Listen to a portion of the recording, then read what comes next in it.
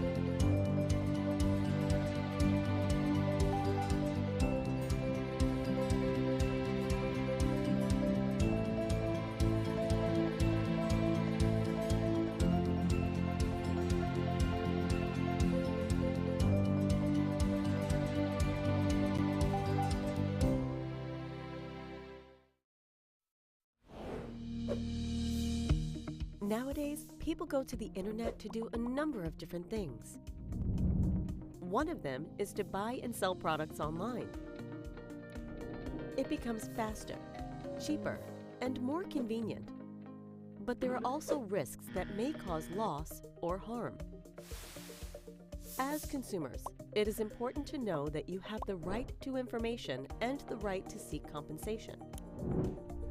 Businesses have the responsibility to respect consumer rights. Recording in progress. By providing accurate information, addressing consumer complaints, and providing replacements for faulty products or refunds for unsatisfactory services. To this end, consumer protection agencies under the ASEAN Committee on Consumer Protection, or the ACCP, put in place laws and regulations to ensure secure online shopping and mechanisms for dispute resolution for all consumers in ASEAN. It is important to have a high level of consumer awareness about checking the company registry, reading the products or services reviews, verifying the use of safe websites, and studying the terms and conditions carefully. Moreover, responsible business practices need to be promoted, such as ensuring good quality products and satisfactory services, price transparency and secure payment channels, on-time delivery, and providing a customer care hotline. Lastly, effective law enforcement is essential.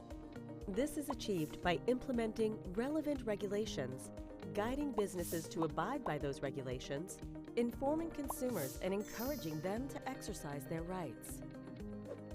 All of this will make shopping online not only easy, but also safe for consumers in ASEAN.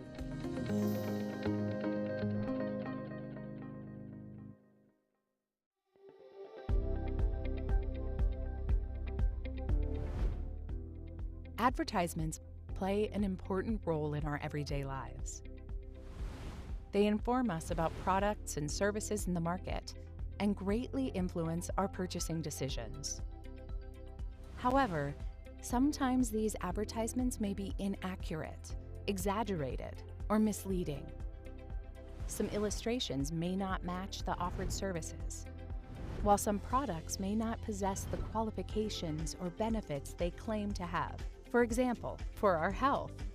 Similarly, processed food products may not contain the ingredients listed on the label or have harmful substances. Other products may be advertised different from their actual size. And sometimes, the advertised prices may not include all fees. As consumers, we need to pay close attention to labels, reviews, charges, and condition before making a purchase. We have the right to accurate and clear information and can also demand more detailed explanation from the businesses.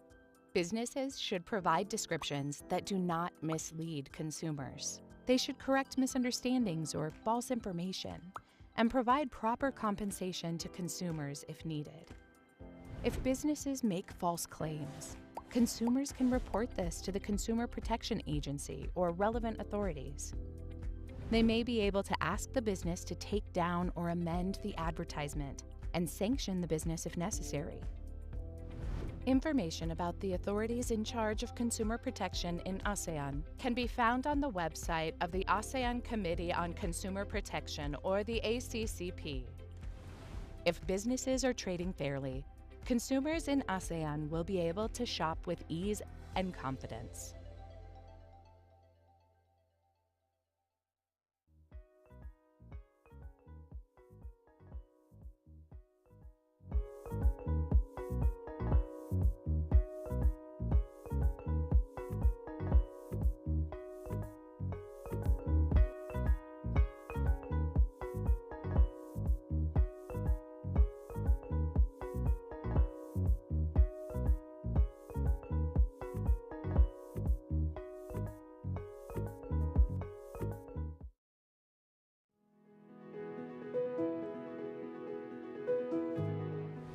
As consumers, we have the right to complain and seek compensation when we experience harm or loss.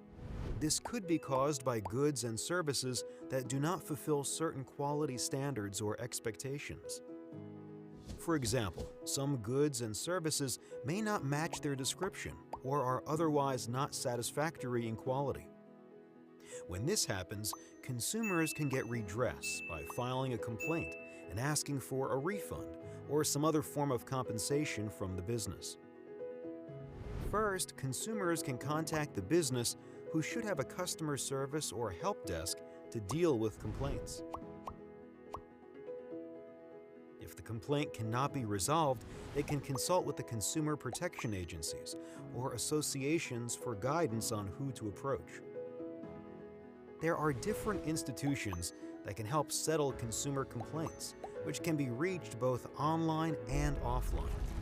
These include sectoral authorities or regulators and alternative dispute resolution bodies.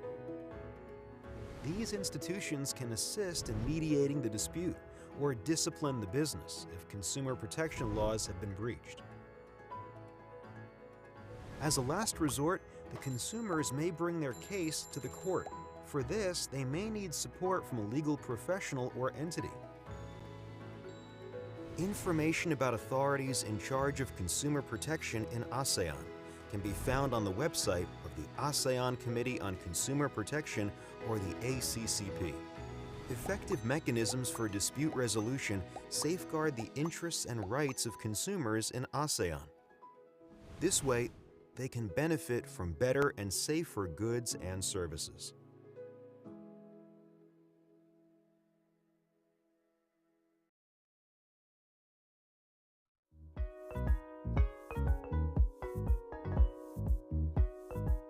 Hello, hello, 1, 2, 3, hello.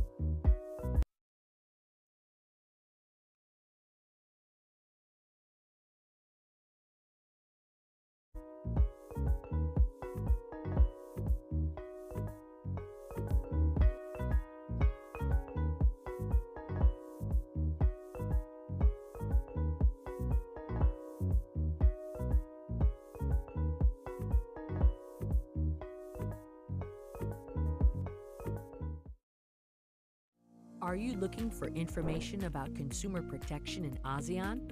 Visit the official website of the ASEAN Committee on Consumer Protection, or the ACCP, at aseanconsumer.org. With up-to-date information and resources, the ACCP website is administered by the ASEAN Secretariat. It offers a user-friendly one-stop portal with dedicated pages for consumers, businesses, regulators, and the wider interested public who wish to learn more about consumer protection systems and developments in ASEAN. On the regional pages, visitors can find out about major commitments and achievements of the ACCP. This includes the ASEAN Strategic Action Plan on Consumer Protection, or ASAP-CP 2016 through 2025, as well as the ASEAN High-Level Principles on Consumer Protection, which chart the path for regional dialogue and cooperation on strengthening consumer protection both within and across ASEAN countries. The ACCP website also provides general overviews on consumer protection concepts, principles, and stakeholders. On the country pages, updates about national consumer protection authorities, relevant laws, and other key documents are available, along with news and events. Consumers who intend to file a complaint against a trader in a different ASEAN country can do so through an innovative feature with just a few clicks and a simple online form. The feature allows for easy tracking and automatic referral to national consumer protection authorities of the country in which the trader is located. Similarly, visitors can check the ASEAN Product Alerts page for products that have been recalled or banned from the market. On the Resources page, publications and other media, such as guidelines, policy digests, handbooks, infographics, and videos, can be accessed and used as the basis of consumer campaigns or law reforms. Finally, through the new e-learning system, visitors can familiarize themselves with selected consumer protection topics and learn how to champion consumer rights. The e-learning is self-paced and available free of charge to registered users. Explore this and other sections of the ACCP website to stay current about what is happening in the region in the area of consumer protection.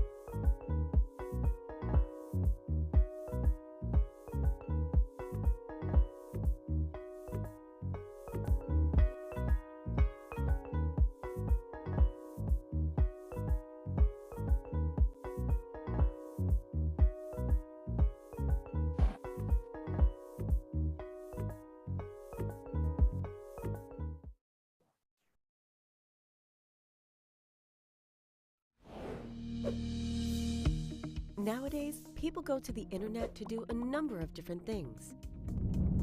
One of them is to buy and sell products online. It becomes faster, cheaper, and more convenient. But there are also risks that may cause loss or harm. As consumers, it is important to know that you have the right to information and the right to seek compensation. Businesses have the responsibility to respect consumer rights by providing accurate information, addressing consumer complaints, and providing replacements for faulty products or refunds for unsatisfactory services. To this end, consumer protection agencies under the ASEAN Committee on Consumer Protection, or the ACCP, put in place laws and regulations to ensure secure online shopping and mechanisms for dispute resolution for all consumers in ASEAN. It is important to have a high level of consumer awareness about checking the company registry, reading the products or services reviews, verifying the use of safe websites, and studying the terms and conditions carefully. Moreover, responsible business practices need to be promoted, such as ensuring good quality products and satisfactory services, price transparency and secure payment channels, on-time delivery, and providing a customer care hotline. Lastly, effective law enforcement is essential. Hello. This is achieved by implementing relevant regulations, guiding businesses to abide by those regulations, informing consumers and encouraging them to exercise their rights. All of this will make shopping online not only easy, but also safe for consumers in ASEAN.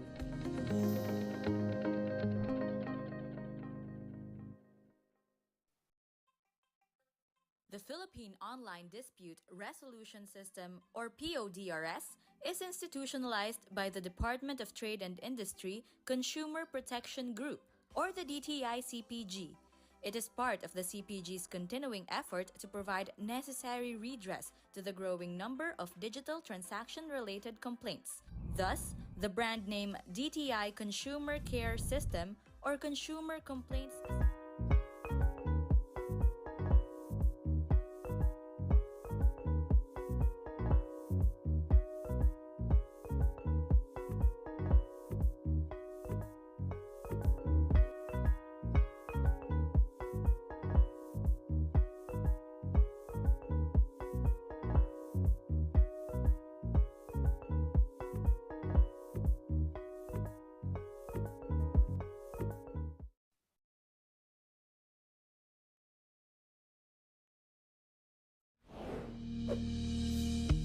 Nowadays, people go to the internet to do a number of different things. One of them is to buy and sell products online. It becomes faster, cheaper, and more convenient. But there are also risks that may cause loss or harm. As consumers, it is important to know that you have the right to information and the right to seek compensation. Businesses have the responsibility to respect consumer rights by providing accurate information, addressing consumer complaints, and providing replacements for faulty products or refunds for unsatisfactory services. To this end, consumer protection agencies under the ASEAN Committee on Consumer Protection, or the ACCP, put in place laws and regulations to ensure secure online shopping and mechanisms for dispute resolution for all consumers in ASEAN. It is important to have a high level of consumer awareness about checking the company registry, reading the products or services reviews, verifying the use of safe websites, and studying the terms and conditions carefully. Moreover, responsible business practices need to be promoted, such as ensuring good quality products and satisfactory services, price transparency and secure payment channels, on-time delivery, and providing a customer care hotline. Lastly, effective law enforcement is essential. This is achieved by implementing relevant regulations, guiding businesses to abide by those regulations, informing consumers and encouraging them to exercise their rights. All of this will make shopping online not only easy, but also safe for consumers in ASEAN.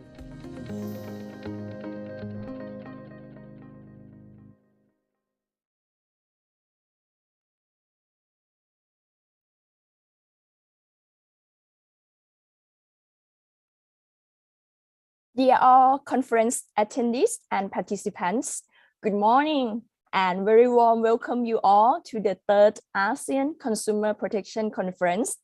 I am Assistant Professor Dr. Satita Wimonkunarak from the Law School of Sukhothai Thammathirat Open University, Thailand. I'm the convener of the conference today and we will begin shortly. To all the attendees who are logged in through Zoom or watching us live through the ASEAN YouTube channel and Gamusta, all participants who are watching from the Philippines Department of Trade and Industry and Facebook page. We would like to invite you to do a very short activity, which is the poll that you can take through the QR code or link that you see next to me. The link can also be seen through the video description on the ASEAN YouTube channel and the DTI Facebook page. To open today the third ACCP, we would like to invite His Excellency Sadwinder Singh, Deputy Secretary General or DSG for the ASEAN Economic Community or AEC. Prior to assuming the position, DSG Singh was the Assistant Chief Executive Officer, Trade Connectivity and Business Services at Enterprise Singapore, where he was instrumental in strengthening Singapore's role as Asia's trading hub, supporting the growth of 15,000 professionals, managers, executives, and technicians' jobs. DSG Singh holds a bachelor's degree in social science from the National University of Singapore and completed the Harvard Business School Advanced Management Program. So without further ado, please welcome DSG Singh.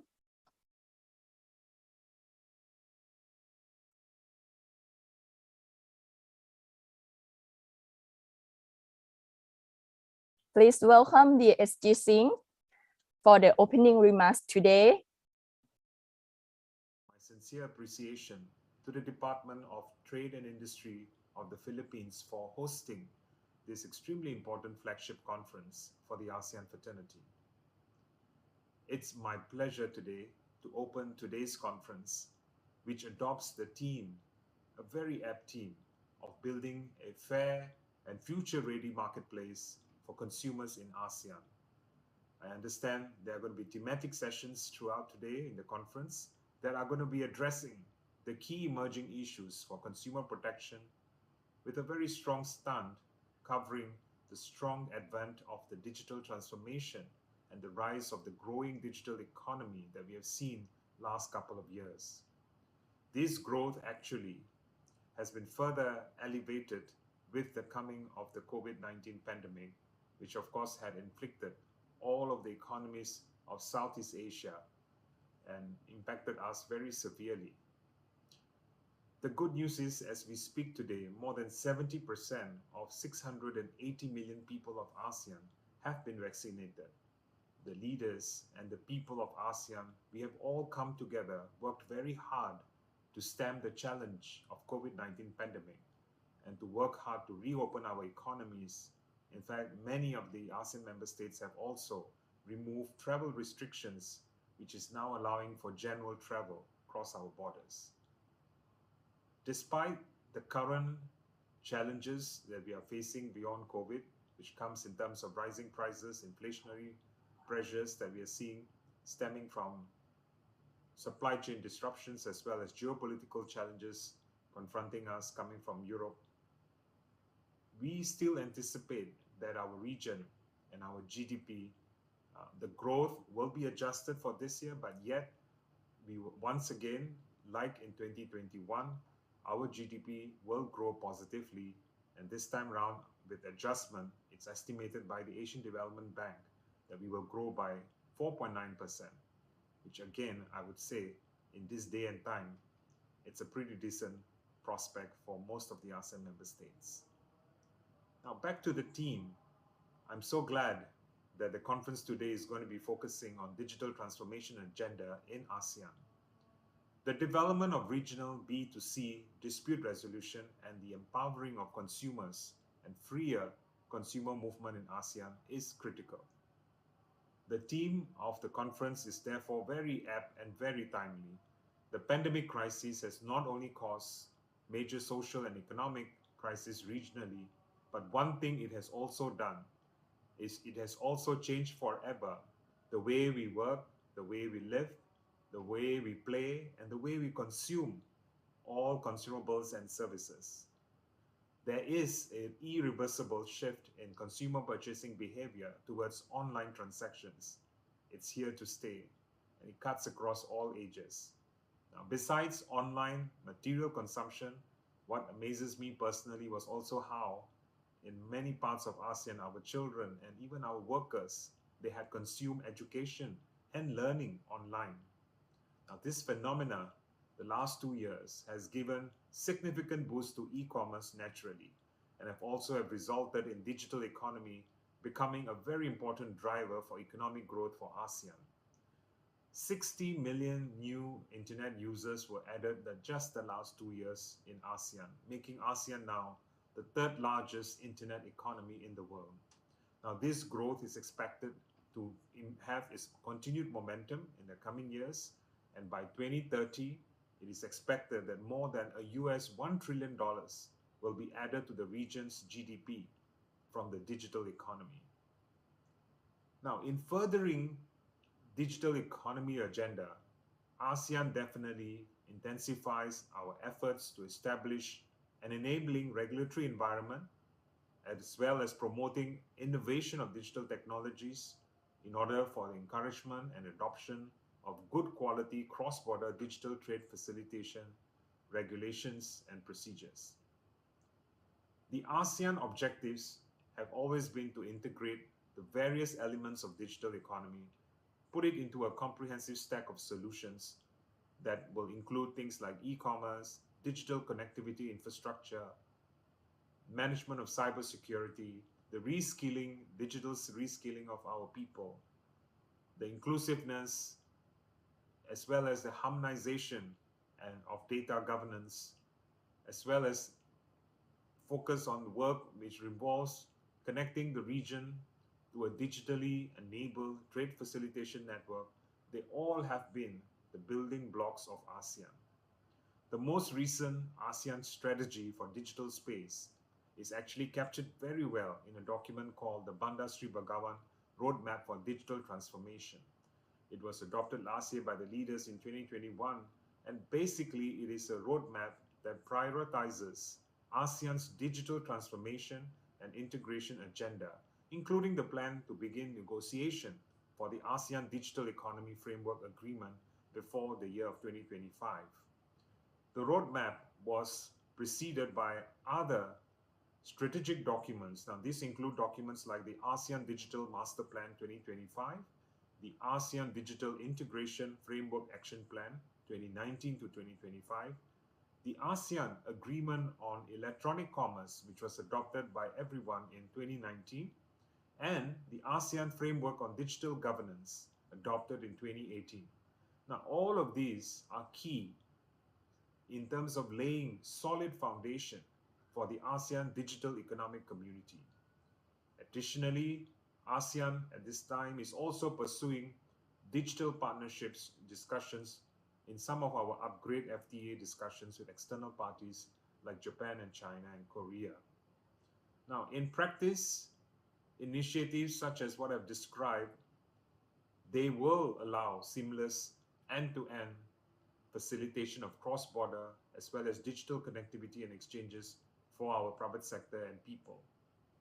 We are hoping that through standardized e-payment systems, common digital business identification, through harmonized digital trade standards, and even strengthened cybersecurity environment, we hope that we will be able to move forward in providing the best of class ecosystem for the people of ASEAN.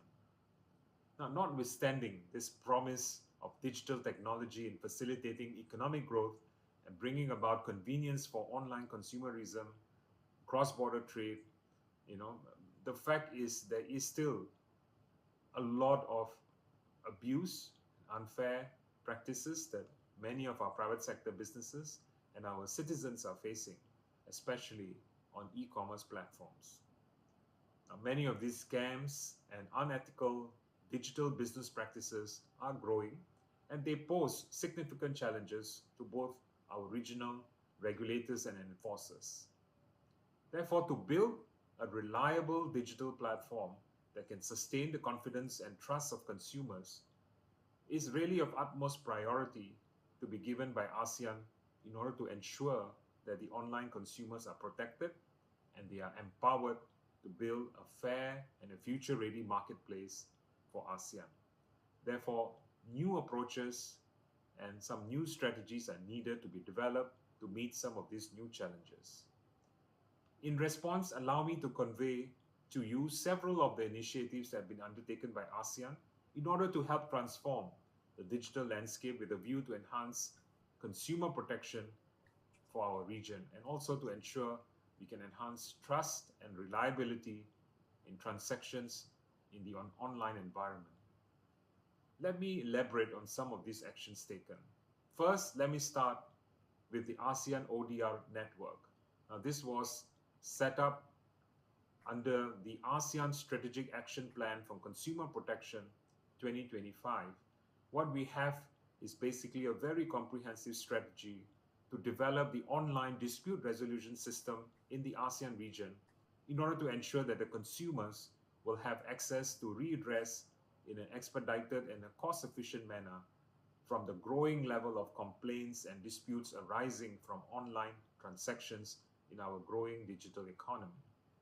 In this regard, I truly welcome the recent completion of the ASEAN ODR guidelines, which is really part of the comprehensive strategy to develop an ASEAN ODR network for consumer protection. The guidelines truly provide options and orientation for the design of national ODR systems for consumer protection for those AMSs, ASEAN member states, who have yet to develop their own ODR system, and also to help enable them with their current systems in order to enhance their current systems with specifications and applications that are relevant. The ODR guidelines supplements already the feasibility study that is there to develop the criteria and the guidelines for the operationalization of the ASEAN Online Dispute Resolution ODR and also the ASEAN Alternative Dispute Resolution ADR guidelines for consumer protection. Now, together with the ongoing development of the study on the needs and gaps of the ASEAN member states on readdressing mechanism, we are hoping that we will be able to develop with all your support an enhancement of the overall dispute resolution framework for the ASEAN member states and on the people of ASEAN. At this conference, I'm also very pleased to announce that we also will be launching the ASEAN Consumer Complaints function in the ASEAN Consumer Portal.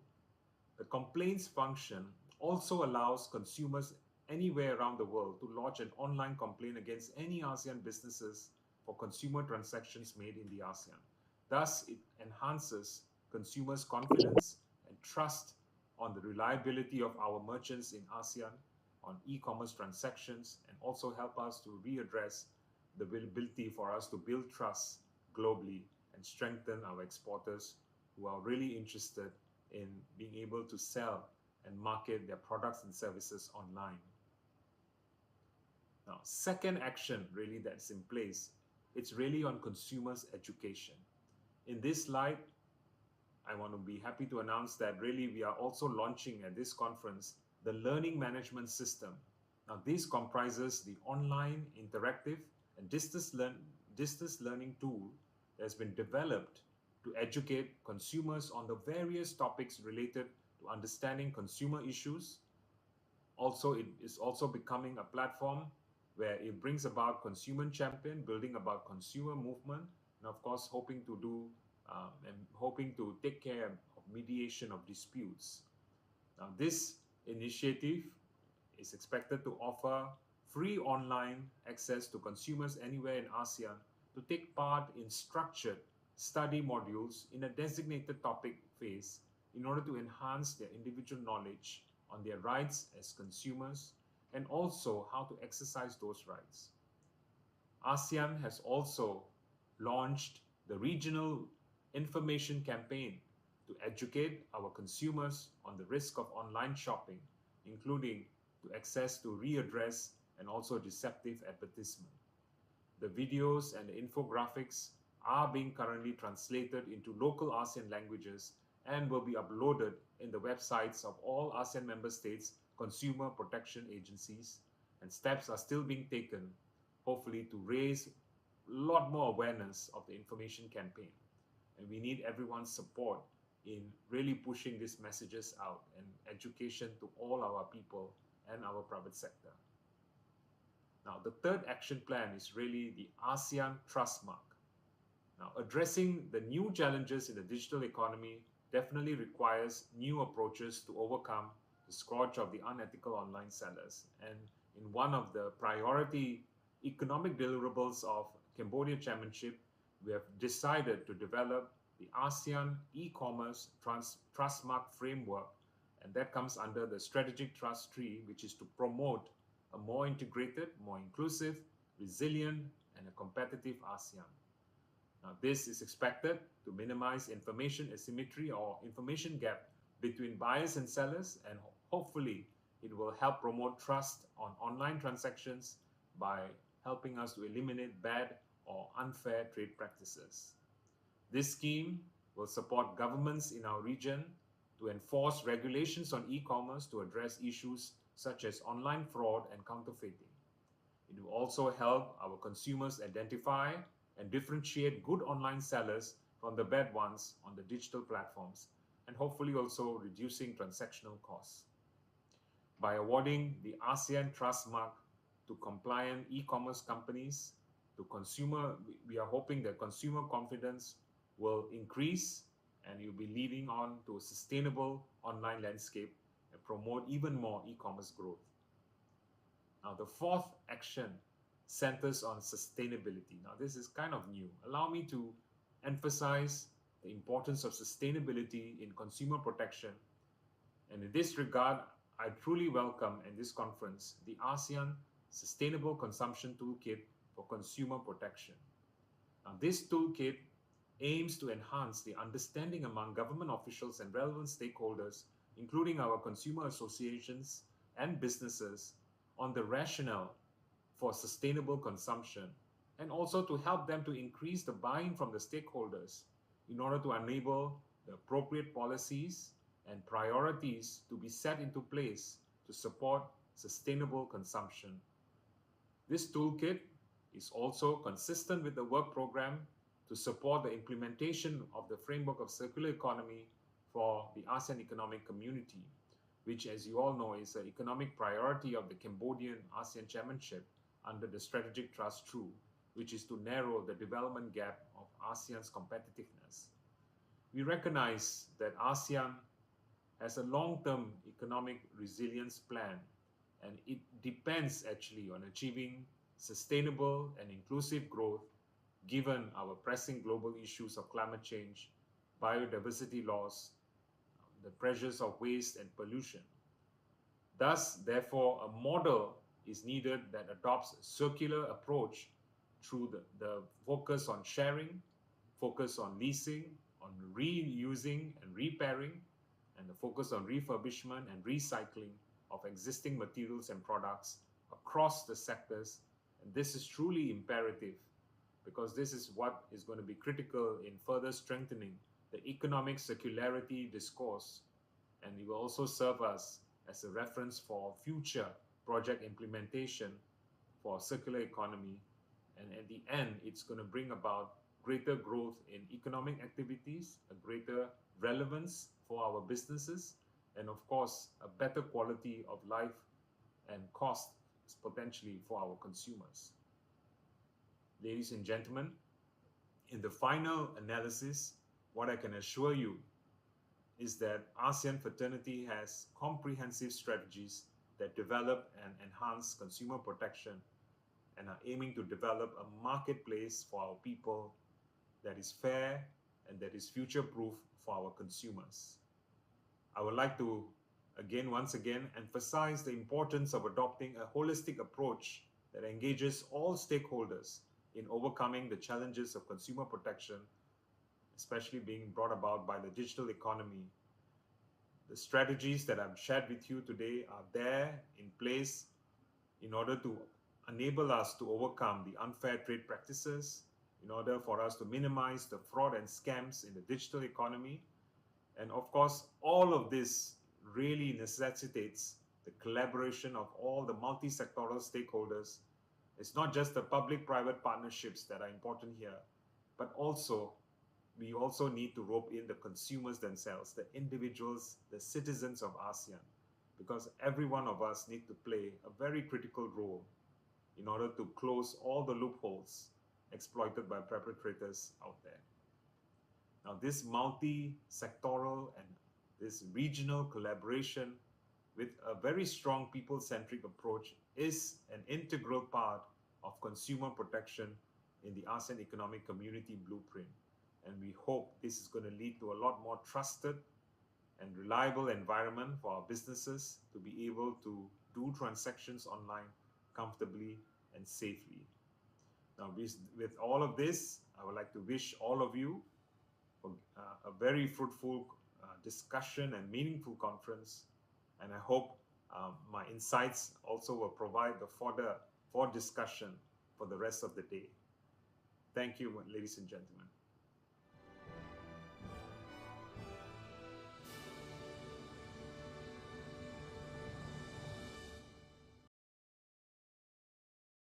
Thank you very much, DSG Singh, for your warm welcoming remarks and very comprehensive remarks to begin the conference.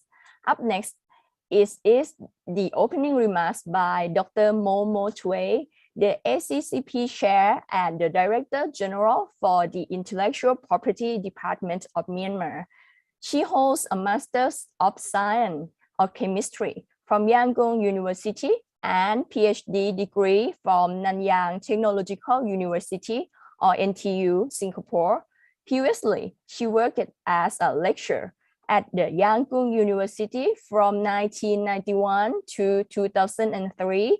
She also has research experiences in polymer research, while she serves as a head of Polymer Research Department, Department of Research and Innovation, and head of the Center of Chemical Research Department at the Mandalay Technological University or MTU. She plays a leading role in promoting the new IP system in Myanmar and in relations with the several local and international organizations to implement the IP-related matters, supporting to promote the nation's economy.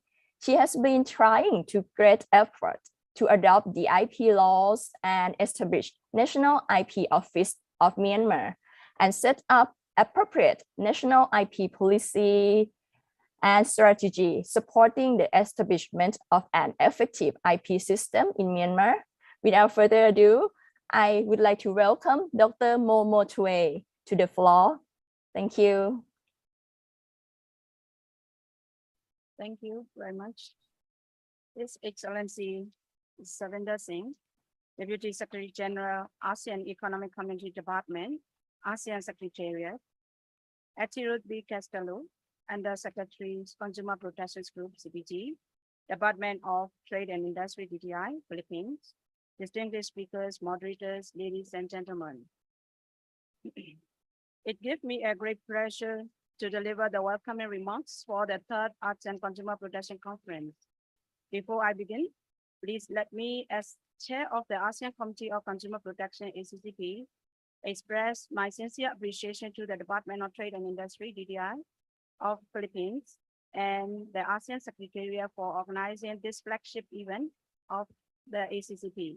With the support of the ISEF, our long-term development partner from Germany, which has supported the delivery of many of our initiatives under the ASEAN Strategic Action Plan for Consumer Protection, ASAPCP.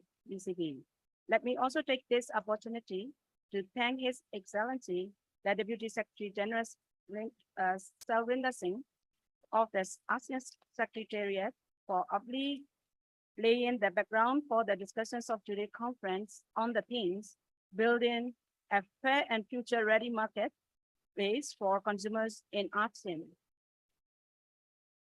Continuing this theme, I wish to add that the COVID-19 effect, which has resulted in an irreversible shift in consumer behavior and businesses, to online transactions requires immediate response by the authorities to deal with prevalent fraud and deceptive online business practice. In this regard, I am pleased to announce that the ACCP are collaborating with the ASEAN Coordination Committee on Electronic Commerce, ACCEC, to develop the ASEAN guidelines on consumer protections in e-commerce. The guideline is intended to provide practical and technical guidance to establish legal frameworks and institutional mechanisms to help monitor and keep in check abusive or unfair online business practice that might adversely affect the well-being, safety, and privacy of consumers. The guidelines, which were added to the ASACP 2025 after its midterm review in 2020, recognize the urgent need for the development of policy and legislative framework at the national and regional level in ASEAN to ensure that existing enforcement agencies and consumer protection authorities remain relevant and able to cope and deal with the challenges from the digital economy. Another challenge, which I would like to highlight, is the difficulty in online investigation on e-commerce platforms on which recalcitrant sellers operate on. This is usually hampered by use of off-grid device, the use of VPN, and the absence of the physical addresses or locations of these scam business.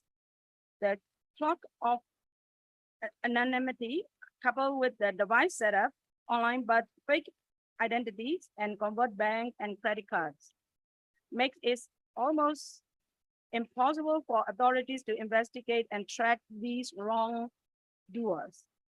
Given the complexity of investigation and rampant consumer trust violations on digital platforms, I would hasten to call for the impositions of criminal sanctions as a difference to stem the rise of such deceptive trade practices to preserve the integrity of the e-commerce platform.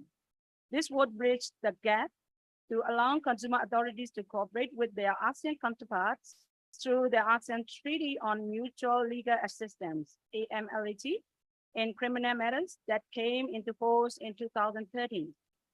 The AMLAT offers an avenue to strengthen and support ASEAN member states' efforts and capacity to combat transnational crime by enhancing cooperation in law enforcement and mutual legal assistance in criminal matters.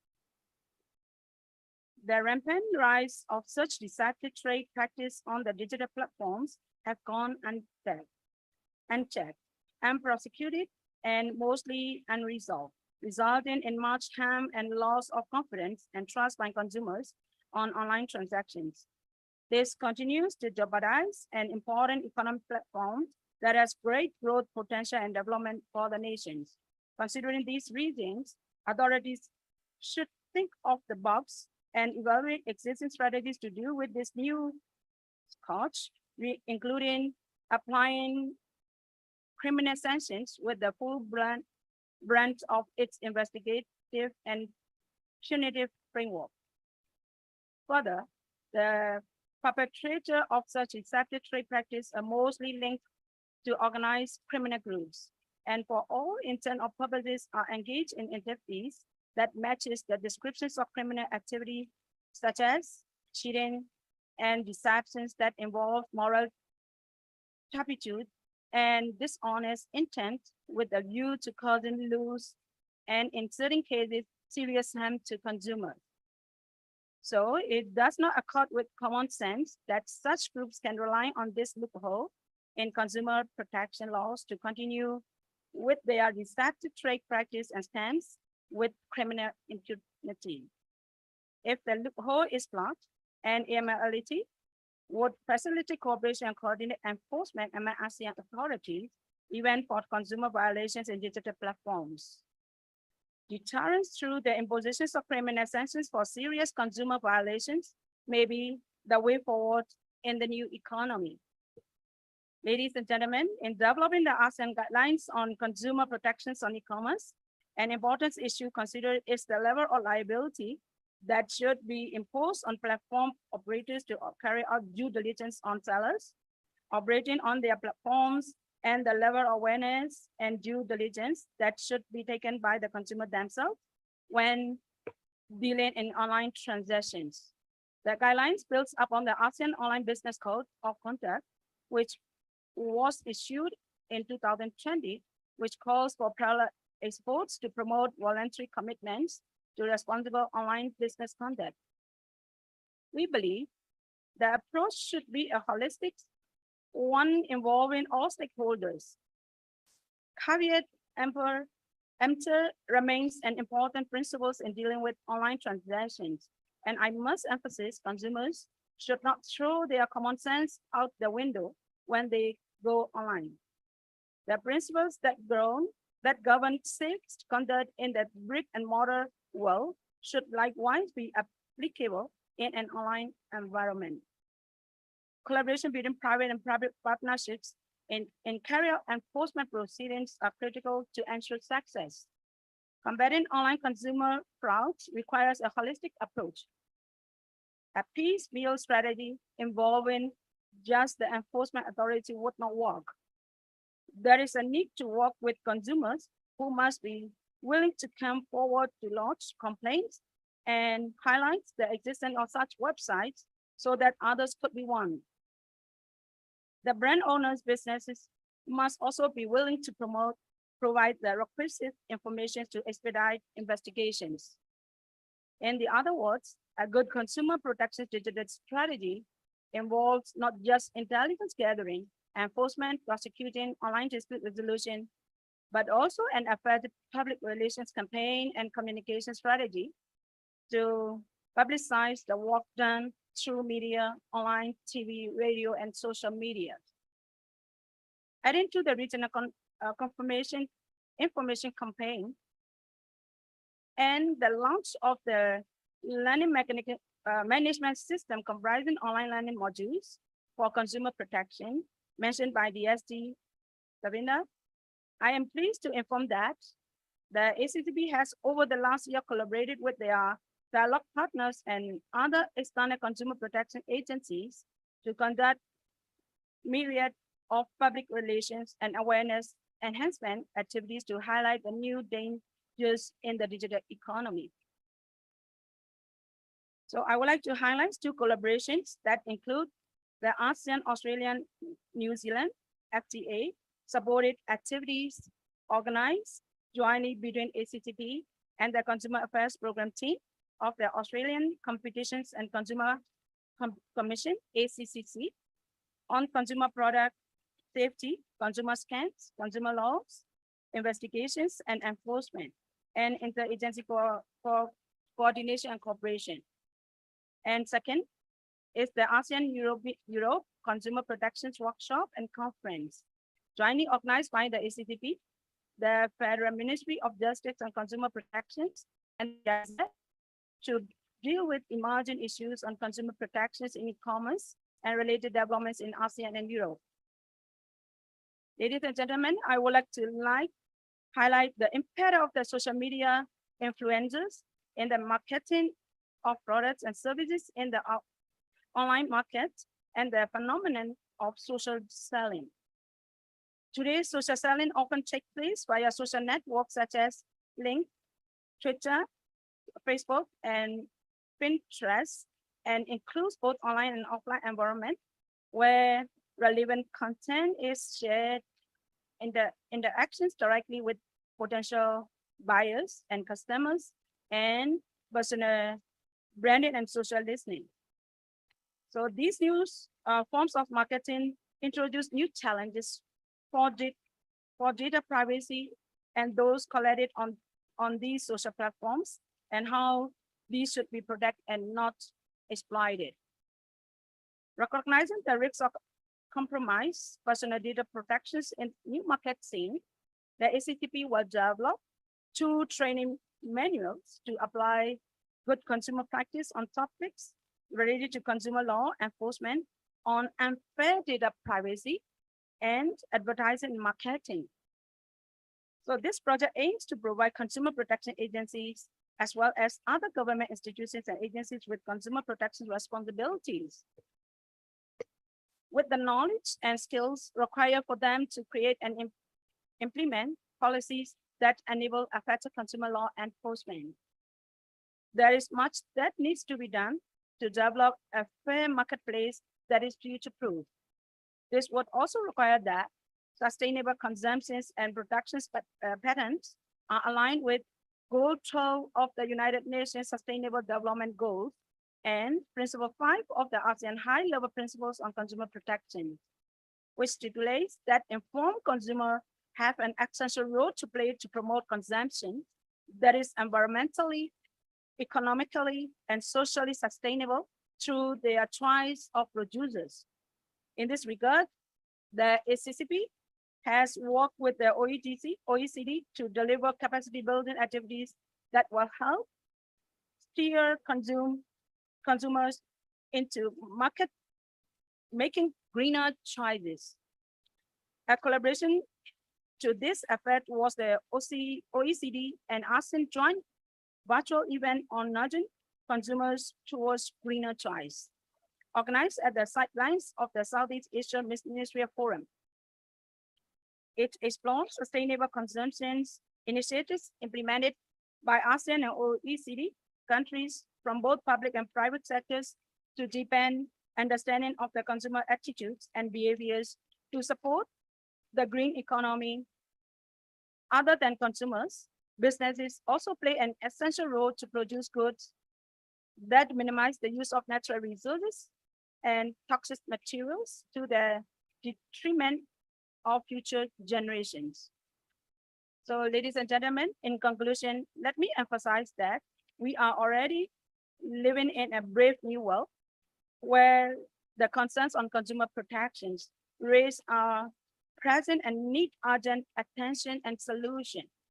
We need to expedite the implementations of our initiatives and action plans across sectors, grow consumer movement, and empower a new generations of well-informed consumers who will have no second thought about taking actions to deal with the scourge of the new economy that is before us to preserve the environment and sustain the planet that we live in for future generations. With this, I wish all of you a fruitful conference.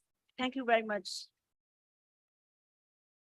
Thank you so much, Dr. Momo Chue, for your interesting opening speech. And next, we are moving on to the introduction of the agenda.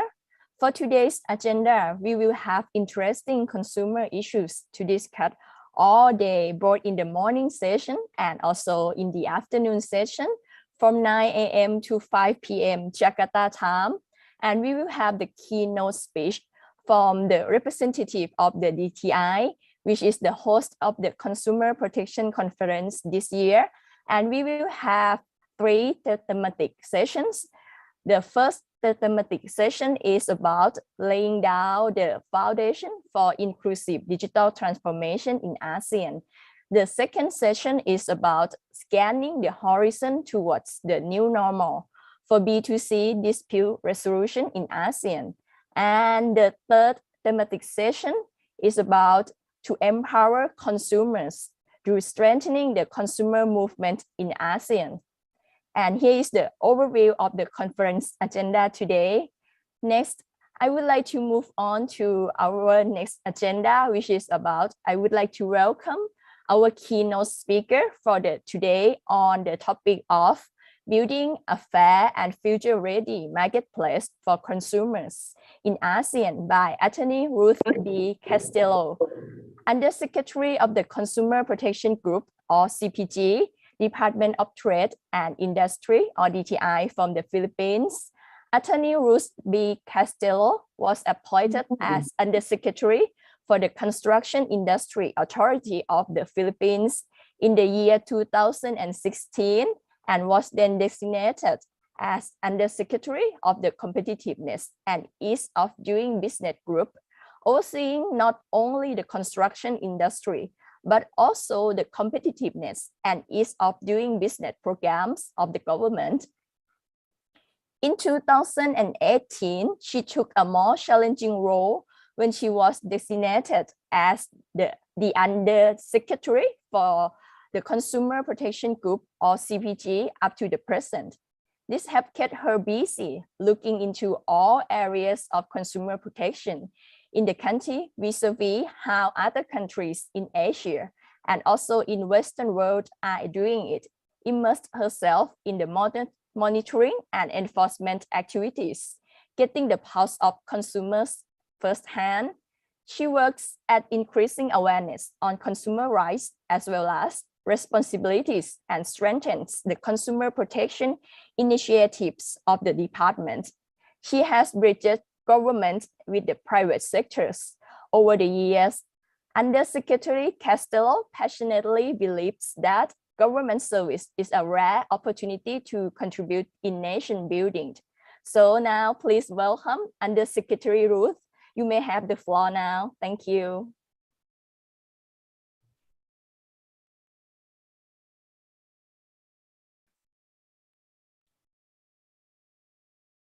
Good morning.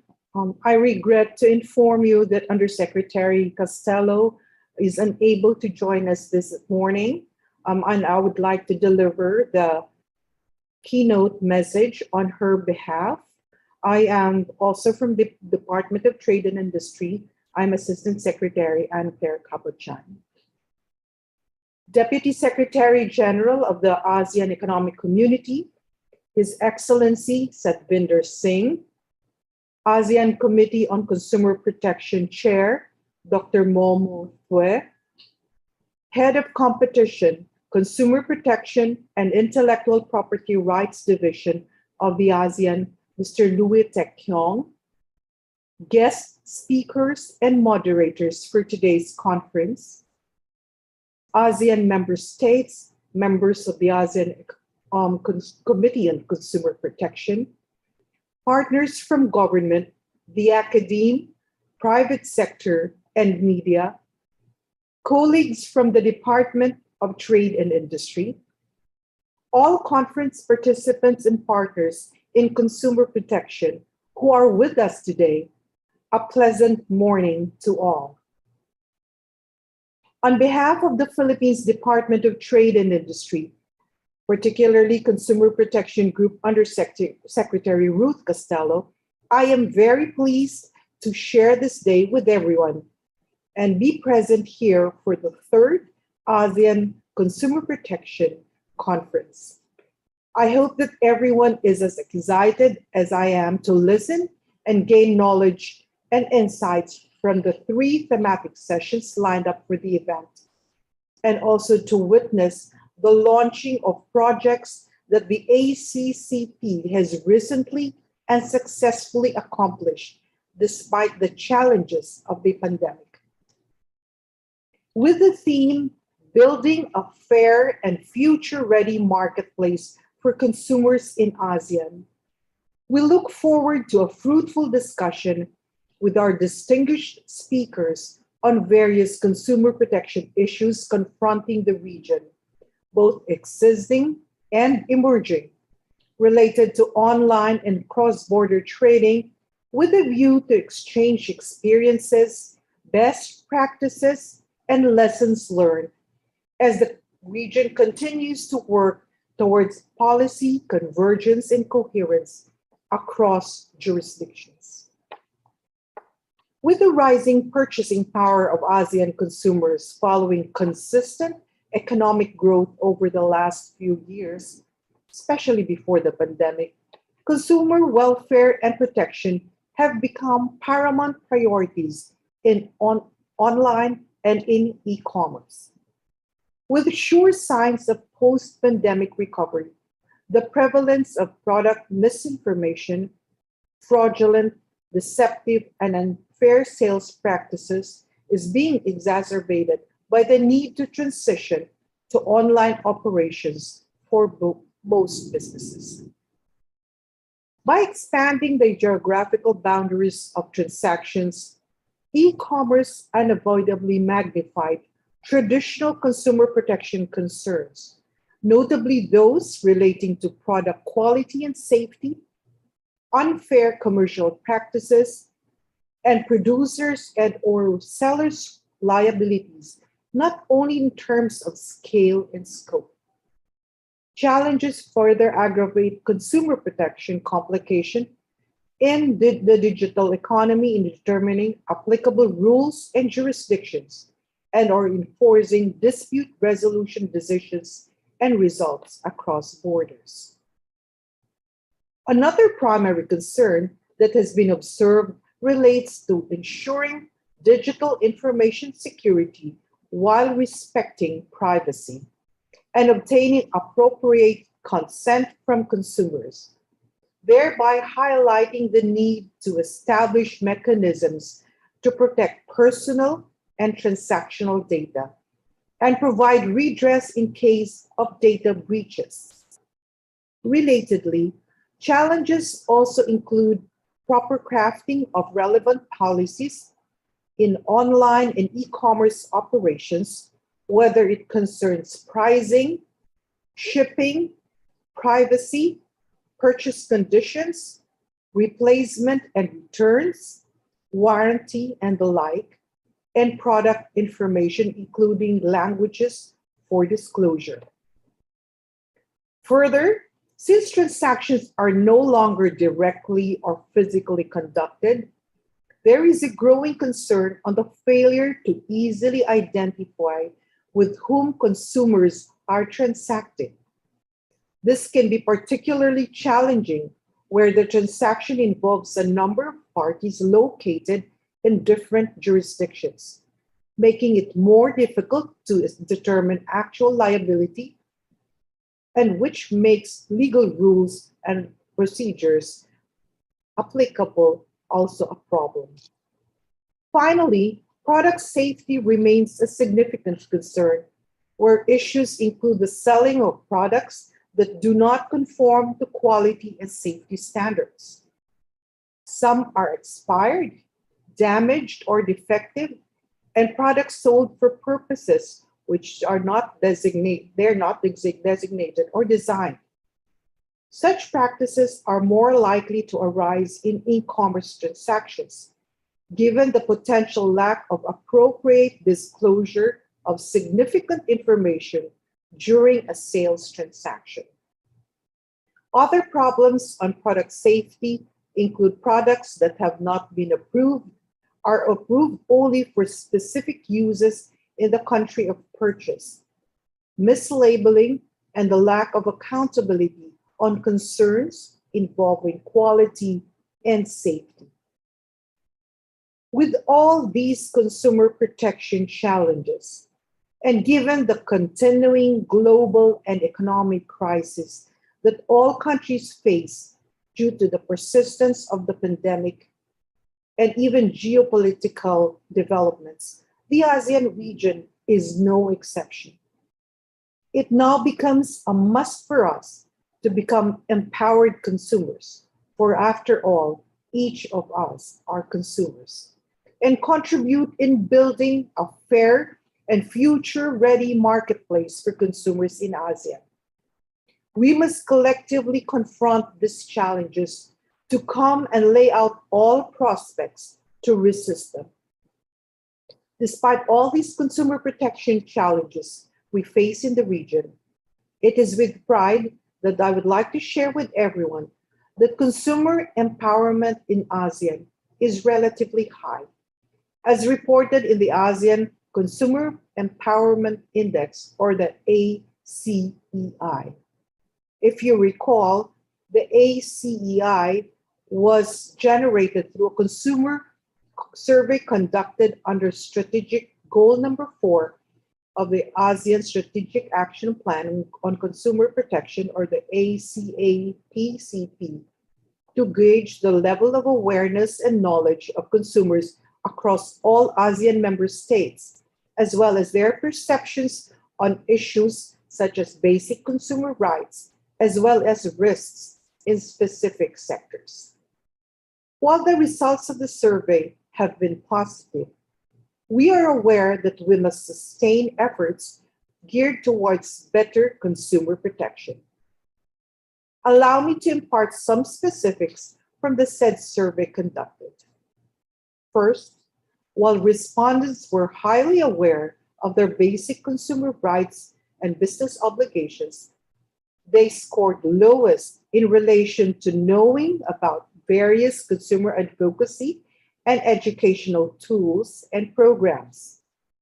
Second, respondents had a remarkable score regarding skills and competencies in detecting deceptive business practices and unfair contracts. However, they scored lowest with respect to comparing products. Lastly, results from local respondents reflect that they are assertive in acting or seeking counsel regarding their complaints. In response to these, several measures are adopted to address them.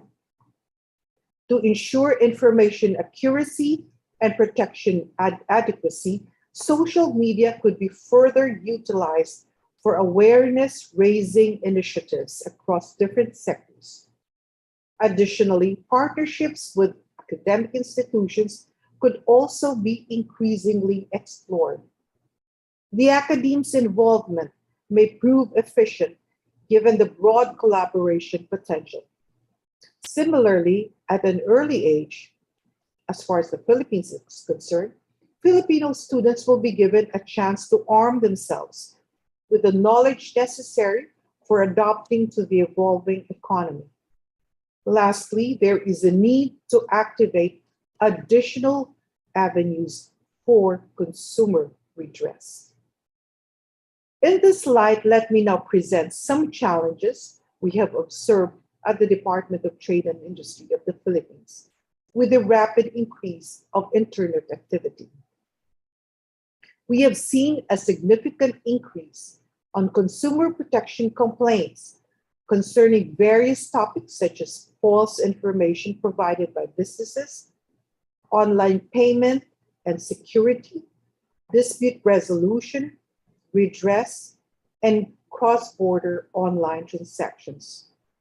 On top of these, monitoring the online business ecosystem has proven itself to be challenging because of the magnitude of online activities.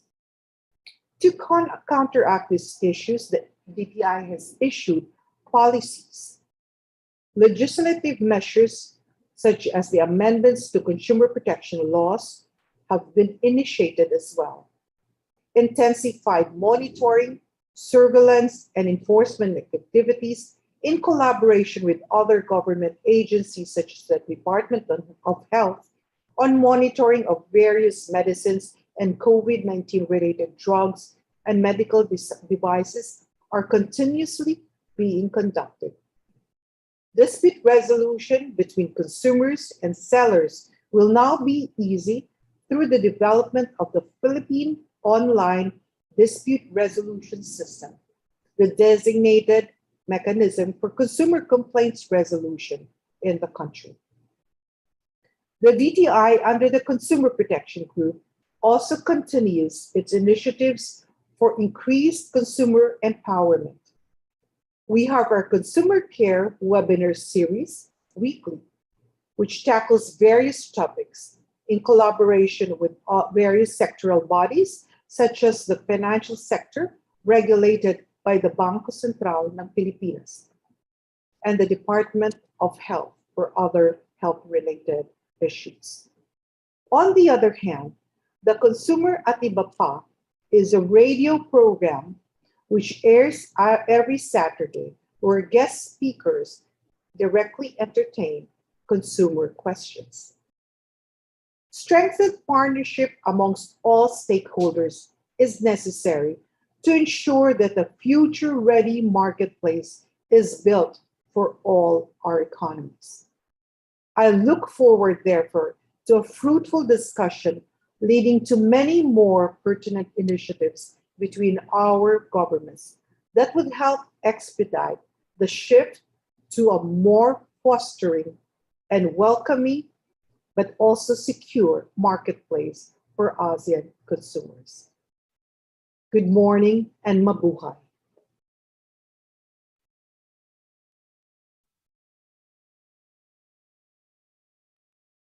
Thank you so much, Attorney Anne Claire, Assistant Secretary, Consumer Protection Group of the DTI Philippines, for your remarkable keynote speech today. Next, we are moving on to the next agenda, which is the voting polls. As I mentioned earlier, I have an activity for you to participate. So I have the poll that I would like to ask all the conference attendees and participants to participate. It won't take you a long time to finish the poll because there are only 5 questions that we would like to survey and hear from you. So it just simply like you just scan the QR code and please participate in the poll. And also for the attendees who are listening from the ASEAN YouTube channel and the DTI Facebook page, you are encouraged and invited to participate in the poll as well. And you will see the link, the QR code of the poll at the video description at the YouTube channel. And then we got some of the poll results today that I would like to show you all, because the first one is kind of be like an introduction one that we would like to see that even we are like in the online meeting, the virtual one, but we would like to hear that where are you from? What region are you from? And I got the first result already. The first result showed that, oh, most of the conference attendees for 96.3% are from Asia, of course, because we are now in the ASEAN Consumer Protection Conference. And I have some in Indonesia. Okay, wow. And I still cannot see from attendees from other continents. So we're still waiting for others to join. Maybe it's too early for them in Europe or in the USA. And the second question of the poll is about your background. So the majority of the conference attendees today are from the government. And then the second majority are from the private sectors. Wow, so it kind of be very surprised that a lot of private sector are interested in consumer protection as well. So it's a good news. And also there are some from academia. And of course, some are the lecturer from the university, and also some from the economic cooperation and private sector development advisor. And some are from NGO. So that's how I can see that how many of you that are from. And we have another question, which is the third question that will lead us to the first thematic session that we are going to start. The third one is about, in your opinion, what is the most pressing challenge for the online consumers? So this one is, there is no right or wrong question. We just want to ask you and want to see your opinion. And the majority one feel that for 59% feel that misleading information and scam should be the most pressing challenge for the online consumers right now. And the second rank for the cyber security and privacy issue for 25.9%. And the third majority is about the safety of the transactions and payment, feel like a most pressing challenge for the online consumers. And the last one is about the connectivity and access. So these are the 3 first questions of the poll result. We are still open for the result to come. So please join us by scanning the QR code. And we will tell the poll result again after lunch. And next, we are moving to the thematic session 1, which is about laying down the foundation for the inclusive digital transformation in ASEAN. I would like to invite our first moderator for thematic session 1, Mr. Ang Ming Ji, Deputy Director, Consumer Protection Division, Competition and Consumer Commission of Singapore, CCCS. Mr. Ang Ming Ji is the Deputy Director of the Consumer Protection Division at the CCCS or CCCS, an economist by training.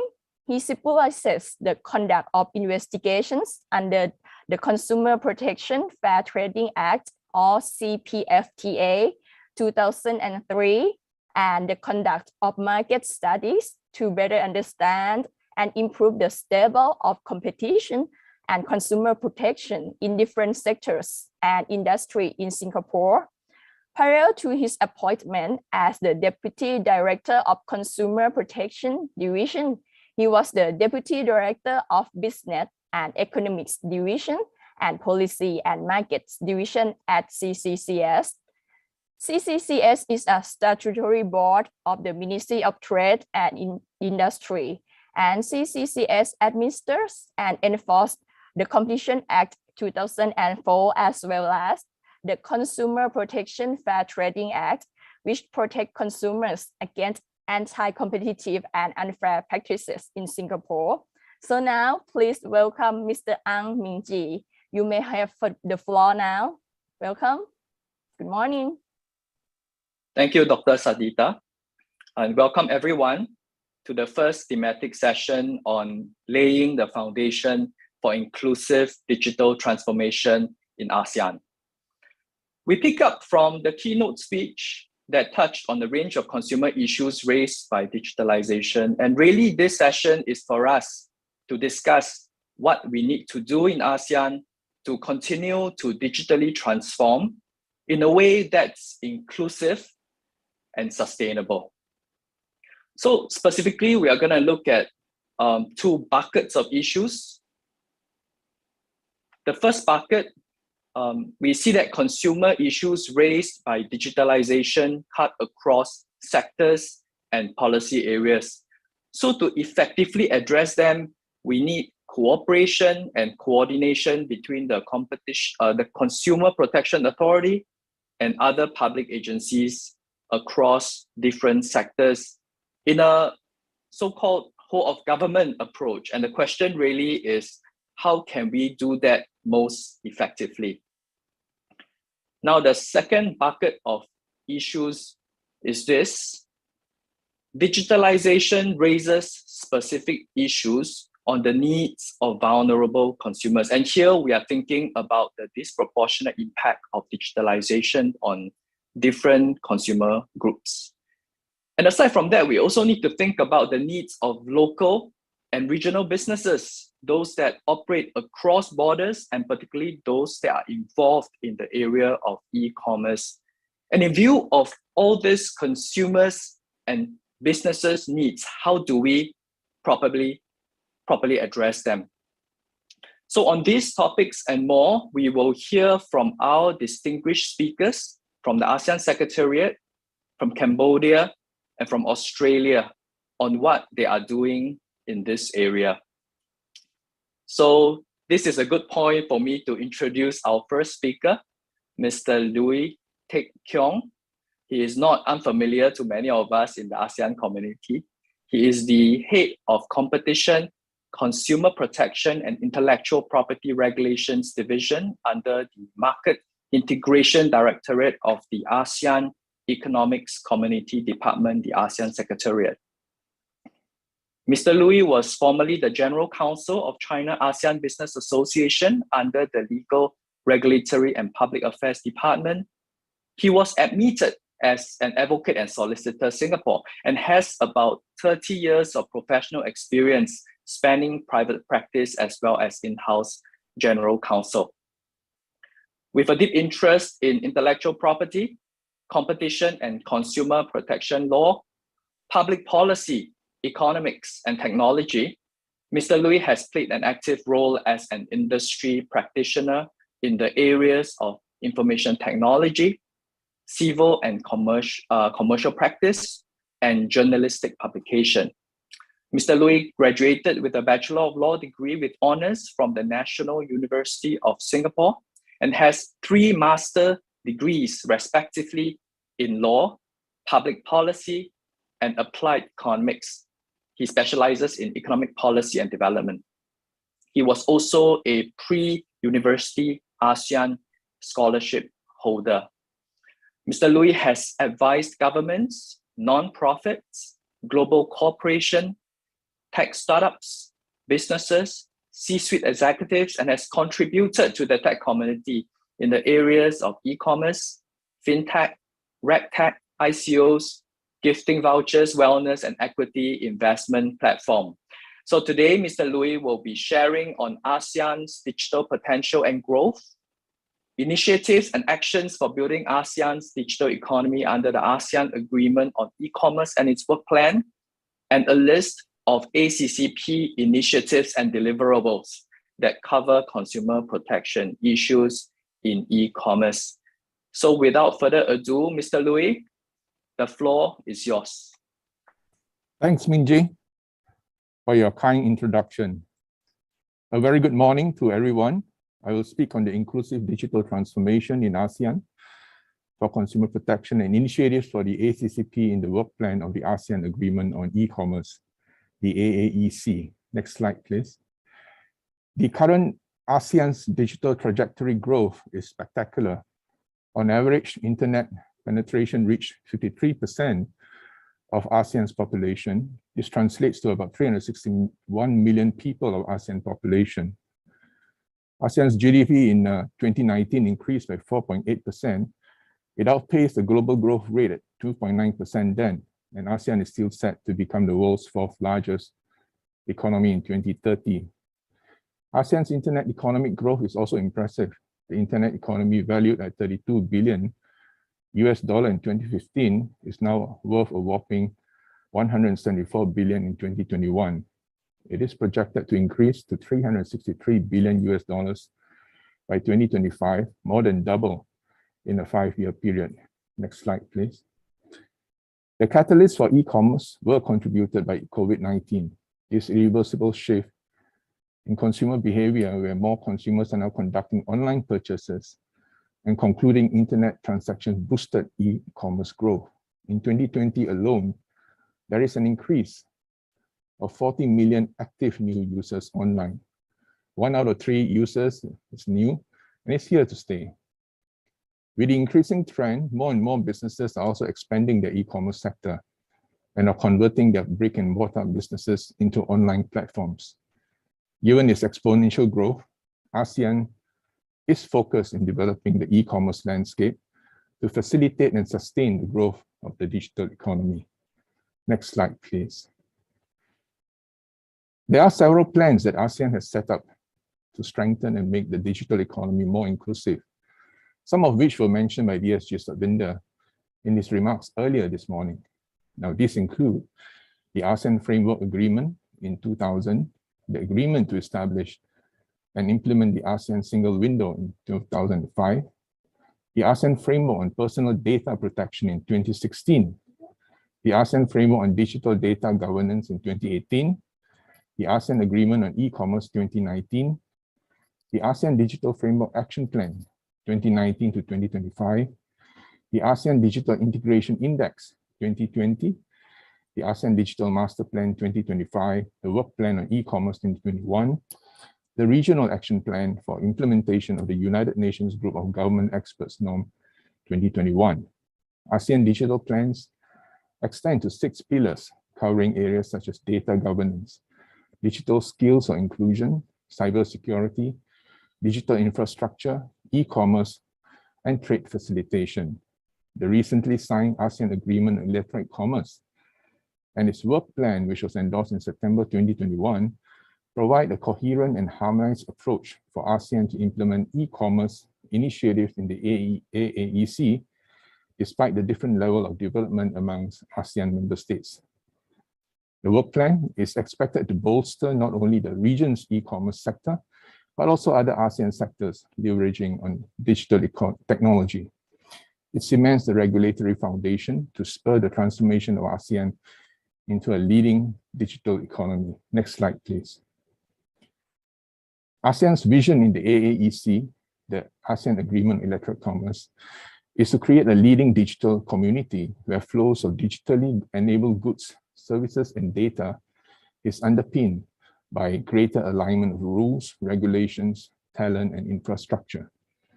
It aims to facilitate cross-border e-commerce transactions, contribute to creating an environment of trust and confidence in the use of e-commerce, deepen cooperation among AMS, and further develop and use of e-commerce to drive inclusive growth and narrow development gaps in ASEAN.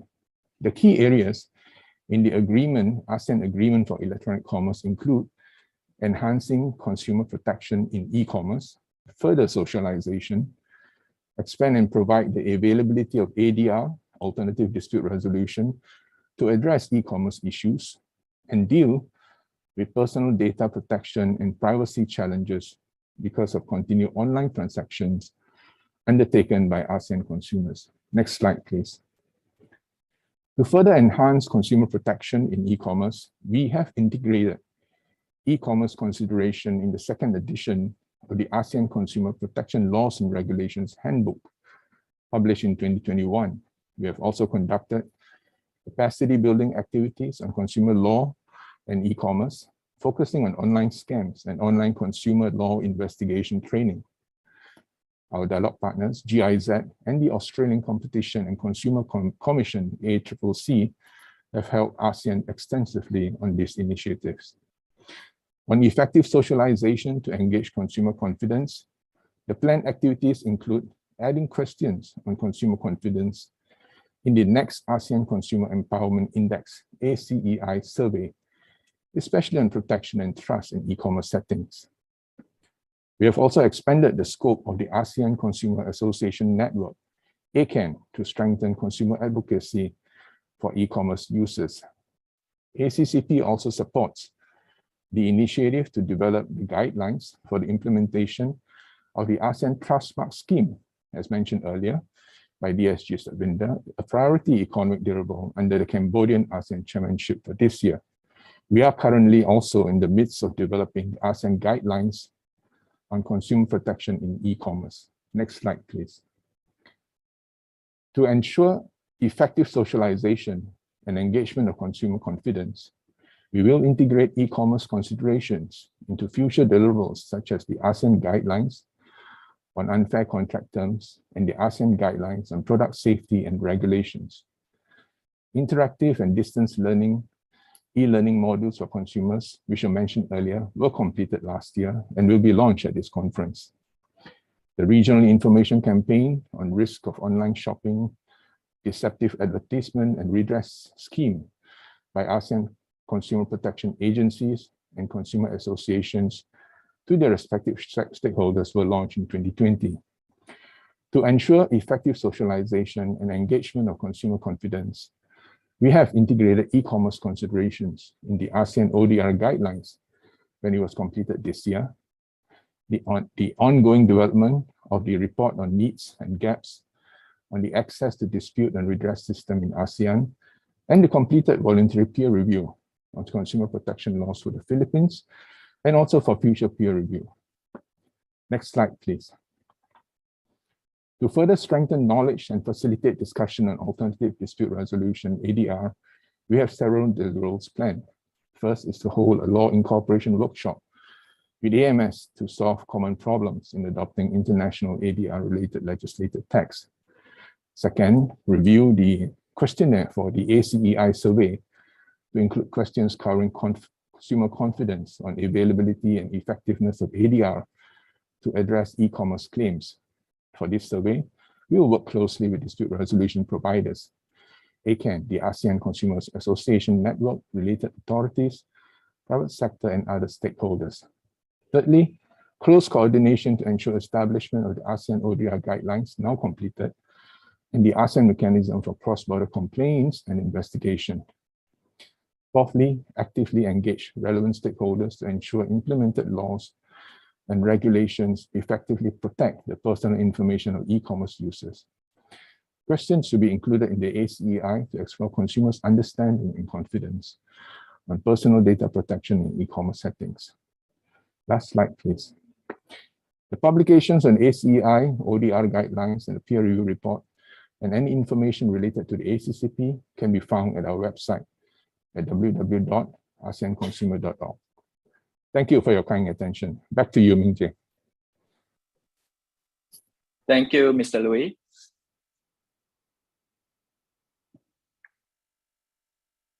Thank you, Mr. Louis. You have shared really a lot of things that ASEAN is doing to facilitate and strengthen inclusive digital transformation in the region, especially in the area of consumer protection. And indeed, can see the how e-commerce considerations have been built into a lot of these deliverables that aim to provide guidance and to help ASEAN member states learn from one another.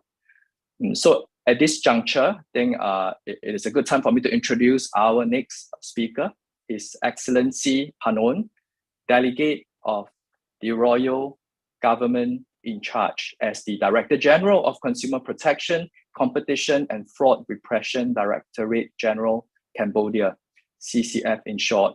And we know that Cambodia is the current ASEAN chair. His Excellency Panon has been appointed as Director General of CCF in early 2020 and was appointed as the Delegate of the Royal Government of Cambodia in charge as Director General of CCF on 27th of February 2021. He graduated with a bachelor degree in Business and Accounting at Faculty of Business in 1997. He later obtained his master's degree in Business Administration from Monash University, Australia. He has also been nominated as an advisor to the Ministry of Commerce with the rank equivalent to Under-Secretary of State. Currently, he is also a member of the newly established National Commission for Consumer Protection, or NCCP, as well as the head of the NCCP's Secretariat. He has actively participated in drafting and commenting on many commercial laws and regulations, including the enacted law on consumer protection, law on competition, and law on food safety. His Excellency Panon has been recruited as the member of Supreme National Economic Council in 2022 and would become the member and secretariat for the Cambodia Competition Commission soon. So today we are delighted to have His Excellency to share on Cambodia's newly established Consumer Protection Agency and legislation, the usefulness of the ASEAN ODR system, using ASEAN's Consumer Impact Assessment Guidelines to address new emerging issues, consumer advocacy in Cambodia, and last but not least, various channels for consumers in Cambodia to lodge complaints and seek redress. So without further ado, His Excellency Panon, you have the floor. Thanks a lot, Mr. Mingi, for the informative introduction to the audience. First of all, a very good morning to you all, and with my sincere respect to Excellency Saminder Sin, the Deputy Secretary General for the ASEAN Economic Community AEC. With my respect also to Madame Dr. Momo Sway and all the respected speakers and my beloved audience as well. Just allow me today to touch up on a couple of slides. As Mingi have mentioned, I will talking about only 4 contents of my presentation today. The first one, which is the histories of the adoption for laws on consumer protection and also its objective of this law. The second one, I will touch up on the snapshot of the acknowledgement of the benefits of the ASEAN ODR guidelines we have been adopted. And then the third ones, I will touch up on how the consumer advocacy program have been conducted in Cambodia, so as to empower the consumer rights and also get the authority to be aware of the law and regulation in the purpose of protecting consumer in the digital world. And the fourth one, I will talking about a platform for the consumer complaint in Cambodia at the present times. And then talking a little bit about challenges while we are the young agency, consumer protection agency, and also what is the way forward for us that will cover for the last slide. Let me tell you a little bit about the history of how the laws on consumer protection be enacted. It had been taking a couple of years, more than 10 years to have this law enacted. There was a lengthy process of going through the discussion, consultation with the existing from the development partners, and then going to discussion with the line ministry. There was a huge challenge that the consultant or expert had brought to discuss with these kinds of law. However, due to the assistance from advocacy expert and also ASEAN expert, the laws on consumer protection have been enacted for 2 years' time. I think it was enacted in the late of 2019. And the objectives of this law, which is covered in likewise the concept of the ASEAN consumer protection law and also regulation as well. The first one, which is to ensure that the protection of consumer and also to continue to the promote of the fair competition in especially in cooperative with the digital economy. And also the law have covered the rights and protects the consumer. And then the second one, which is the basis also conducted with the fair competition and also with the trade as well. And also ensuring the consumer and traders, engage with the confidence. So in this way, meaning that the engagement between consumer and also with the trader with the highest level that they will obtain the good services and also with the good qualities of product, just avoiding the counterfeits and fakes information, especially on the digital platform. This is the history of the law for Cambodia. Then I will talking with the second one, second slide, please. Cambodia is very young agency, a very young country that have the law just like 2 years time. And the Agency for Consumer Protection, Competition and Product Representative Director General, where I am in charge of, which is very new as well. But actually, we have been attending a numbers of the meetings, seminar, and also we also acknowledging a lot of benefits, especially the acknowledging of the ASEAN ODR system. With that, we have acknowledged the 3 main benefits from the ODR system. The first one, it is the fundamental knowledge for the Cambodia to understand our needs and also the gaps. The second one, we acknowledge the effective and also the timeliness of addressing consumer complaint within the party present, but also engaging and empowering consumer in the evolving digital economy. And last but not least, just a time saving and cost of using and also coordinating cross-border consumer dispute solution as well. So since the Cambodian do not have the ODR system yet, and we try to learn from the ASEAN country, especially Philippines will launch the ODA system, I think today. And we need also time to learn from those ASEAN member states who have this sort of system. Next slide, please. This is the structures of how the Commission is working. Actually, the Commission just composed of the line ministry. Why is that? Because when we are talking about the structures of the Commission, we are thinking about the sector, which is a very important sector. Then we do not include with the private sector to be the members of the Commission. We are thinking about the relevant sector, which is very important. For instance, we are talking about digital economy, the impacts of the scamming.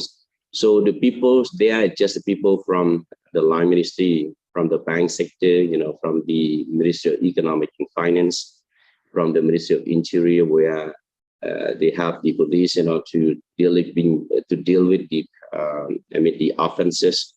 We have the people from the Ministry of Telecom, Post and Telecom as well, talking about the website, the domains, and also the telecom sectors.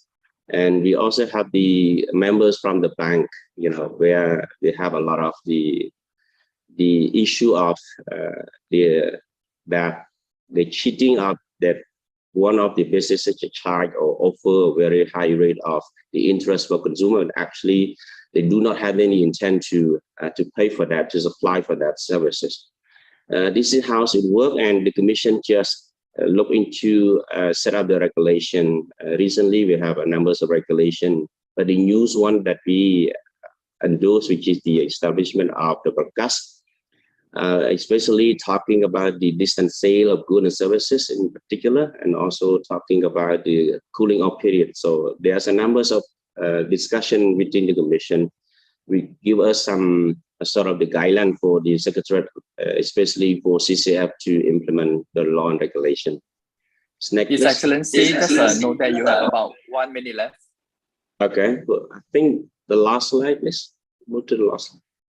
I think for this one, it's just a strong consumer advocacy. What we are doing, we engage with the industry, and also we have a numbers of advocacy program outreach to the audience, like private sector, the academies, and all the line ministry and local authority as well. That's what we are doing at the present time, and we continue to do it.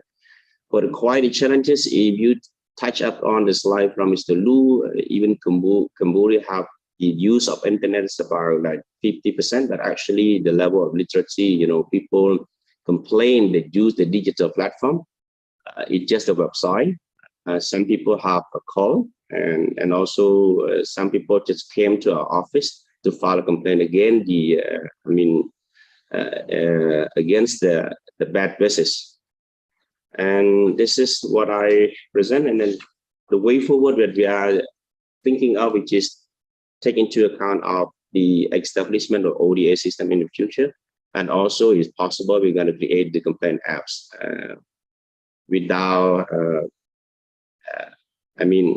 it's just a way forward from our agencies. Thank you very much for that.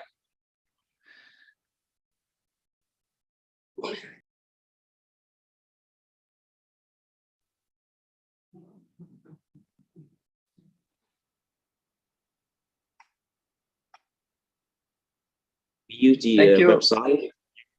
It's okay, Mingy. Yeah, thank you very much.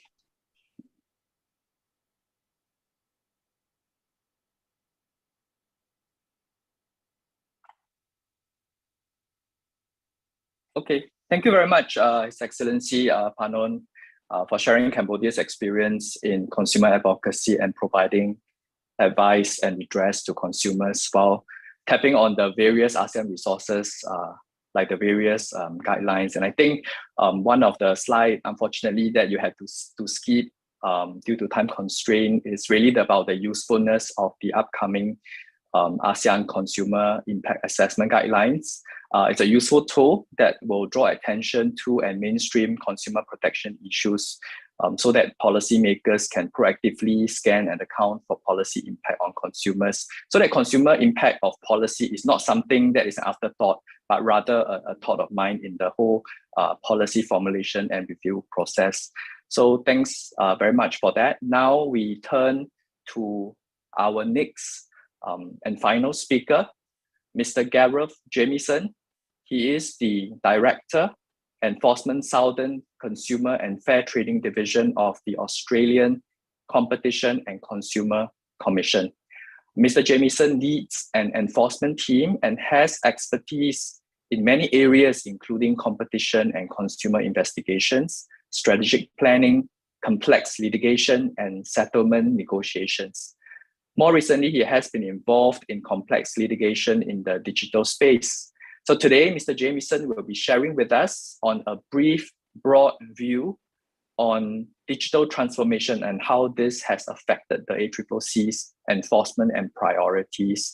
He will also share a case study on the ACCC versus Trivago case and provide an overview on the use of algorithmic evidence, data evidence, and behavioral economics evidence.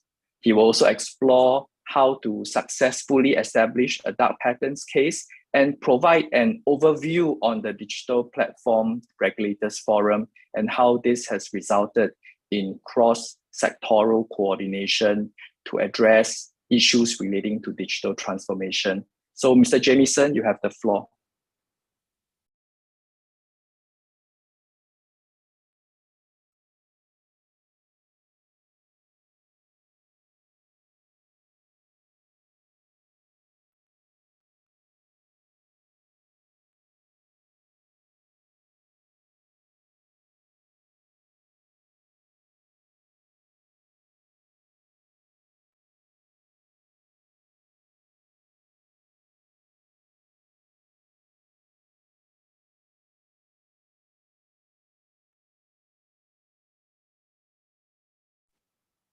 Mr. Jamieson, I think we have some problem hearing you. How about now? Sounds great. The floor is yours, Mr. Jamieson. All right, I'll start all over again. And thanks, Min Jae, and to the ASEAN Secretariat and organisers for giving me the opportunity to speak here today. Next slide, please. So digital issues and competition and consumer issues in the digital economy are a major priority for the ACCC. Attention please, your attention please. Please bear with me one Testing moment. of the fire and emergency evacuation system.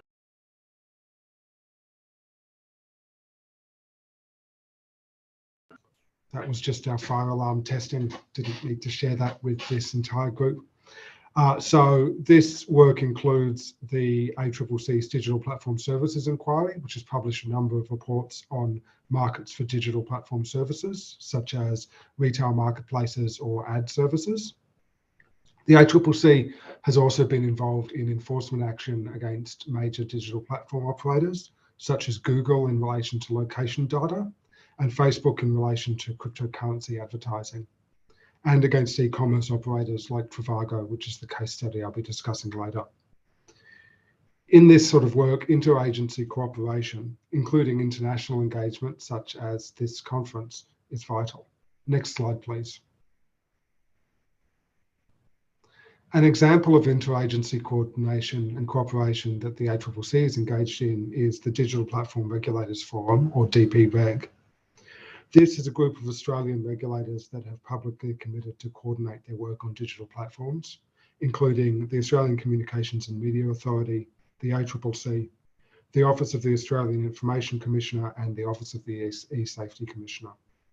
These organisations cover fields such as competition and consumer protection, online safety, data protection, and privacy. But cybersecurity and cybercrime are not covered by the DPREG Forum. Members of the forum have come together after recognising that they face many common challenges in the digital space, including addressing emerging consumer harms, encouraging innovation while balancing that against the need to protect consumers, and countering the market power of large, complex and diverse multinational entities such as digital platform operators. The members meet regularly to share information, including data, research and market analysis where possible, and to collaborate and coordinate on projects where their responsibilities intersect. This cooperation is intended to be flexible and to recognise the different limits of the different regulatory frameworks that the participants have, as well as promoting well-designed regulation. We're aware of similar forums being established in the UK and the Netherlands. Next slide, please. Moving to my case study on the ACCC's litigation against Trivago. The ACCC's investigation into Trivago commenced in 2017, and the matter concluded after litigation in 2022 with a penalty of 44.7 million Australian dollars against Trivago. The case involved a number of misleading representations, but one of the most important was Trivago's representation to consumers that it would find them their ideal hotel for the best price. The ACCC's investigation started as a fairly straightforward misleading advertising investigation, looking at that sort of statement and others. But we pivoted to examining exactly how the Trivago website functioned when it came to our attention that there might be a very significant difference between what consumers thought they were seeing when using the website and what was actually taking place. The ACCC was successful in establishing that the algorithm used by Trivago to select what was called the top position offer put significant weight on the offer which paid the highest cost per click or CPC payment to Trivago, and so often did not highlight the cheapest offer for consumers. The Trivago website did not charge consumers for hotel offers that it displayed to them.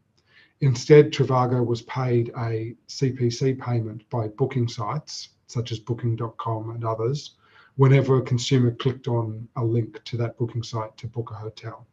So it was in Trivago's interest to obtain the highest CPC payments that it could.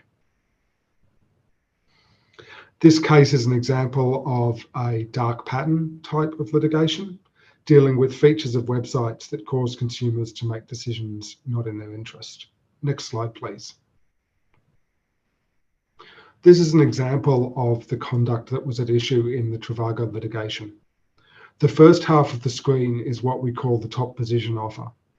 A consumer searching for a hotel in a particular city would be displayed that box with the picture of the hotel and a particular deal highlighted in green and in a very prominent position on the far right hand side of the screen. That's what we call the top position offer.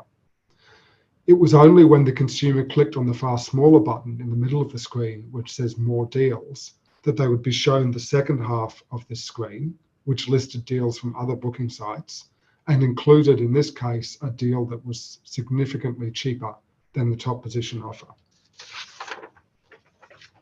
Next slide, please. The key part of the ACCC's case was establishing a difference between what consumers saw and how the Trivago website actually functioned. We used a number of different types of evidence in order to establish this. The first was algorithmic evidence, which was obtained by obtaining a copy of the algorithm used to determine the top position offer through the use of the ACCC's compulsory information gathering powers. It was critical that we had an actual copy of the algorithm in order to determine the weighting of different factors that went into choosing which offer for a particular hotel was put in the top position. It was not sufficient for us just to have a description of how the algorithm worked, as those descriptions did not include the weighting of different factors, which was critical information. The second type of evidence that we used was data evidence.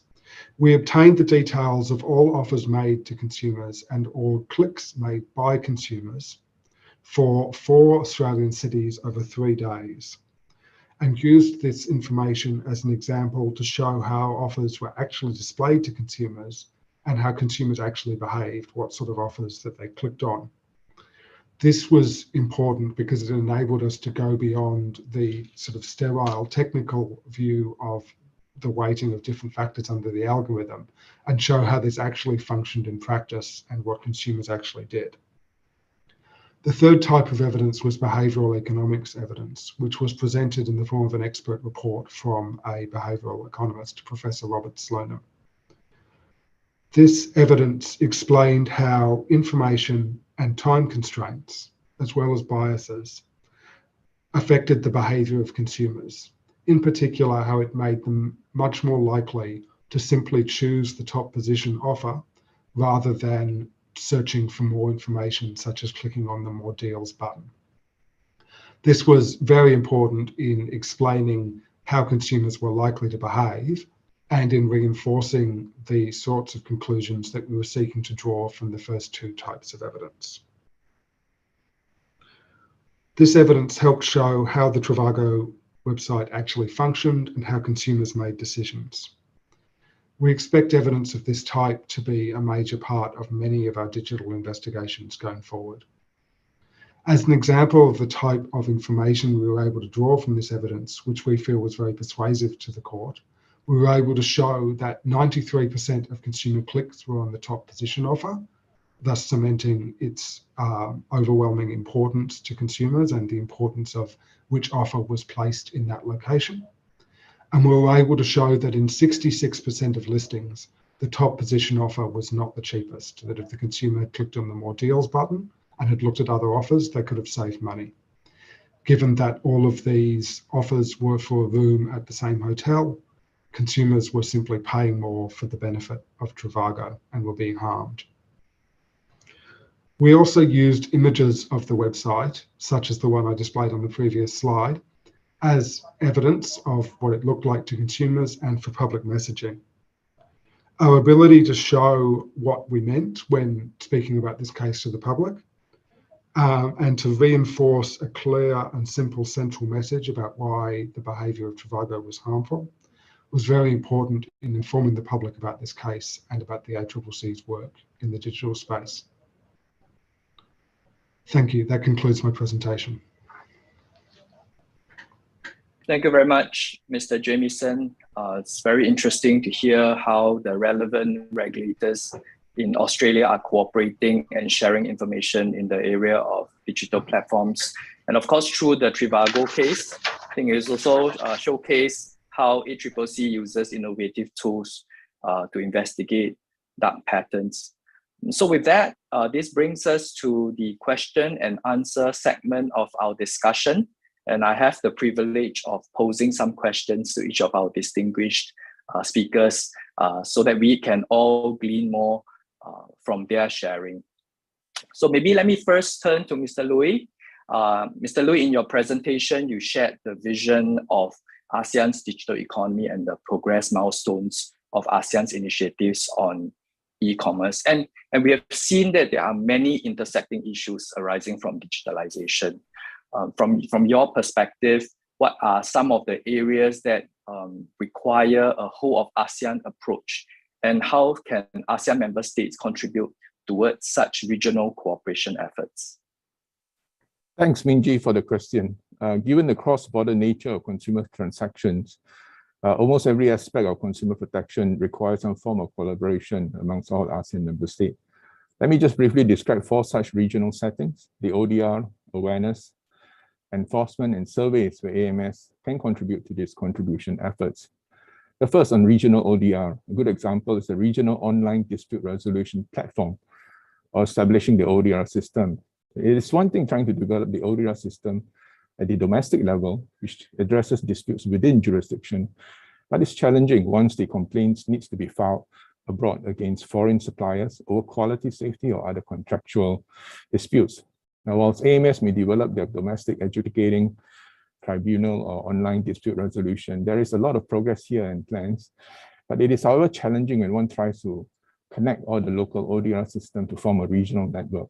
So although every AMS also have regulations on certification and quality control to ensure that goods traded over the internet do meet safety requirements, it is difficult for consumers to lodge complaints against substandard products purchased overseas, especially those purchased outside their respective domestic jurisdiction. So in ASEAN, we are introducing the ASEAN Regional Complaints Platform, which will be launched later during this conference. Now, it allows consumers who purchase products in ASEAN to lodge online complaints against any businesses situated in ASEAN. The platform redistributes the complaints to the relevant AMS agencies for resolution. We have also published the ASEAN guidelines on ODR for AMS to create their own national ODR system. Our plans include developing the ASEAN ODR network, where all AMS ODR systems be linked into a network to allow for an easier and simpler method for consumers who purchase products from an ASEAN business country to lodge the disputes here. Now, some AMS have indicated their interest to set up a limited ODR network so that at least among these countries, consumers will be able to lodge complaints or initiate proceedings in those countries by lodging an online complaint in this network.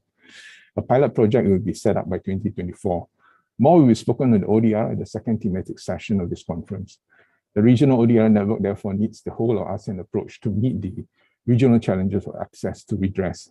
Now, secondly, the regional awareness enhancement. Enhancement of awareness for consumers on the risk of online shopping.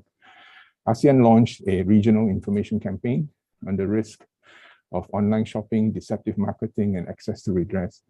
The information campaign was translated into local languages, so all AMS coordinated the launch by uploading the campaigns at the agency's websites and to have the videos and infographics distributed to other stakeholders' websites as well.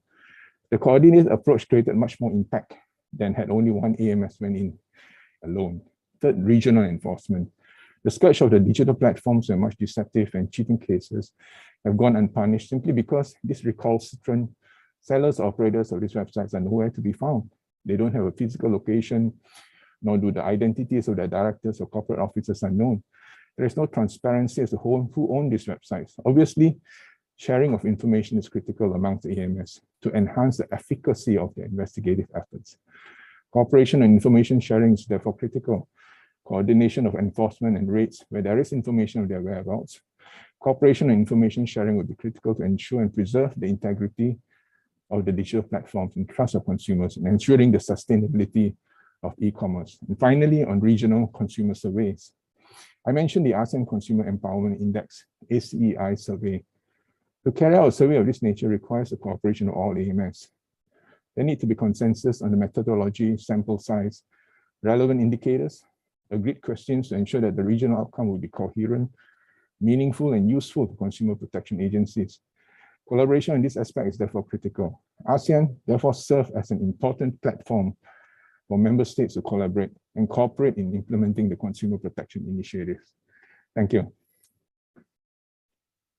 Thanks, Mr. Lui. I hear your response as a call for ASEAN member states to continue to support and use these very useful ASEAN resources, right? You talk about the regional complaints platform, the ASEAN ODR network guidelines, and this will be useful resources for ASEAN member states to address e-commerce issues that arise through cross-border trade.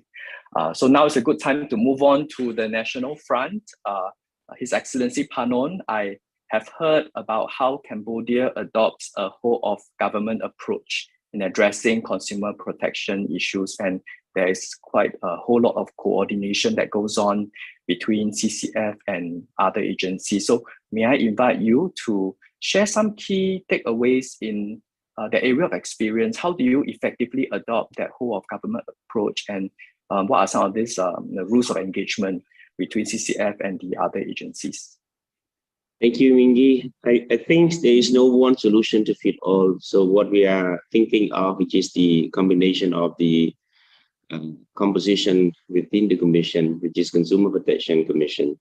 With that, because we are thinking about the coordination problem among the line agencies, we don't have a combination with different line ministry coming to the commission to bring some of the main challenges issue under their mandate, then would be a problem. The second benefit, which is very simple, we use the CIA to assess whenever we have the commission meeting, we bring about how we're going to have the regulation within the sector, because Cambodia have laws on consumer protection, and also we have a sectoral law based on their ministry and mandate as well. And also the third benefit means the line ministry, who are the members of the commission, also can bring a number of issues, and also what we have been discussed at the commission to the outreach, to have the outreach to the industry and also the authority within their mandate as well.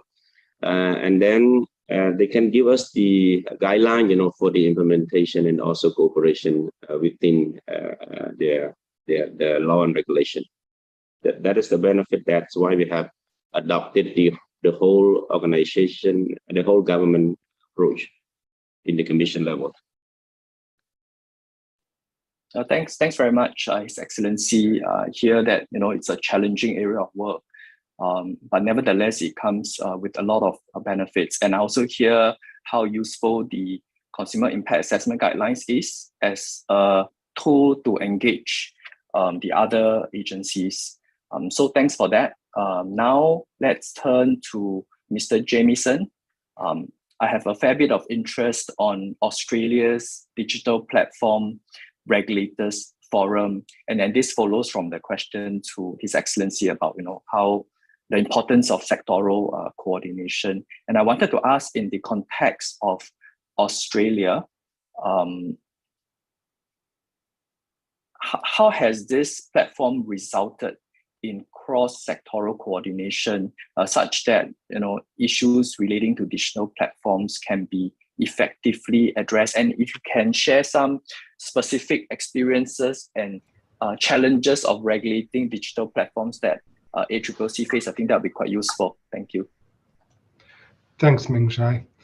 So the Digital Platform Regulators Forum is a relatively new forum that's replaced more informal engagement between the ACCC and these agencies.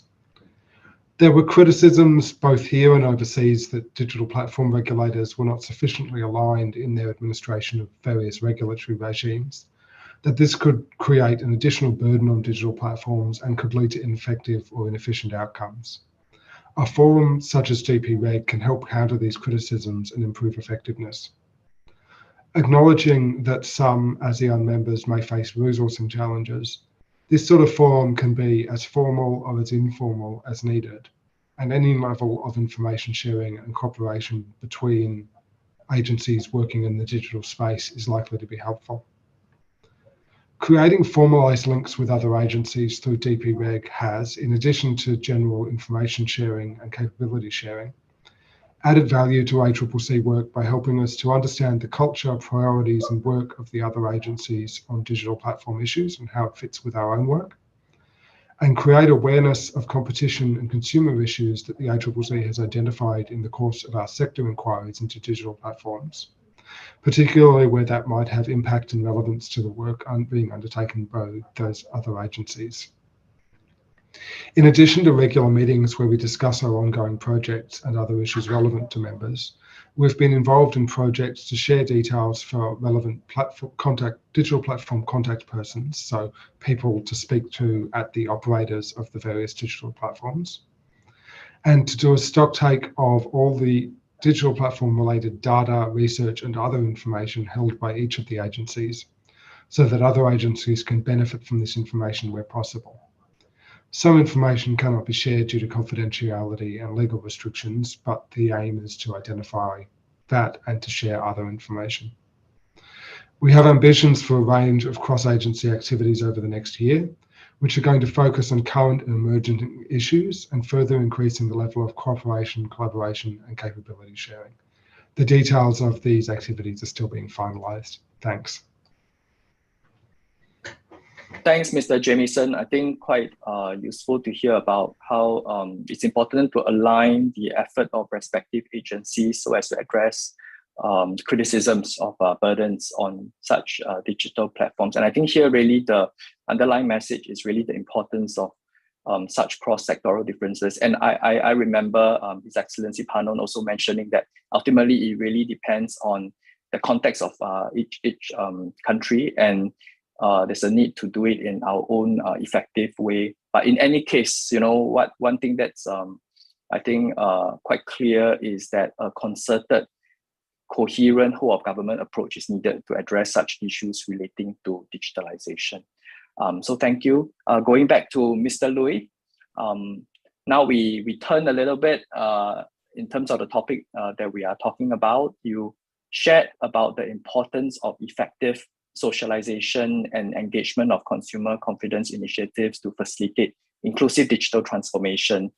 And you know, one thing we wanted to talk about, and I mentioned at the start, is about consumer vulnerability. I wanted to ask you whether there are any particular groups of vulnerable consumers that require support in the digital economy, and how do some of these ASEAN initiatives provide that much needed support?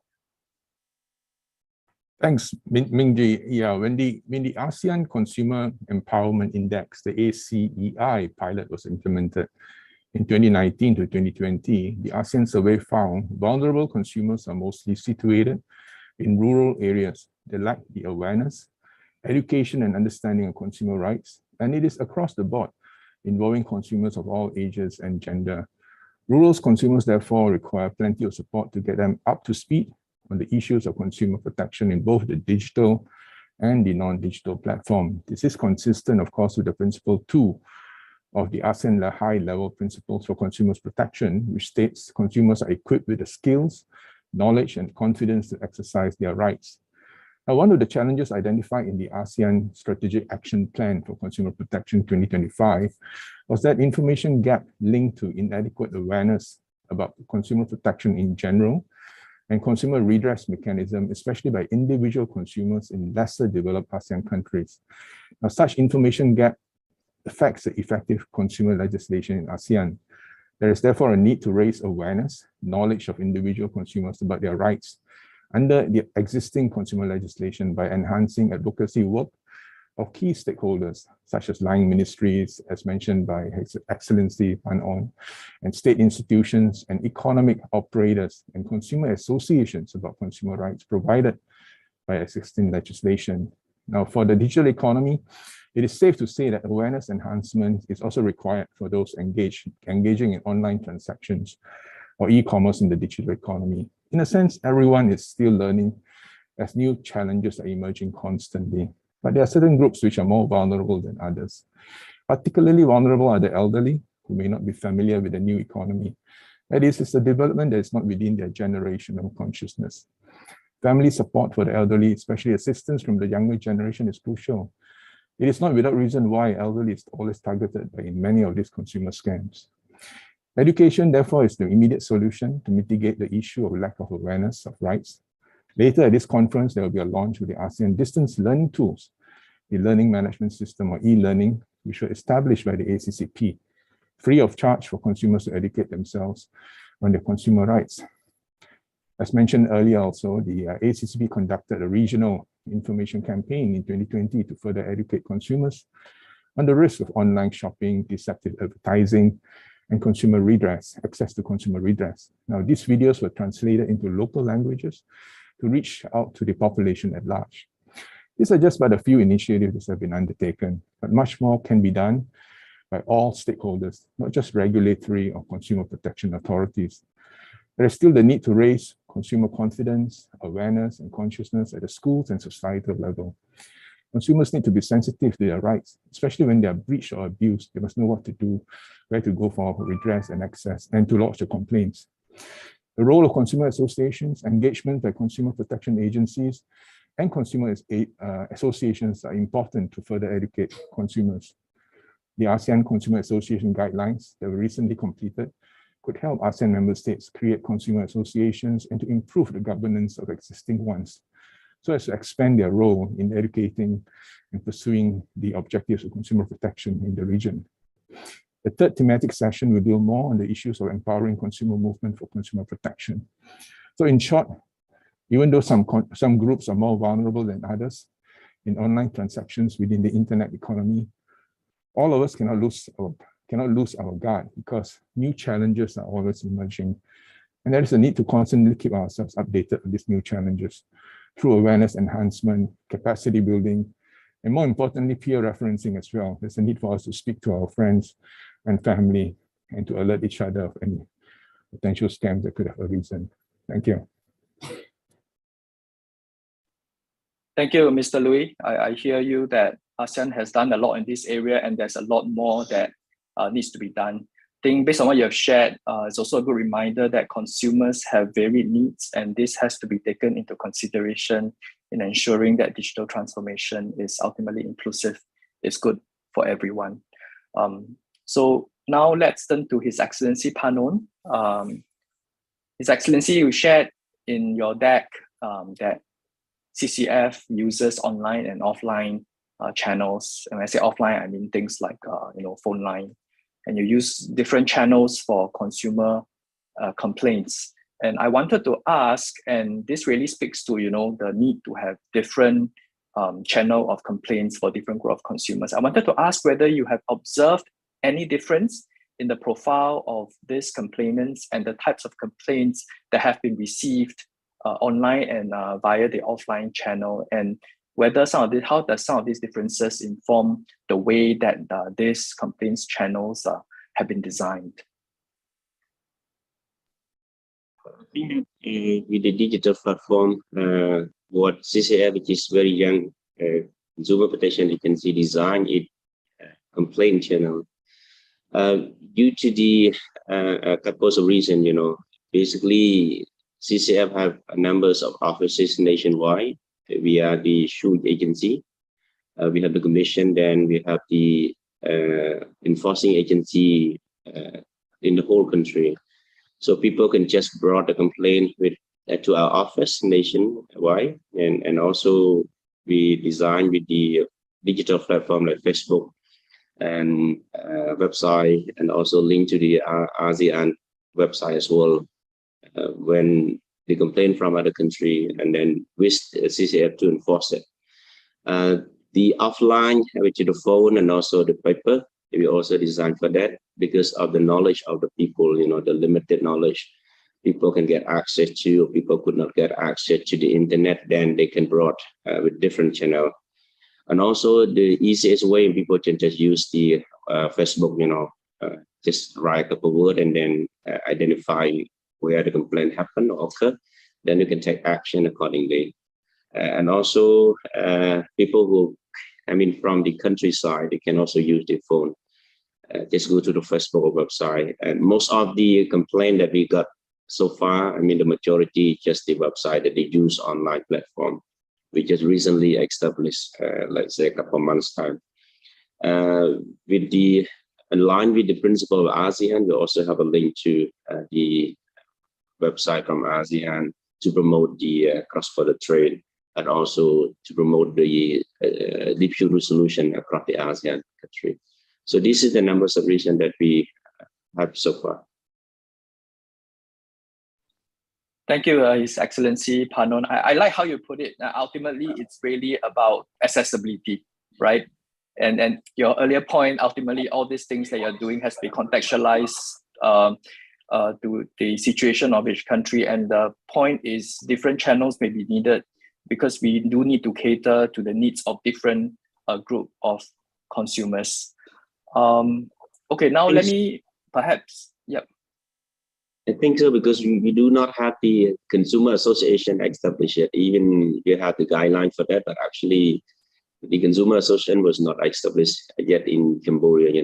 That's why we have a different channel. If we have the consumer association established, then the people can use, the complainant can use that channel to bring the complaint to us. This is part of the weakness that Cambodians are facing so far. Thank you. Thanks for sharing that. Indeed, we need to adapt to the situation in each country, and Cambodia has indeed, done that well. And perhaps now we have some time left to turn to Mr. Jamieson. Mr. Jamieson, you've shared about how ACCC consider different evidence, behavioral economics evidence, algorithmic evidence, and data evidence to look into dark patterns. And really the last question for this segment is, and it's posed to you, is based on ACCC experience, how should ASEAN member states strive, to similarly to modernize our legal frameworks to address some of these new issues that digitalizations brings up? Thank you, Ming-Jae. I think this is a very important question. So establishing the Travago case to the satisfaction of the court required a combination of a number of different types of evidence, as you just mentioned, and at a high level of detail. As I mentioned in my presentation, we had data of all of the offers made in a number of Australian cities over 3 days, which was a considerable amount of data. Agencies in ASEAN member states should seek to ensure that they have the legal powers they need to obtain the types of evidence needed for digital matters and at the right level of detail.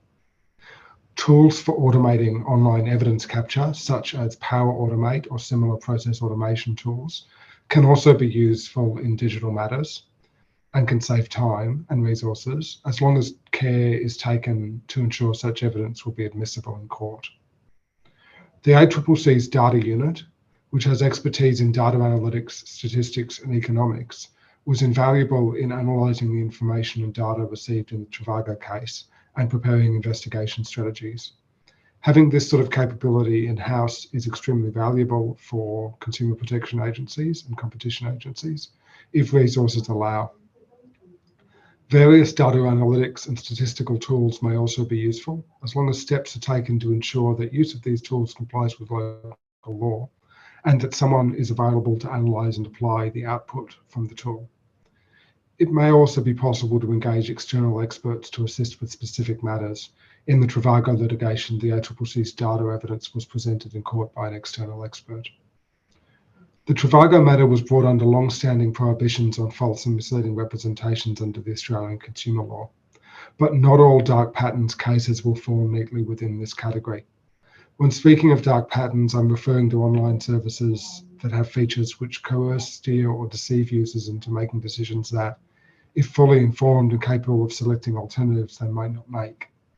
There are several types of possible dark pattern, such as nagging or obstructive design, that may not be misleading or deceptive, but may still harm consumers.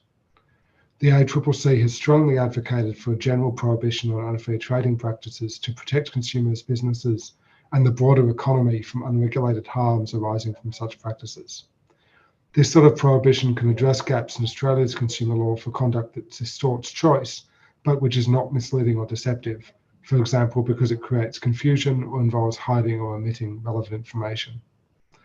Therefore, a prohibition on unfair trading practices may be useful in the digital space, but it's not yet part of Australian law. Thanks. Thanks very much. That's certainly a lot for us to really mull over. So at this point, we have come to the end of session 1 on laying the foundation for inclusive digital transformation in ASEAN. Please join me to thank all of our distinguished speakers, Mr. Louis, His Excellency Panon, and Mr. Jamieson, for sharing with us their very rich experiences. And if I may just sum up some of our takeaways, I think we hear that again and again that digitalization raises overlapping issues that require cooperation or at least coordination between regulators. We also hear that ASEAN has developed and will be developing useful resources that ASEAN member states can tap on to deal with digitalization issues. As Mr. Louis put it, there's a lot that has been done. There's a lot more that can be done going forward. And last but not least, going forward, I think digitalization is really just will continue no matter what. And it's really for us to keep a close watch on how consumers will be impacted. And as consumer needs evolve, we will need to be able to address the concerns that comes up going forward. So thank you very much, everyone. I hope you've enjoyed the discussion, and I know that I have. So have a good rest of the conference ahead. Okay, thank you so much, Dr. Ang Ming-Ji, for being a very good moderator for this session. Before we proceed to the next session of the agenda, could I please ask all our distinguished speakers, keynote speakers from the introduction part to this session, and also Mr. Ang Ming-Ji to turn on their cameras so that we can take a photograph together. And the EO, could you please make sure that you are ready for the photo session? So everyone, Mr. Momo Chue, please, Dr. Momo Chue, Attorney Anne, and all distinguished speakers, could you please open the camera to take photo together? Okay. Okay, maybe we can close up a little bit for Attorney Anne to see.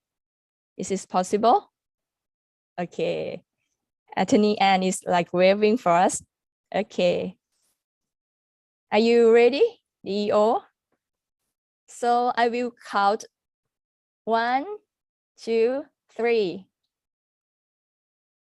Okay, one more. 1, 2, 3. Okay, the last one, please give us the big smile. 3, 2, 1. Okay, that's all for the photo session. Thank you so much, everyone, every distinguished speaker and wonderful moderator. And now we are continue to the next session of our agenda, which is the launching of the ACCP Learning Management System, or LMS, of the online interactive distance learning tools or e-learning module that I heard that many presenters are mentioned about it.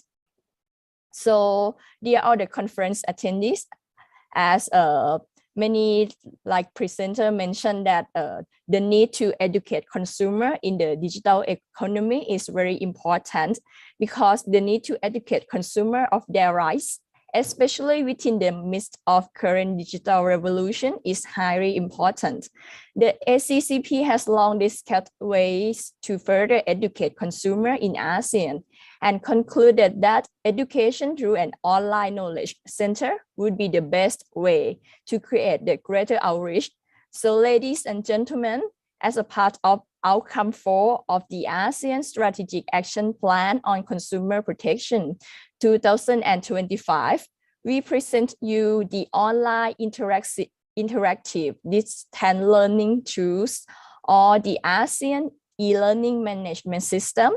This e-learning is divided into different modules. Each module has many lessons to learn for consumer to learn insight, as well as there is a quiz. We will see how this e-learning works and its objectives through the video presentation.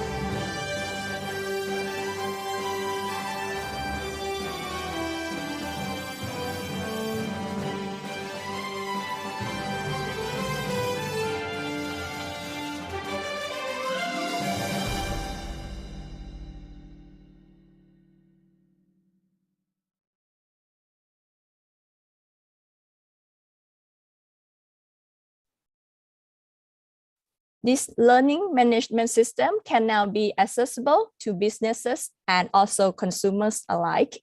Consumer associations may use this as a part of their training of trainers program. This is supported by the GISAS. This e-learning LMS consists of the following modules. The first one is understanding consumer issues. The second one is about becoming a consumer champion. The third one is about building a consumer movement. And finally, the fourth one is about mediating disputes. Access to the learning management system within the ASEAN Consumer website at www.aseanconsumer.org. So now this is a new innovative online system that can be accessible for anyone now. And I think this is marked like a very good benchmark for ASEAN.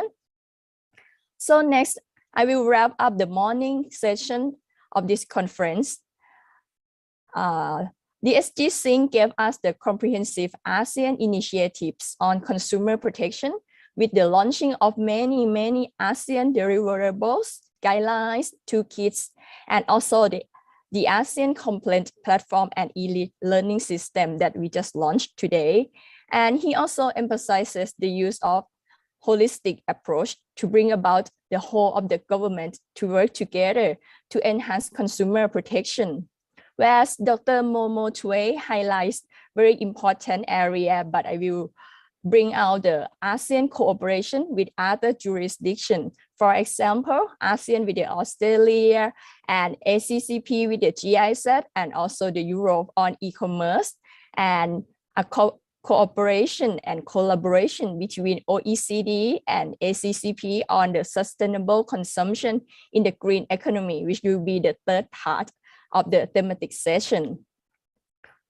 Whereas Attorney Anne pointed out many important challenges that vulnerable consumers may facing today in the digital world and the rocketing trends of the e-commerce. For example, the issue about the product misinformation, the problem about the product safety and quality that we may bought online, and the issue about consumer fraudulence and deceptive, the scam, the issue about the privacy and data protection of consumers that are required to be protected, and the proper consent from the consumer is needed.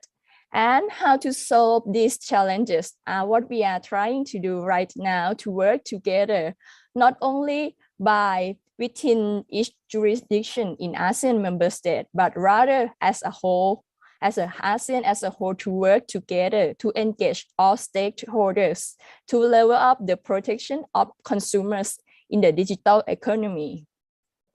And also Mr. Louis Tek Kong also give us the clear ASEAN visions to create the leading digital economy, and also ASEAN milestones to enhance consumer protection in the e-commerce and to further socialization, availability of the alternative dispute resolution for e-commerce, and also the issue about the personal data protection and privacy. Mr. Louis further elaborates the detail about the number of ASEAN plans that has been set up to strengthen the digital economy with the 6 pillars governing, which are the data governance, digital skills or inclusion, cybersecurity, digital infrastructure, e-commerce, and also trade facilitation. All of which are packaged into the recently signed ASEAN Agreement on Electronic Commerce and its work plan. And this work plan is expected to bolster not only the region's e-commerce sectors, but also the other ASEAN sectors, leveraging digital technologies. So it also connected, which is very good. Another point that he mentioned is ASEAN Regional Complaint Platform as another tool to reflect the attempt to deal with cross-border consumer protection issues that are growing and growing every day, which will be launched today in the afternoon, so don't miss. And finally, Mr. Louis emphasizes the importance of consumer education to help consumers aware of their rights and new consumer threats during the digital economy. Consumer education can be conducted by consumer protection agency as well as the consumer associations in ASEAN. So we better work together. So on the regional level, another tool that ASEAN has is the ASEAN Distance Learning Tools or e-learning for consumers to educate themselves and also for businesses to know and aware of the consumer rights that just launched recently. And His Excellency Phan Un, the CCF now has an online complaint system that conforms to the lifestyle of consumer in the digital transformation right now. This is a good news. However, there are still other portals for consumer to file consumer complaints. For example, the consumer can file a complaint to the hotline for consumer to call, and also the CCF's website, and also the ACCP website is another channel, and also can file a complaint to the Facebook page. However, even though there is no ODR system yet in the Cambodia, but I believe that Cambodia can benefit a lot from the ASEAN guidelines on the online dispute resolution, and also ASEAN guideline on consumer association when there is a plan to establish a consumer association in Cambodia. And the whole government approach is adopted in Cambodia, which is very good to protect consumer and also conform with the ASEAN approach. So that's from the part of His Excellency Phan Un. And finally, for the side of Mr. Garrett Jamison, ACCP can provide us a very good lesson learned for ASEAN member states, both in terms of publishing the reports that are related to the markets for digital services and enforcement on major platform operators that today he raised the example of Trivago litigation. And you know, it is interesting that ACCP examines many factors, for example, algorithm evidence, data evidence, and also behavioral economic evidences. I believe that these evidences are going to be very important factors that consumer enforcement agencies are required to take into account for the digital investigation and digital enforcement in the future.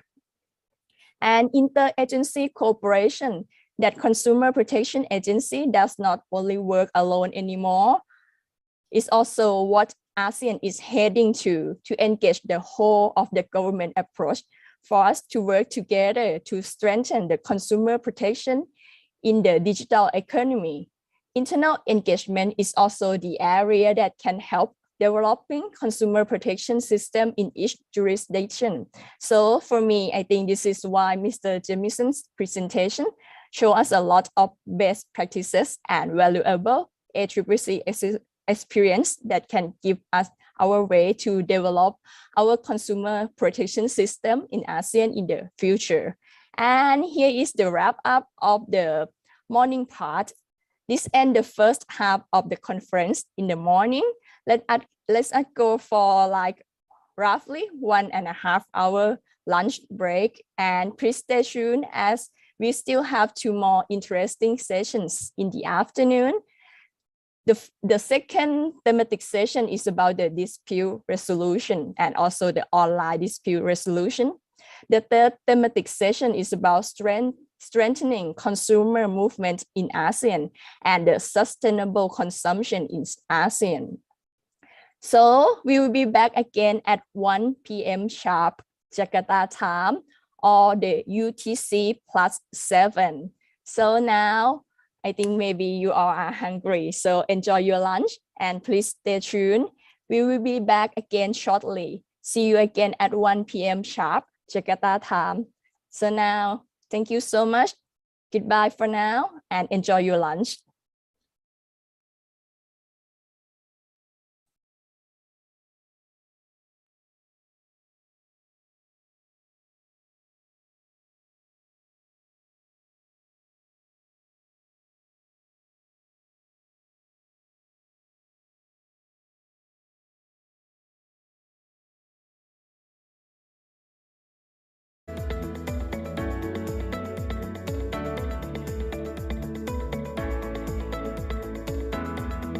Recording stopped.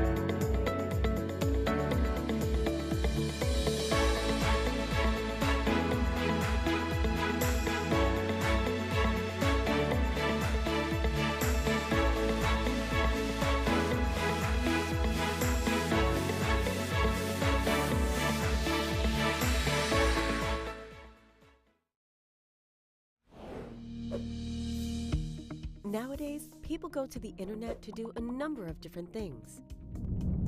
One of them is to buy and sell products online. It becomes faster, cheaper, and more convenient. But there are also risks that may cause loss or harm. As consumers, it is important to know that you have the right to information and the right to seek compensation. Microphone 1, 2, 3. By providing accurate information, addressing consumer complaints, and providing replacements for faulty products or refunds for unsatisfactory services. To this end, consumer protection agencies under the ASEAN Committee on Consumer Protection, or the ACCP, put in place laws and regulations to ensure secure online shopping and mechanisms for dispute resolution for all consumers in ASEAN. It is important to have a high level of consumer awareness about checking the company registry, reading the products or services reviews, verifying the use of safe websites, and studying the terms and conditions carefully. Moreover, responsible business practices need to be promoted, such as ensuring good quality products and satisfactory services, price transparency and secure payment channels, on-time delivery, and providing a customer care hotline. Lastly, effective law enforcement is essential. This is achieved by implementing relevant regulations, guiding businesses to abide by those regulations, informing consumers and encouraging them to exercise their rights. All of this will make shopping online not only easy, but also safe for consumers in ASEAN.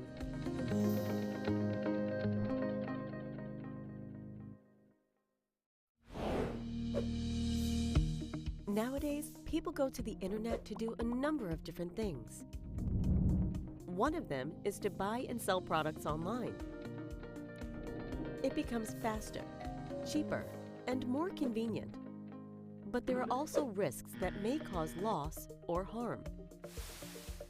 As consumers, it is important to know that you have the right to information and the right to seek compensation. Businesses have the responsibility to respect consumer rights by providing accurate information, addressing consumer complaints, and providing replacements for faulty products or refunds for unsatisfactory services. To this end, consumer protection agencies under the ASEAN Committee on Consumer Protection, or the ACCP, put in place laws and regulations to ensure secure online shopping and mechanisms for dispute resolution for all consumers in ASEAN. It is important to have a high level of consumer awareness about checking the company registry, reading the products or services reviews, verifying the use of safe websites, and studying the terms and conditions carefully. Moreover, responsible business practices need to be promoted, such as ensuring good quality products and satisfactory services, price transparency and secure payment channels, on-time delivery, and providing a customer care hotline. Lastly, effective law enforcement is essential. This is achieved by implementing relevant regulations, guiding businesses to abide by those regulations, informing consumers and encouraging them to exercise their rights. All of this will make shopping online not only easy, but also safe for consumers in ASEAN.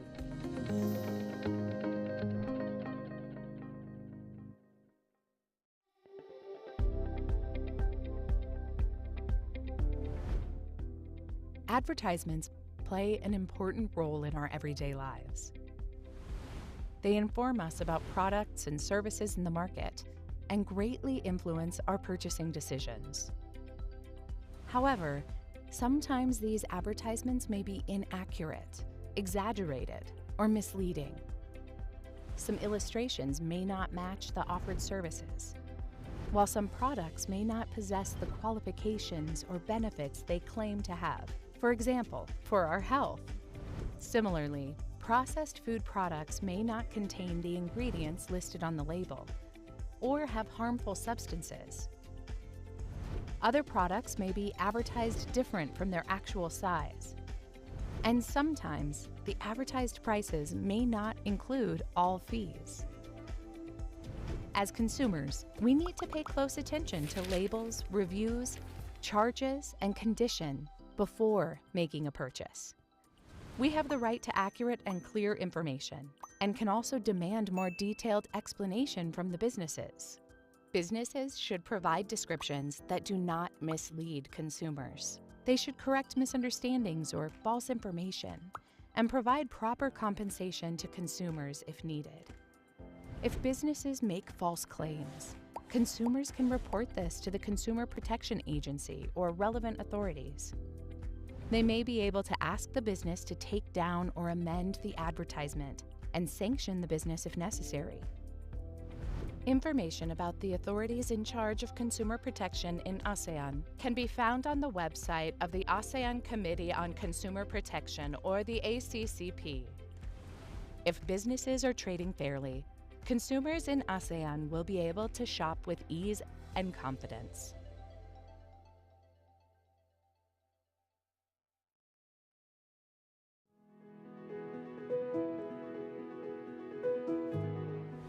As consumers, we have the right to complain and seek compensation when we experience harm or loss.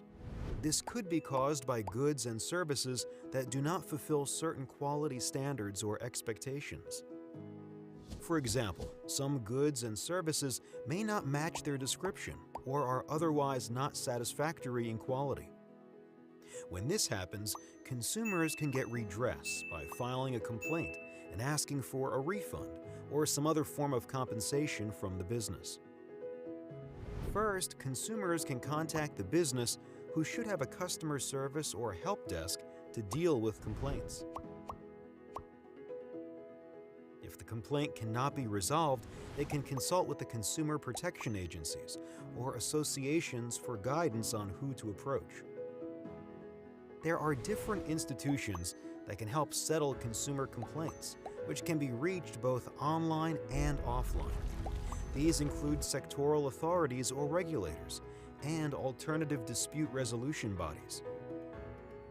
These institutions can assist in mediating the dispute or discipline the business if consumer protection laws have been breached. As a last resort, the consumers may bring their case to the court. For this, they may need support from a legal professional or entity. Information about authorities in charge of consumer protection in ASEAN can be found on the website of the ASEAN Committee on Consumer Protection, or the ACCP. Effective mechanisms for dispute resolution safeguard the interests and rights of consumers in ASEAN. This way, they can benefit from better and safer goods and services.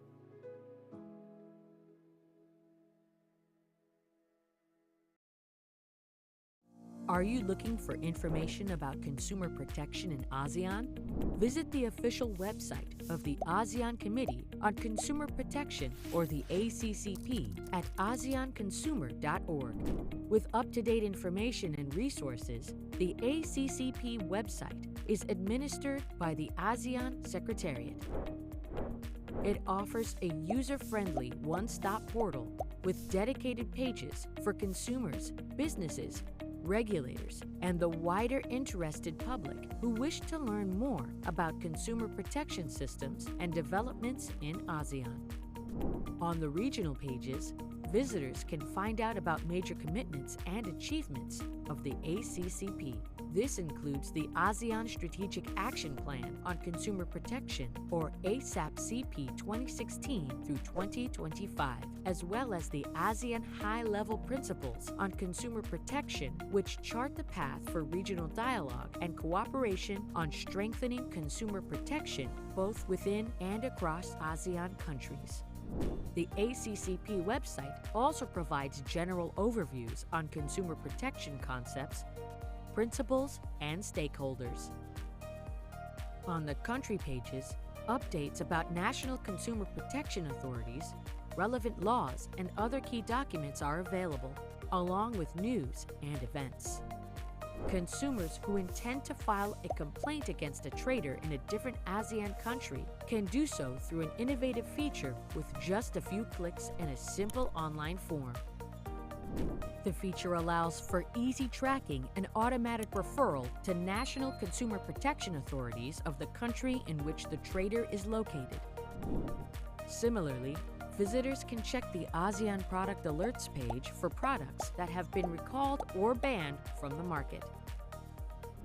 On the Resources page, publications and other media, such as guidelines, policy digests, handbooks, infographics, and videos, can be accessed and used as the basis of consumer campaigns or law reforms. Finally, through the new e-learning system, visitors can familiarize themselves with selected consumer protection topics and learn how to champion consumer rights. The e-learning is self-paced and available free of charge to registered users. Explore this and other sections of the ACCP website to stay current about what is happening in the region in the area of consumer protection.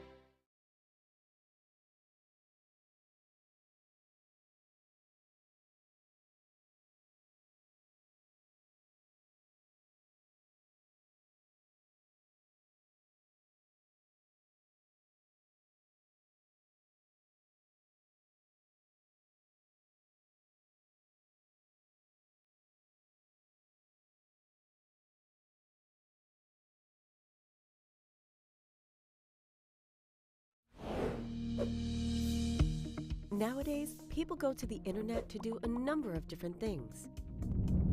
One of them is to buy and sell products online.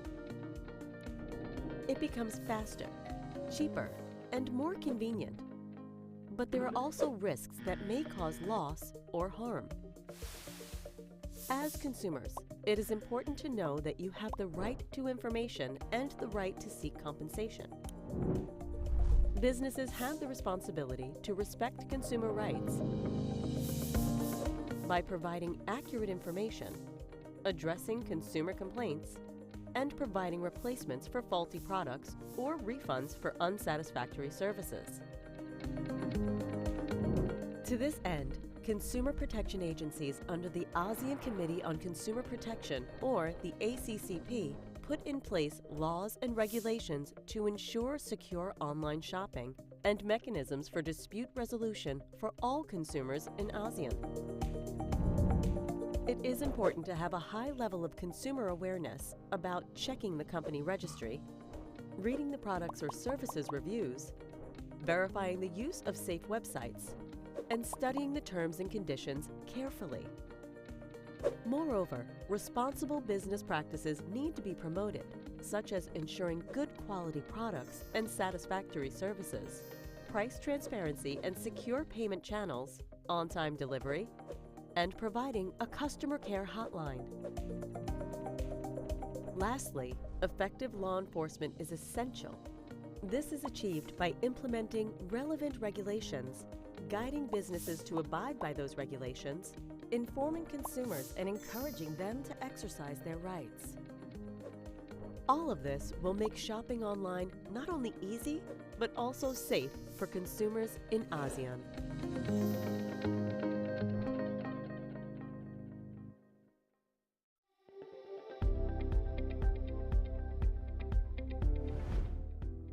Advertisements play an important role in our everyday lives. They inform us about products and services in the market and greatly influence our purchasing decisions. However, sometimes these advertisements may be inaccurate, exaggerated, or misleading. Some illustrations may not match the offered services, while some products may not possess the qualifications or benefits they claim to have. For example, for our health.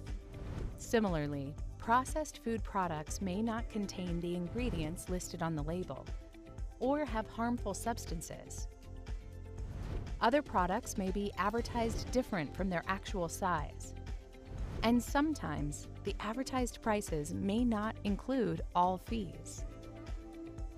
As consumers, we need to pay close attention to labels, reviews, charges, and condition before making a purchase. We have the right to accurate and clear information and can also demand more detailed explanation from the businesses. Businesses should provide descriptions that do not mislead consumers. They should correct misunderstandings or false information and provide proper compensation to consumers if needed. If businesses make false claims, consumers can report this to the Consumer Protection Agency or relevant authorities. They may be able to ask the business to take down or amend the advertisement and sanction the business if necessary. Information about the authorities in charge of consumer protection in ASEAN can be found on the website of the ASEAN Committee on Consumer Protection, or the ACCP. If businesses are trading fairly, consumers in ASEAN will be able to shop with ease and confidence.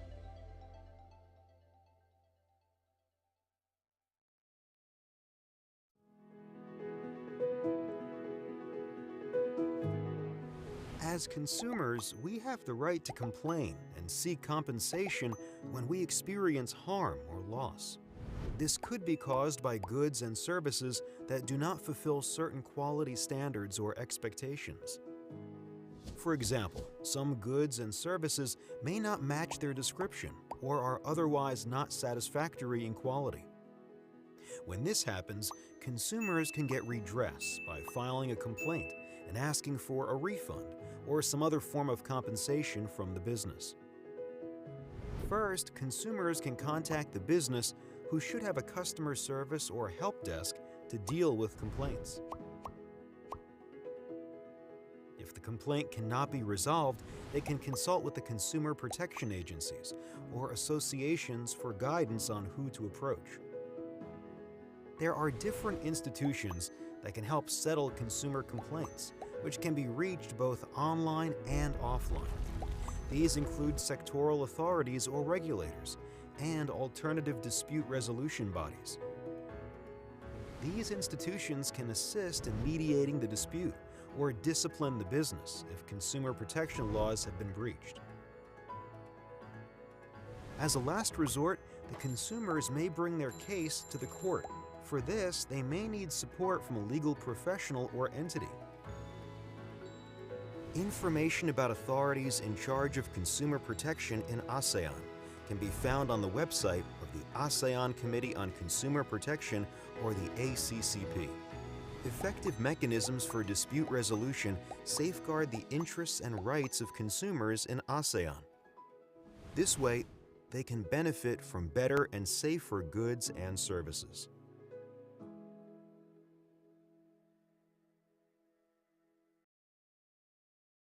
Are you looking for information about consumer protection in ASEAN? Visit the official website of the ASEAN Committee on Consumer Protection, or the ACCP, at aseanconsumer.org.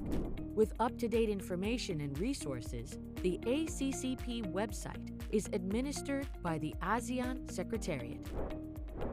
It offers a user-friendly one-stop portal with dedicated pages for consumers, businesses, regulators, and the wider interested public who wish to learn more about consumer protection systems and developments in ASEAN. On the regional pages, visitors can find out about major commitments and achievements of the ACCP. This includes the ASEAN Strategic Action Plan on Consumer Protection, or ASAP-CP 2016 through 2025, as well as the ASEAN High-Level Principles on Consumer Protection, which chart the path for regional dialogue and cooperation on strengthening consumer protection both within and across ASEAN countries. The ACCP website also provides general overviews on consumer protection concepts, principles, and stakeholders. On the country pages, updates about national consumer protection authorities, relevant laws, and other key documents are available, along with news and events. Consumers who intend to file a complaint against a trader in a different ASEAN country can do so through an innovative feature with just a few clicks and a simple online form.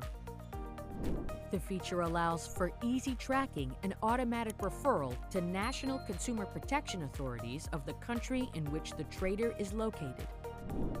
Similarly, visitors can check the ASEAN Product Alerts page for products that have been recalled or banned from the market.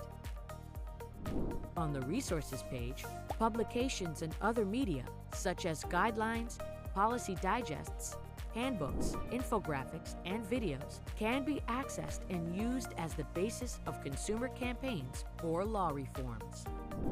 Finally, through the new e-learning system, visitors can familiarize themselves with selected consumer protection topics and learn how to champion consumer rights.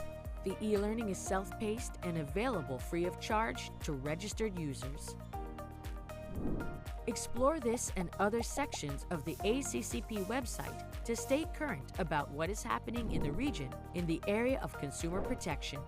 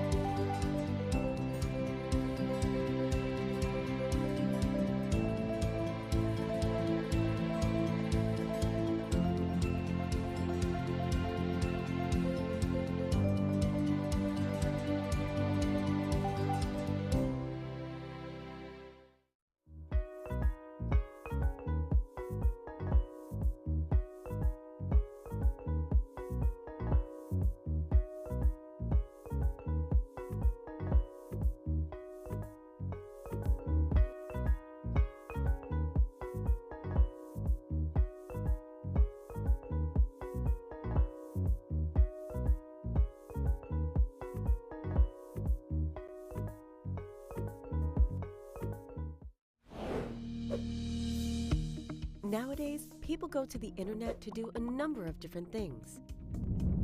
One of them is to buy and sell products online. It becomes faster, cheaper, and more convenient. But there are also risks that may cause loss or harm. As consumers, it is important to know that you have the right to information and the right to seek compensation. Businesses have the responsibility to respect consumer rights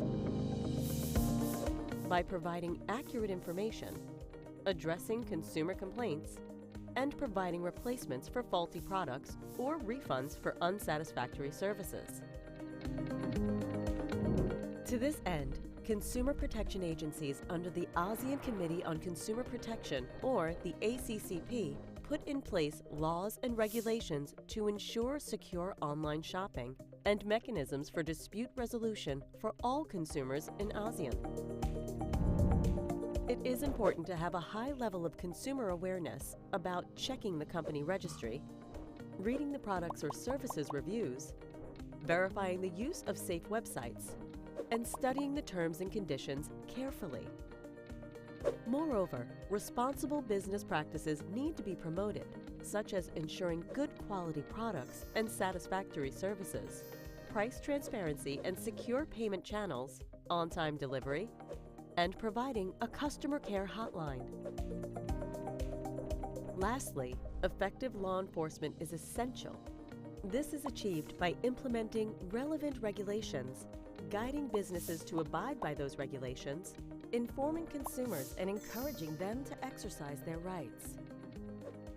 All of this will make shopping online not only easy, but also safe for consumers in ASEAN.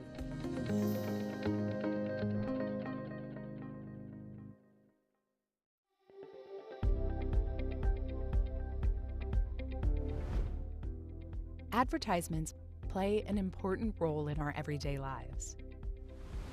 They inform us about products and services in the market and greatly influence our purchasing decisions. However, sometimes these advertisements may be inaccurate, exaggerated, or misleading. Some illustrations may not match the offered services, while some products may not possess the qualifications or benefits they claim to have. For example, for our health. Similarly, processed food products may not contain the ingredients listed on the label or have harmful substances. Other products may be advertised different from their actual size. And sometimes, the advertised prices may not include all fees. As consumers, we need to pay close attention to labels, reviews, charges, and condition before making a purchase. We have the right to accurate and clear information and can also demand more detailed explanation from the businesses. Businesses should provide descriptions that do not mislead consumers. They should correct misunderstandings or false information and provide proper compensation to consumers if needed. If businesses make false claims, consumers can report this to the Consumer Protection Agency or relevant authorities. They may be able to ask the business to take down or amend the advertisement and sanction the business if necessary. Information about the authorities in charge of consumer protection in ASEAN can be found on the website of the ASEAN Committee on Consumer Protection, or the ACCP. If businesses are trading fairly, consumers in ASEAN will be able to shop with ease and confidence.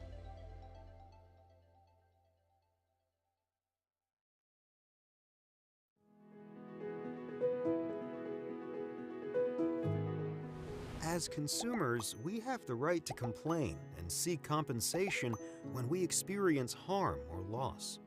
This could be caused by goods and services that do not fulfill certain quality standards or expectations.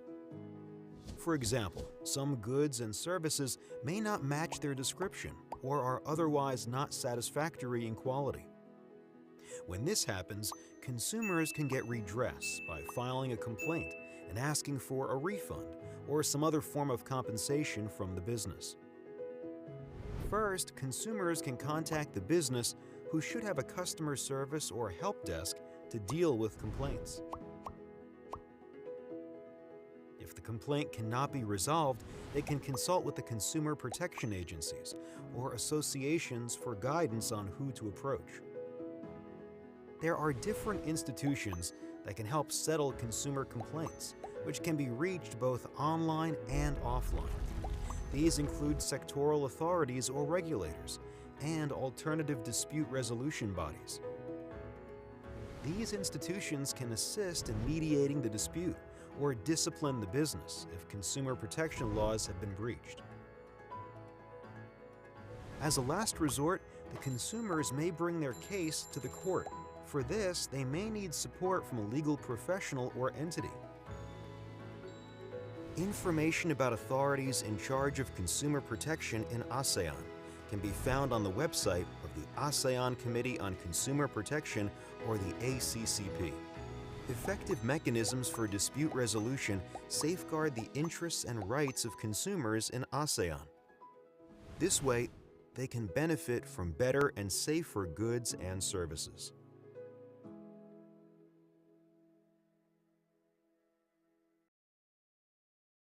Are you looking for information about consumer protection in ASEAN? Visit the official website of the ASEAN Committee on Consumer Protection, or the ACCP, at aseanconsumer.org.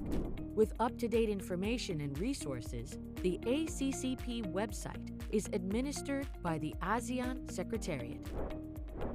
It offers a user-friendly one-stop portal with dedicated pages for consumers, businesses, regulators, and the wider interested public who wish to learn more about consumer protection systems and developments in ASEAN.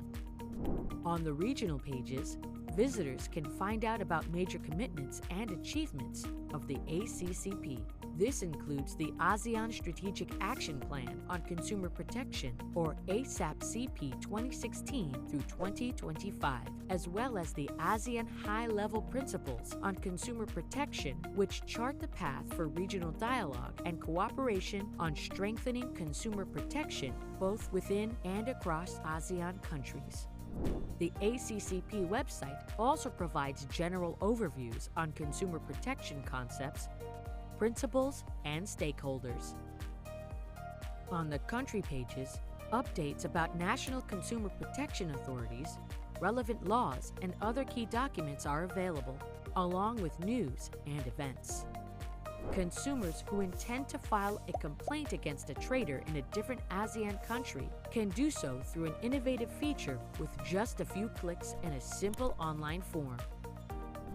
The feature allows for easy tracking and automatic referral to national consumer protection authorities of the country in which the trader is located. Similarly, visitors can check the ASEAN Product Alerts page for products that have been recalled or banned from the market. On the Resources page, publications and other media, such as guidelines, policy digests, handbooks, infographics, and videos, can be accessed and used as the basis of consumer campaigns or law reforms.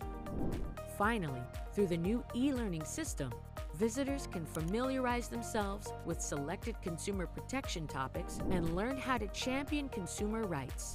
The e-learning is self-paced and available free of charge to registered users. Explore this and other sections of the ACCP website to stay current about what is happening in the region in the area of consumer protection.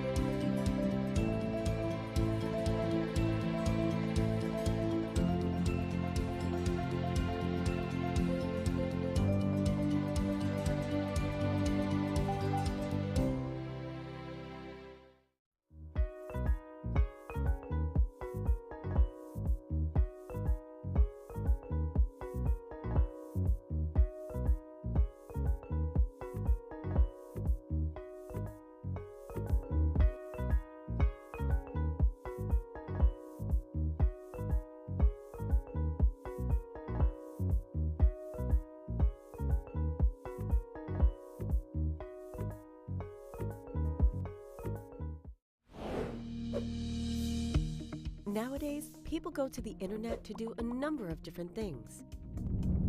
One of them is to buy and sell products online. It becomes faster, cheaper, and more convenient.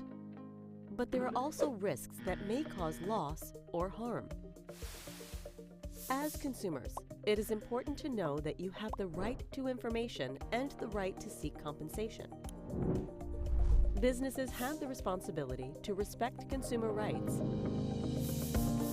by providing accurate information, addressing consumer complaints, and providing replacements for faulty products or refunds for unsatisfactory services.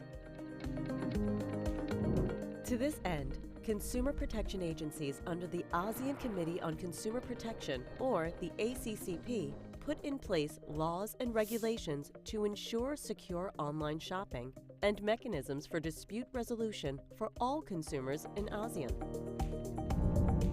It is important to have a high level of consumer awareness about checking the company registry, reading the products or services reviews, verifying the use of safe websites, and studying the terms and conditions carefully.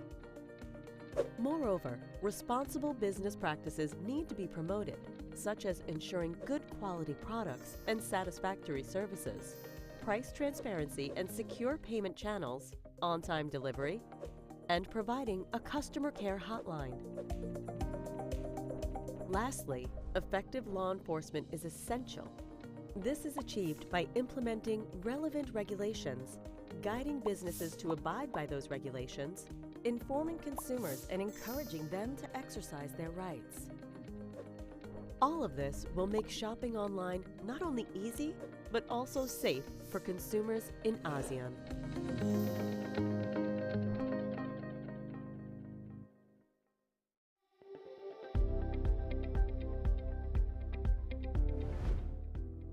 Advertisements play an important role in our everyday lives.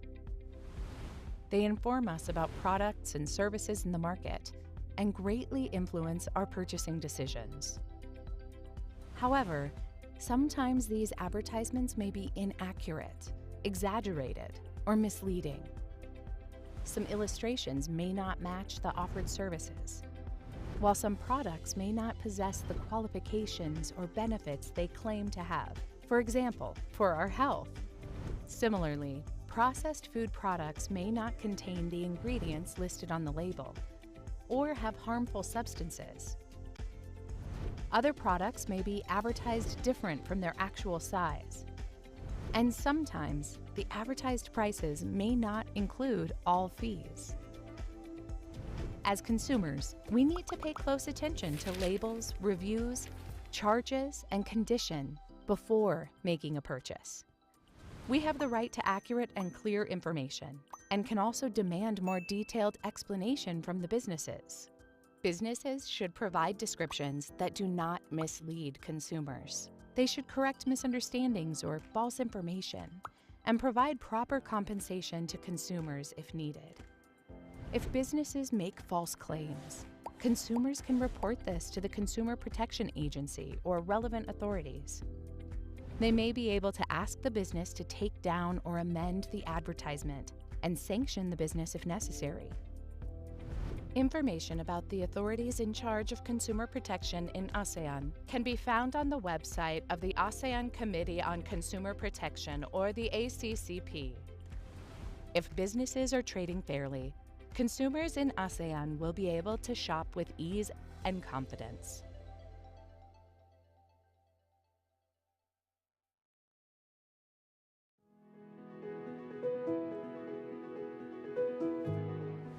As consumers, we have the right to complain and seek compensation when we experience harm or loss.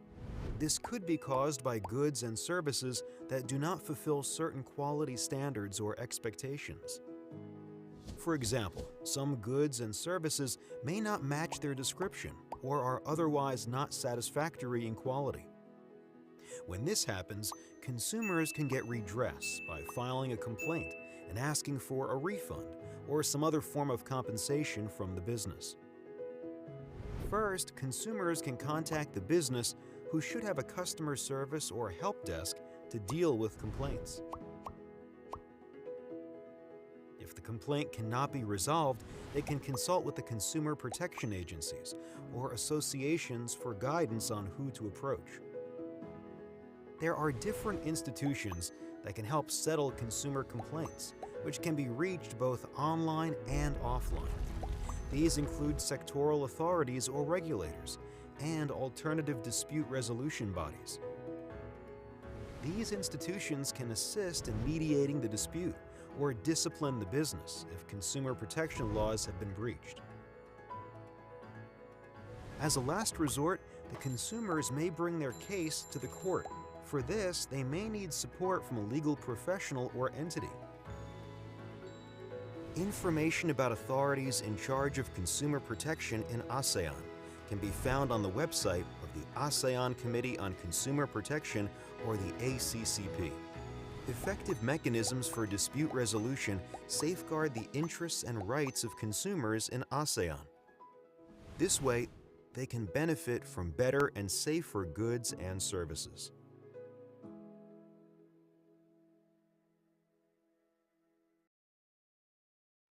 Are you looking for information about consumer protection in ASEAN? Visit the official website of the ASEAN Committee on Consumer Protection, or the ACCP, at aseanconsumer.org.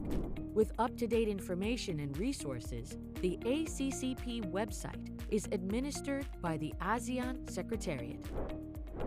It offers a user-friendly one-stop portal with dedicated pages for consumers, businesses, regulators, and the wider interested public who wish to learn more about consumer protection systems and developments in ASEAN.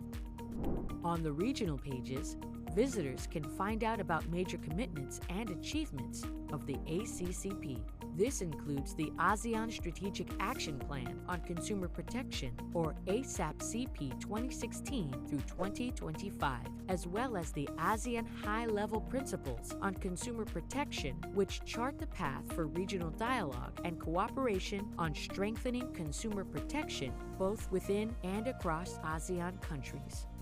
The ACCP website also provides general overviews on consumer protection concepts, principles, and stakeholders. On the country pages, updates about national consumer protection authorities, relevant laws, and other key documents are available, along with news and events.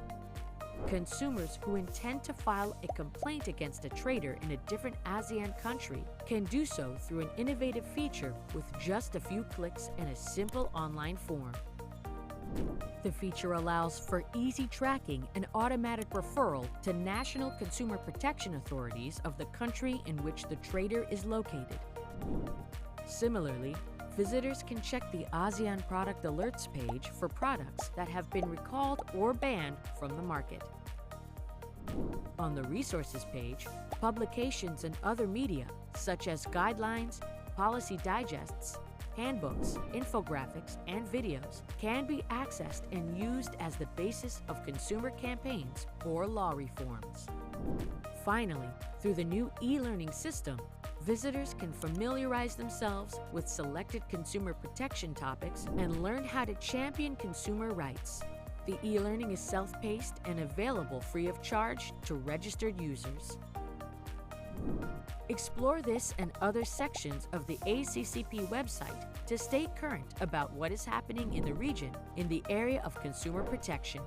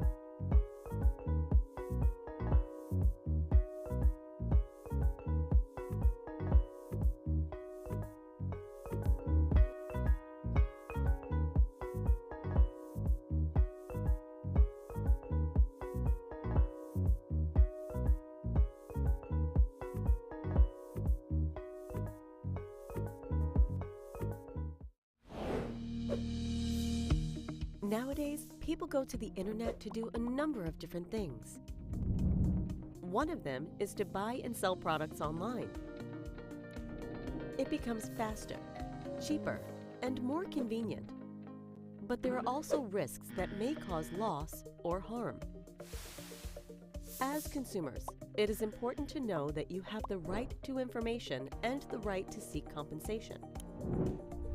Businesses have the responsibility to respect consumer rights by providing accurate information, addressing consumer complaints, and providing replacements for faulty products or refunds for unsatisfactory services. To this end, consumer protection agencies under the ASEAN Committee on Consumer Protection, or the ACCP, put in place laws and regulations to ensure secure online shopping and mechanisms for dispute resolution for all consumers in ASEAN. It is important to have a high level of consumer awareness about checking the company registry, reading the products or services reviews, verifying the use of safe websites, and studying the terms and conditions carefully. Moreover, responsible business practices need to be promoted, such as ensuring good quality products and satisfactory services, price transparency and secure payment channels, on-time delivery, and providing a customer care hotline. Lastly, effective law enforcement is essential. This is achieved by implementing relevant regulations, guiding businesses to abide by those regulations, informing consumers and encouraging them to exercise their rights. All of this will make shopping online not only easy, but also safe for consumers in ASEAN.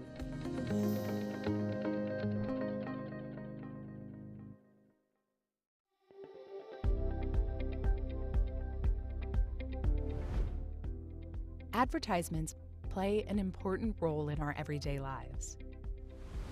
They inform us about products and services in the market and greatly influence our purchasing decisions. However, sometimes these advertisements may be inaccurate, exaggerated, or misleading.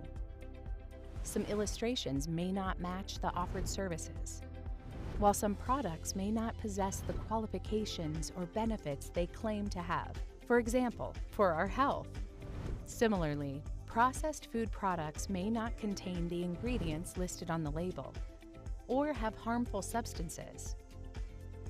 Other products may be advertised different from their actual size. And sometimes, the advertised prices may not include all fees. As consumers, we need to pay close attention to labels, reviews, charges, and condition before making a purchase. We have the right to accurate and clear information and can also demand more detailed explanation from the businesses. Businesses should provide descriptions that do not mislead consumers. They should correct misunderstandings or false information and provide proper compensation to consumers if needed. If businesses make false claims, consumers can report this to the Consumer Protection Agency or relevant authorities. They may be able to ask the business to take down or amend the advertisement and sanction the business if necessary. Information about the authorities in charge of consumer protection in ASEAN can be found on the website of the ASEAN Committee on Consumer Protection, or the ACCP. If businesses are trading fairly, consumers in ASEAN will be able to shop with ease and confidence.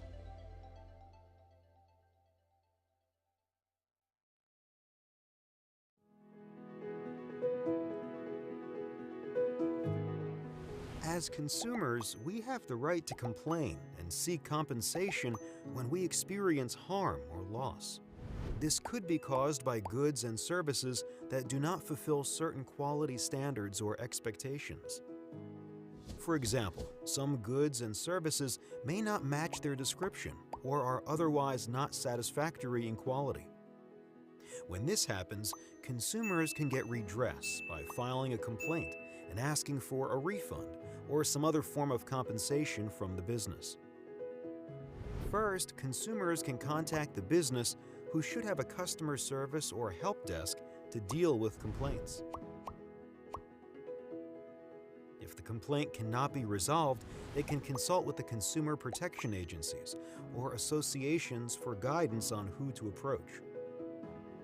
There are different institutions that can help settle consumer complaints, which can be reached both online and offline. These include sectoral authorities or regulators and alternative dispute resolution bodies. These institutions can assist in mediating the dispute or discipline the business if consumer protection laws have been breached. As a last resort, the consumers may bring their case to the court. For this, they may need support from a legal professional or entity. Information about authorities in charge of consumer protection in ASEAN can be found on the website of the ASEAN Committee on Consumer Protection, or the ACCP. Effective mechanisms for dispute resolution safeguard the interests and rights of consumers in ASEAN. This way, they can benefit from better and safer goods and services.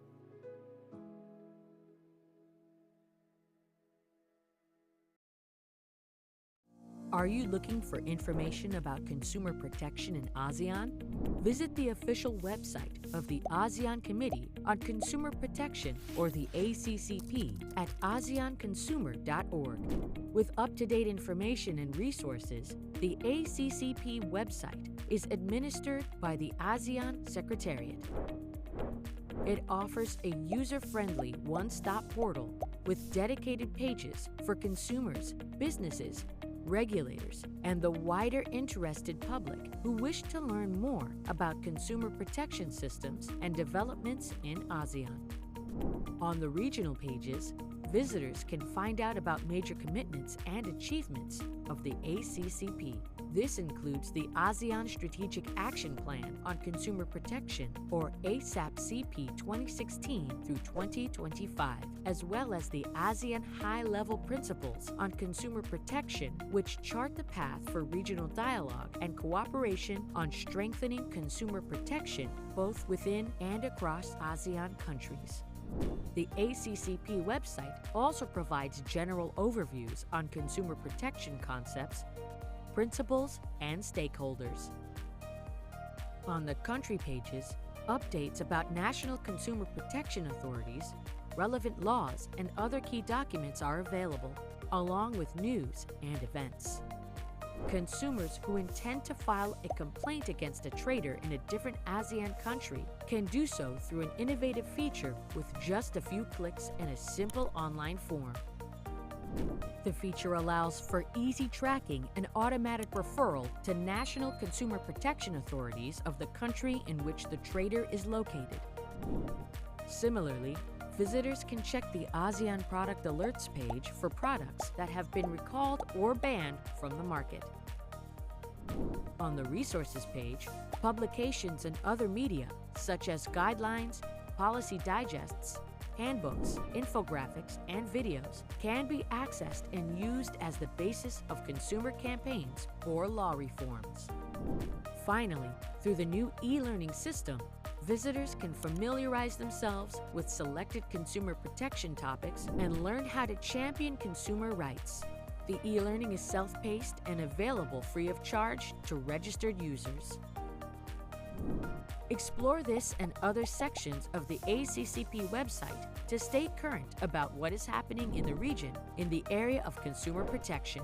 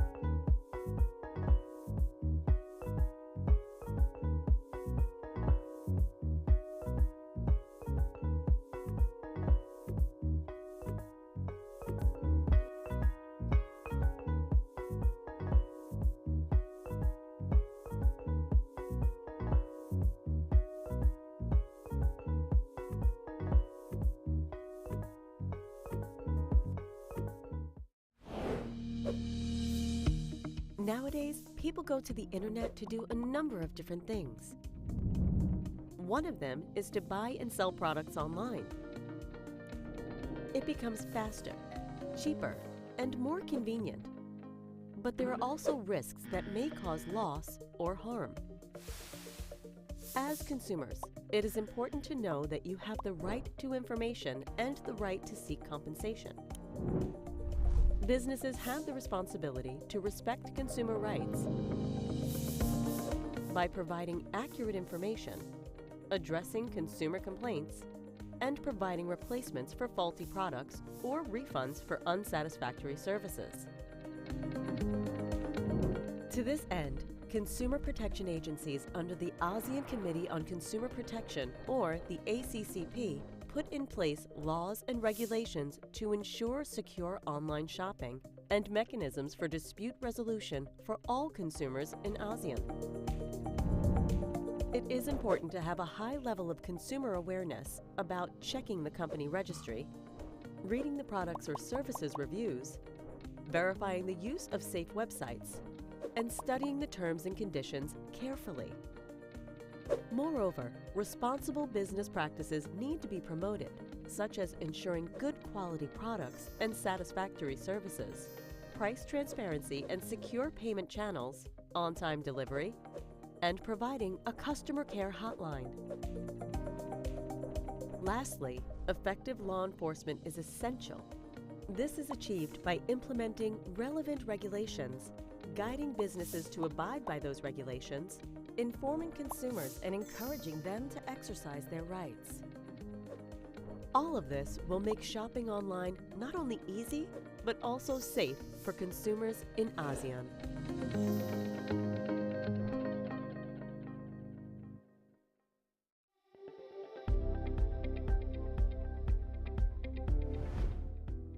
Advertisements play an important role in our everyday lives. They inform us about products and services in the market and greatly influence our purchasing decisions. However, sometimes these advertisements may be inaccurate, exaggerated, or misleading.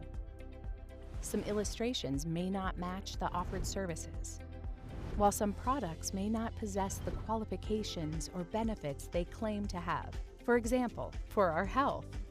Similarly, processed food products may not contain the ingredients listed on the label or have harmful substances. Other products may be advertised different from their actual size.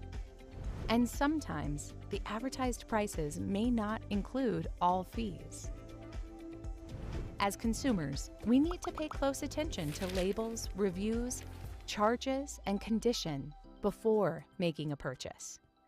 We have the right to accurate and clear information and can also demand more detailed explanation from the businesses. Businesses should provide descriptions that do not mislead consumers. They should correct misunderstandings or false information and provide proper compensation to consumers if needed. If businesses make false claims, consumers can report this to the Consumer Protection Agency or relevant authorities. They may be able to ask the business to take down or amend the advertisement and sanction the business if necessary.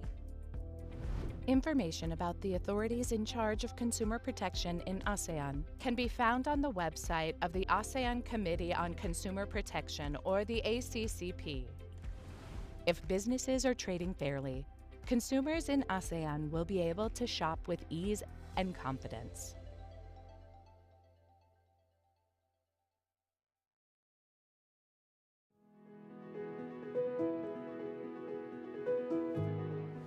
As consumers, we have the right to complain and seek compensation when we experience harm or loss.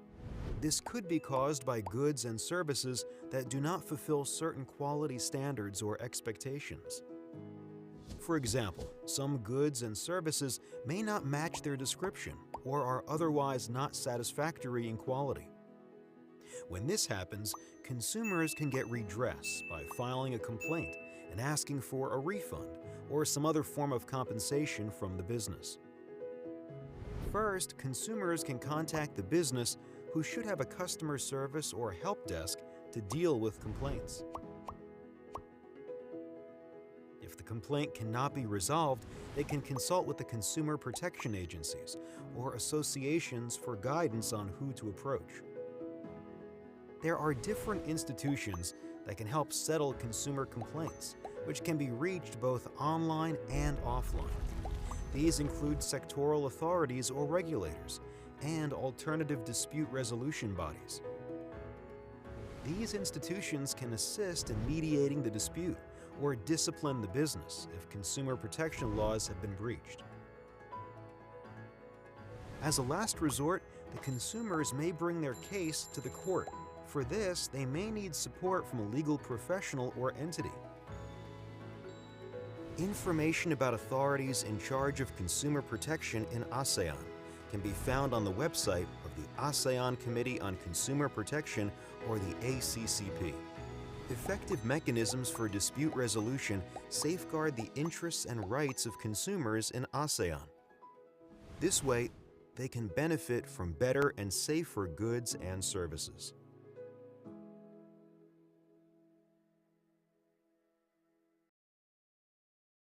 Are you looking for information about consumer protection in ASEAN? Visit the official website of the ASEAN Committee on Consumer Protection, or the ACCP, at aseanconsumer.org.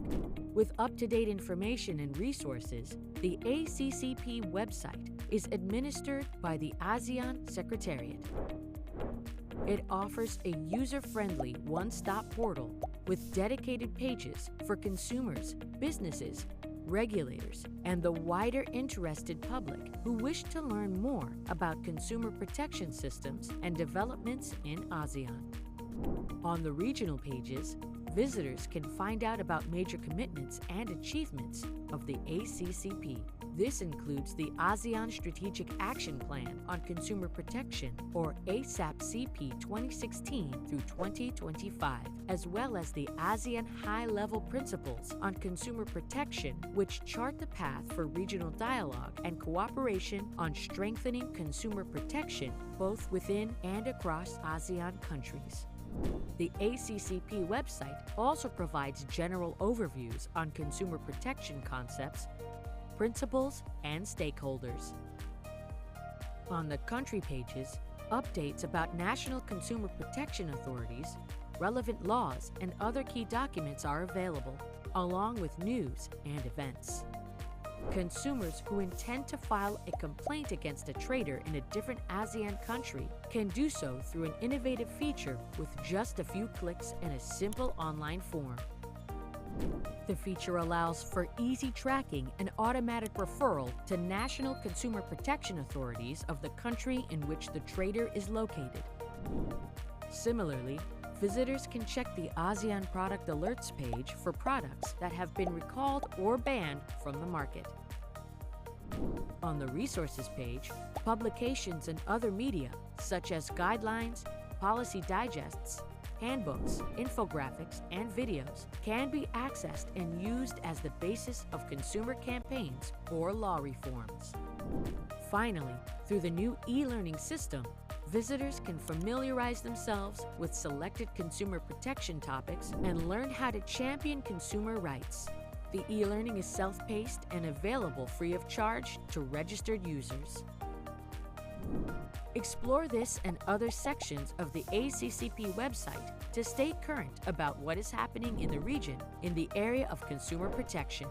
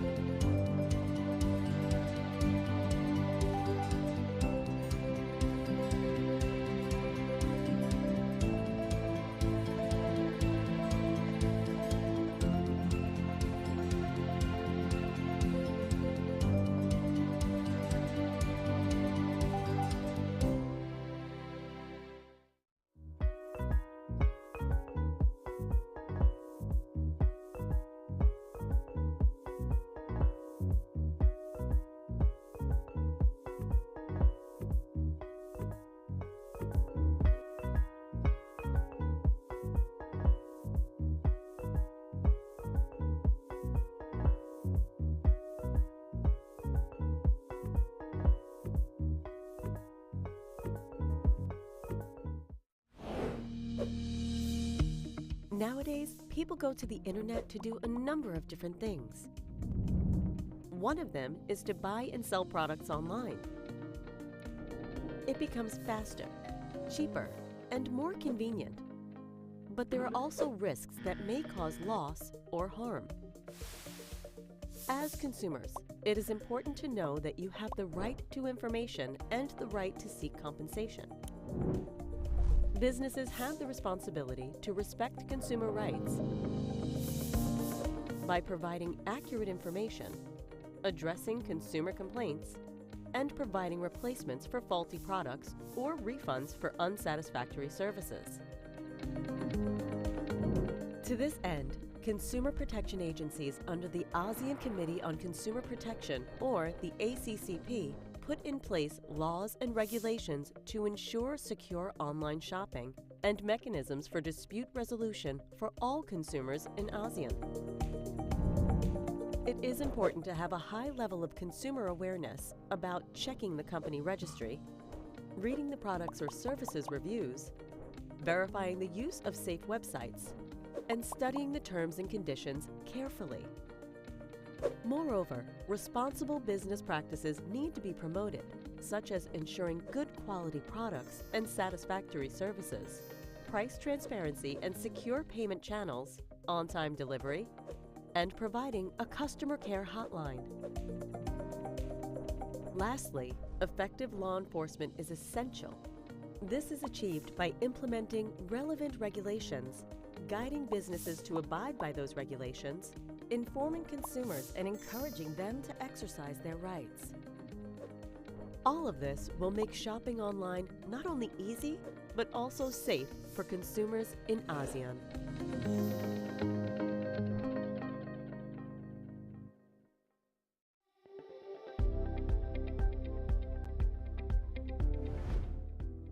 Advertisements play an important role in our everyday lives.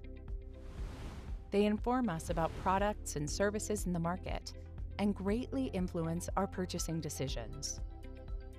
However, sometimes these advertisements may be inaccurate, exaggerated, or misleading. Some illustrations may not match the offered services, while some products may not possess the qualifications or benefits they claim to have. For example, for our health. Similarly, processed food products may not contain the ingredients listed on the label or have harmful substances. Other products may be advertised different from their actual size. And sometimes, the advertised prices may not include all fees. As consumers, we need to pay close attention to labels, reviews, charges, and condition before making a purchase. We have the right to accurate and clear information and can also demand more detailed explanation from the businesses. Businesses should provide descriptions that do not mislead consumers. They should correct misunderstandings or false information and provide proper compensation to consumers if needed. If businesses make false claims, consumers can report this to the Consumer Protection Agency or relevant authorities. They may be able to ask the business to take down or amend the advertisement and sanction the business if necessary. Information about the authorities in charge of consumer protection in ASEAN can be found on the website of the ASEAN Committee on Consumer Protection, or the ACCP. If businesses are trading fairly, consumers in ASEAN will be able to shop with ease and confidence.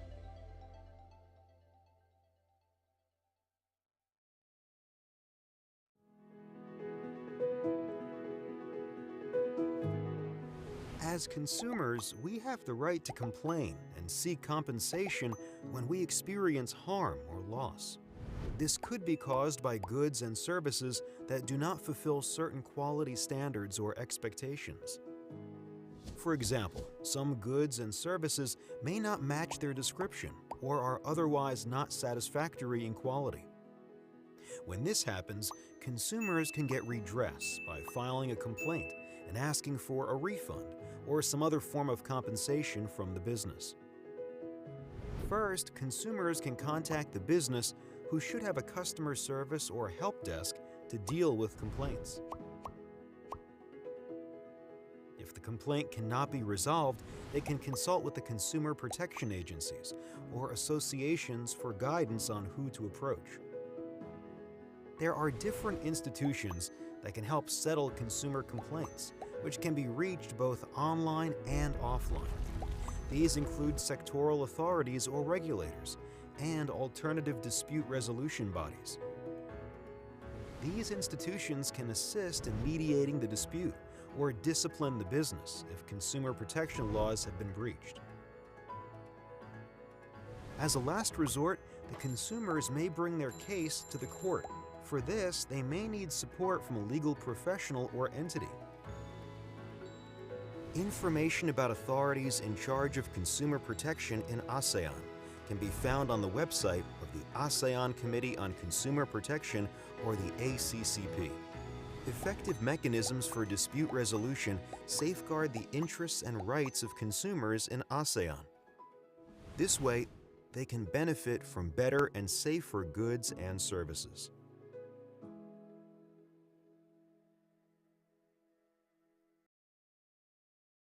Are you looking for information about consumer protection in ASEAN? Visit the official website of the ASEAN Committee on Consumer Protection, or the ACCP, at aseanconsumer.org.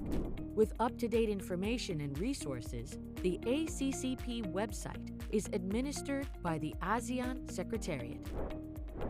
It offers a user-friendly one-stop portal with dedicated pages for consumers, businesses, regulators, and the wider interested public who wish to learn more about consumer protection systems and developments in ASEAN. On the regional pages, visitors can find out about major commitments and achievements of the ACCP. This includes the ASEAN Strategic Action Plan on Consumer Protection, or ASAP-CP 2016 through 2025, as well as the ASEAN High-Level Principles on Consumer Protection, which chart the path for regional dialogue and cooperation on strengthening consumer protection both within and across ASEAN countries. The ACCP website also provides general overviews on consumer protection concepts, principles, and stakeholders.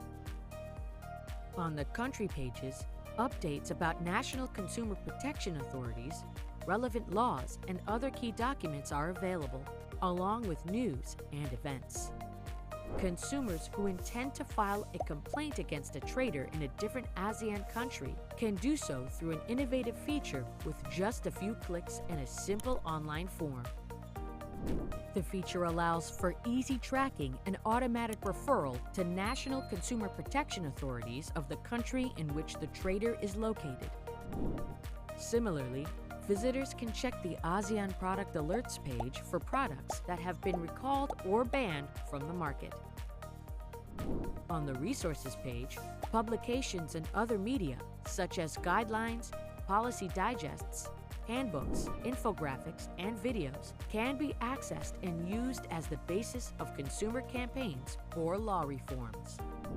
Finally, through the new e-learning system, visitors can familiarize themselves with selected consumer protection topics and learn how to champion consumer rights. The e-learning is self-paced and available free of charge to registered users. Explore this and other sections of the ACCP website to stay current about what is happening in the region in the area of consumer protection.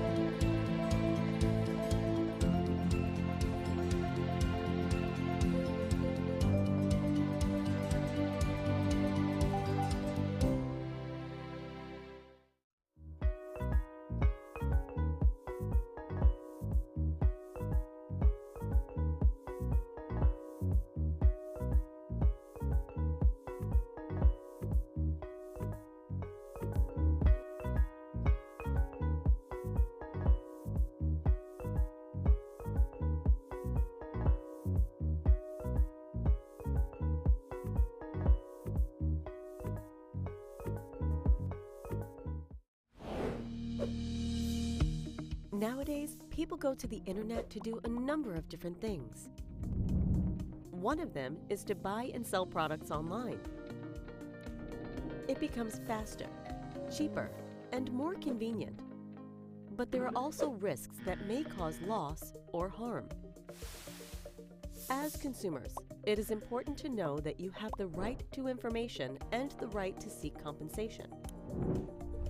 Businesses have the responsibility to respect consumer rights by providing accurate information, addressing consumer complaints, and providing replacements for faulty products or refunds for unsatisfactory services. To this end, consumer protection agencies under the ASEAN Committee on Consumer Protection, or the ACCP, put in place laws and regulations to ensure secure online shopping and mechanisms for dispute resolution for all consumers in ASEAN. It is important to have a high level of consumer awareness about checking the company registry, reading the products or services reviews, verifying the use of safe websites, and studying the terms and conditions carefully. Moreover, responsible business practices need to be promoted, such as ensuring good quality products and satisfactory services, price transparency and secure payment channels, on-time delivery, and providing a customer care hotline. Lastly, effective law enforcement is essential. This is achieved by implementing relevant regulations, guiding businesses to abide by those regulations, informing consumers and encouraging them to exercise their rights. All of this will make shopping online not only easy, but also safe for consumers in ASEAN.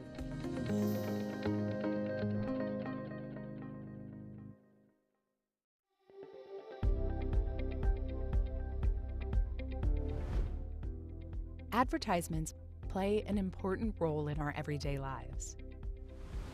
They inform us about products and services in the market and greatly influence our purchasing decisions.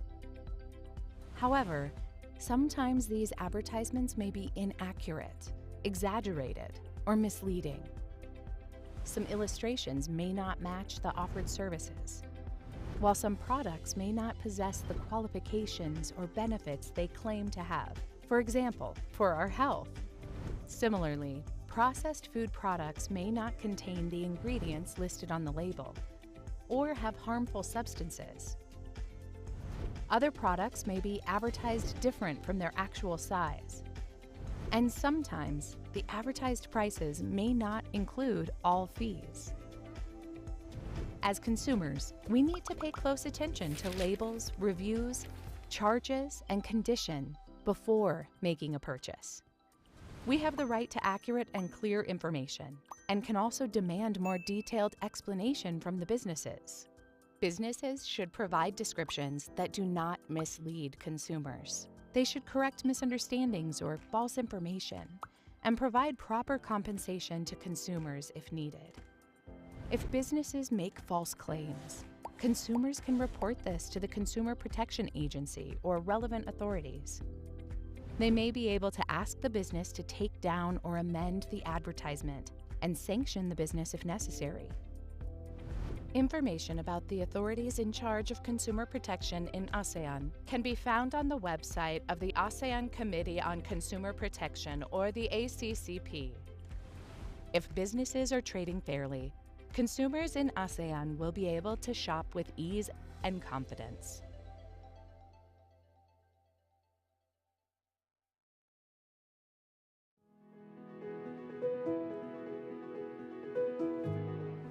As consumers, we have the right to complain and seek compensation when we experience harm or loss.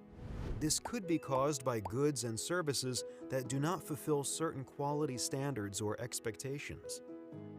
For example, some goods and services may not match their description or are otherwise not satisfactory in quality.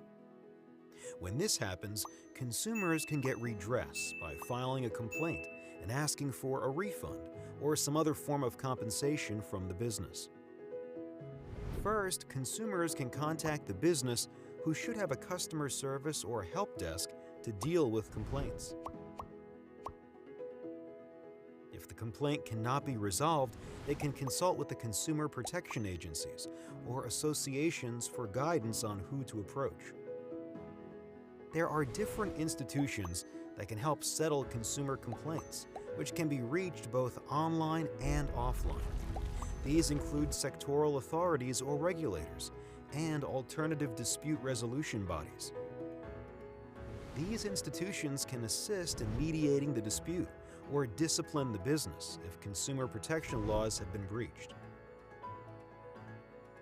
As a last resort, the consumers may bring their case to the court. For this, they may need support from a legal professional or entity. Information about authorities in charge of consumer protection in ASEAN can be found on the website of the ASEAN Committee on Consumer Protection, or the ACCP. Effective mechanisms for dispute resolution safeguard the interests and rights of consumers in ASEAN. This way, they can benefit from better and safer goods and services.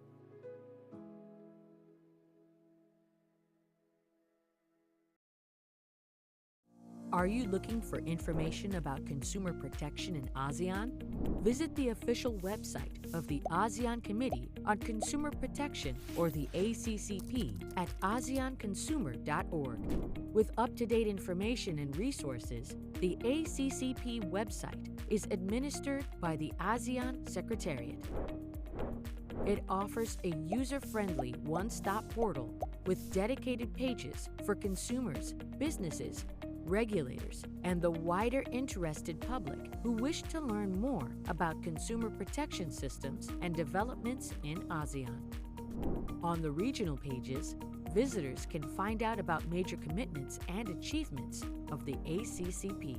This includes the ASEAN Strategic Action Plan on Consumer Protection, or ASAP-CP 2016 through 2025, as well as the ASEAN High-Level Principles on Consumer Protection, which chart the path for regional dialogue and cooperation on strengthening consumer protection both within and across ASEAN countries.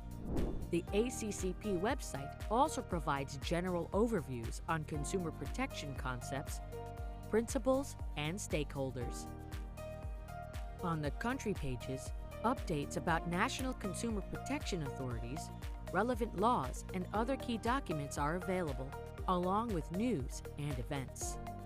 Consumers who intend to file a complaint against a trader in a different ASEAN country can do so through an innovative feature with just a few clicks and a simple online form. The feature allows for easy tracking and automatic referral to national consumer protection authorities of the country in which the trader is located. Similarly, visitors can check the ASEAN Product Alerts page for products that have been recalled or banned from the market.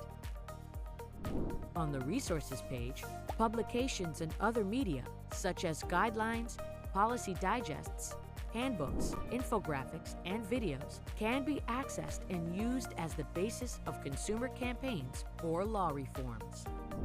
Finally, through the new e-learning system, visitors can familiarize themselves with selected consumer protection topics and learn how to champion consumer rights. The e-learning is self-paced and available free of charge to registered users. Explore this and other sections of the ACCP website to stay current about what is happening in the region in the area of consumer protection.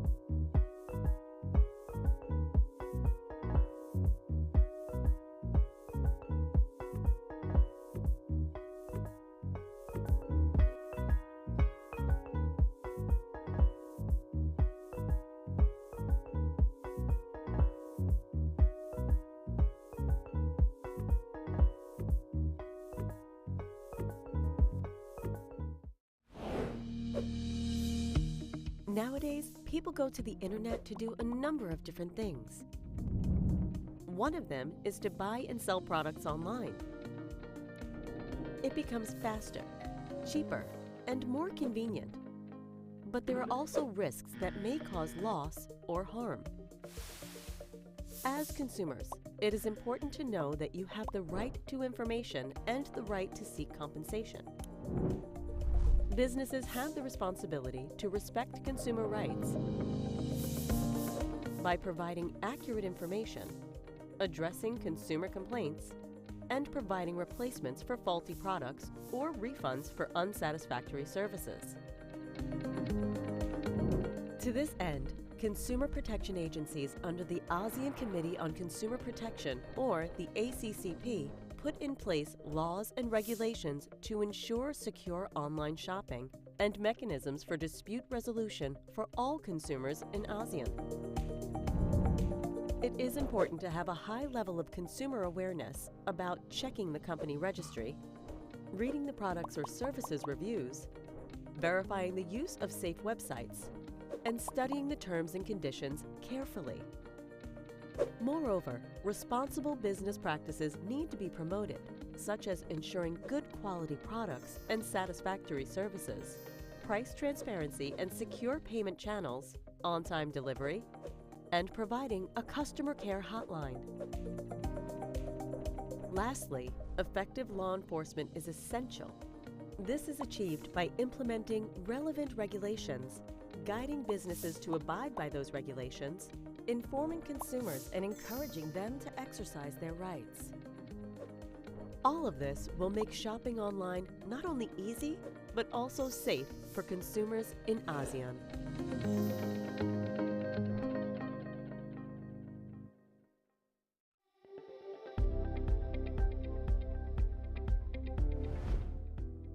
Advertisements play an important role in our everyday lives.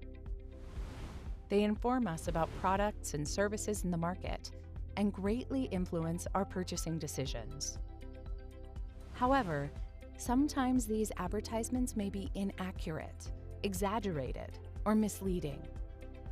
Some illustrations may not match the offered services, while some products may not possess the qualifications or benefits they claim to have. For example, for our health. Similarly, processed food products may not contain the ingredients listed on the label or have harmful substances. Other products may be advertised different from their actual size. And sometimes, the advertised prices may not include all fees.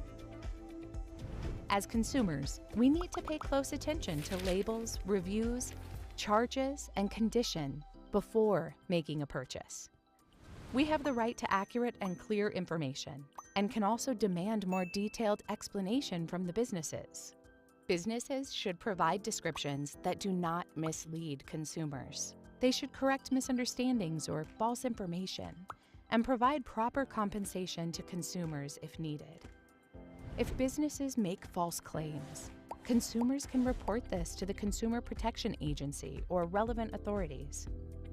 They may be able to ask the business to take down or amend the advertisement and sanction the business if necessary. Information about the authorities in charge of consumer protection in ASEAN can be found on the website of the ASEAN Committee on Consumer Protection, or the ACCP. If businesses are trading fairly, consumers in ASEAN will be able to shop with ease and confidence.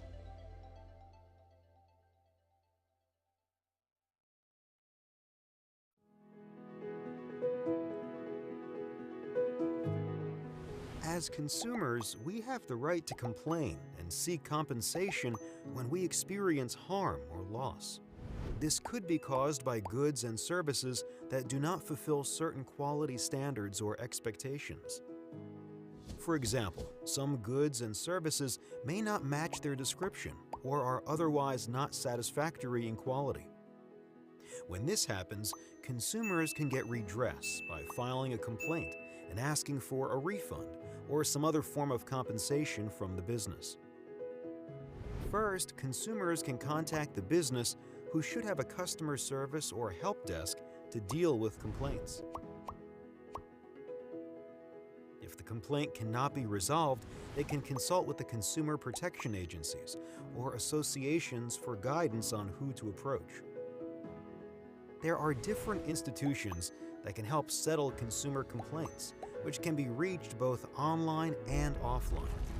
These include sectoral authorities or regulators and alternative dispute resolution bodies.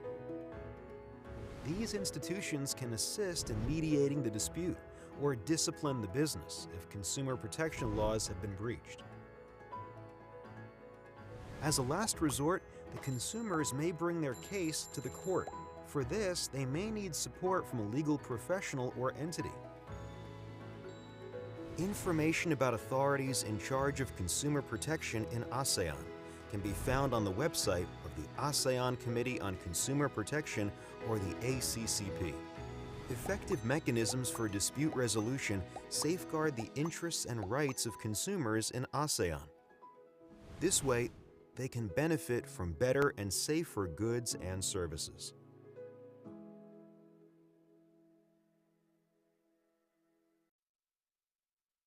Are you looking for information about consumer protection in ASEAN? Visit the official website of the ASEAN Committee on Consumer Protection, or the ACCP, at aseanconsumer.org.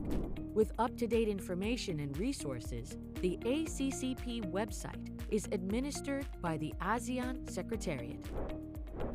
It offers a user-friendly one-stop portal with dedicated pages for consumers, businesses, regulators, and the wider interested public who wish to learn more about consumer protection systems and developments in ASEAN.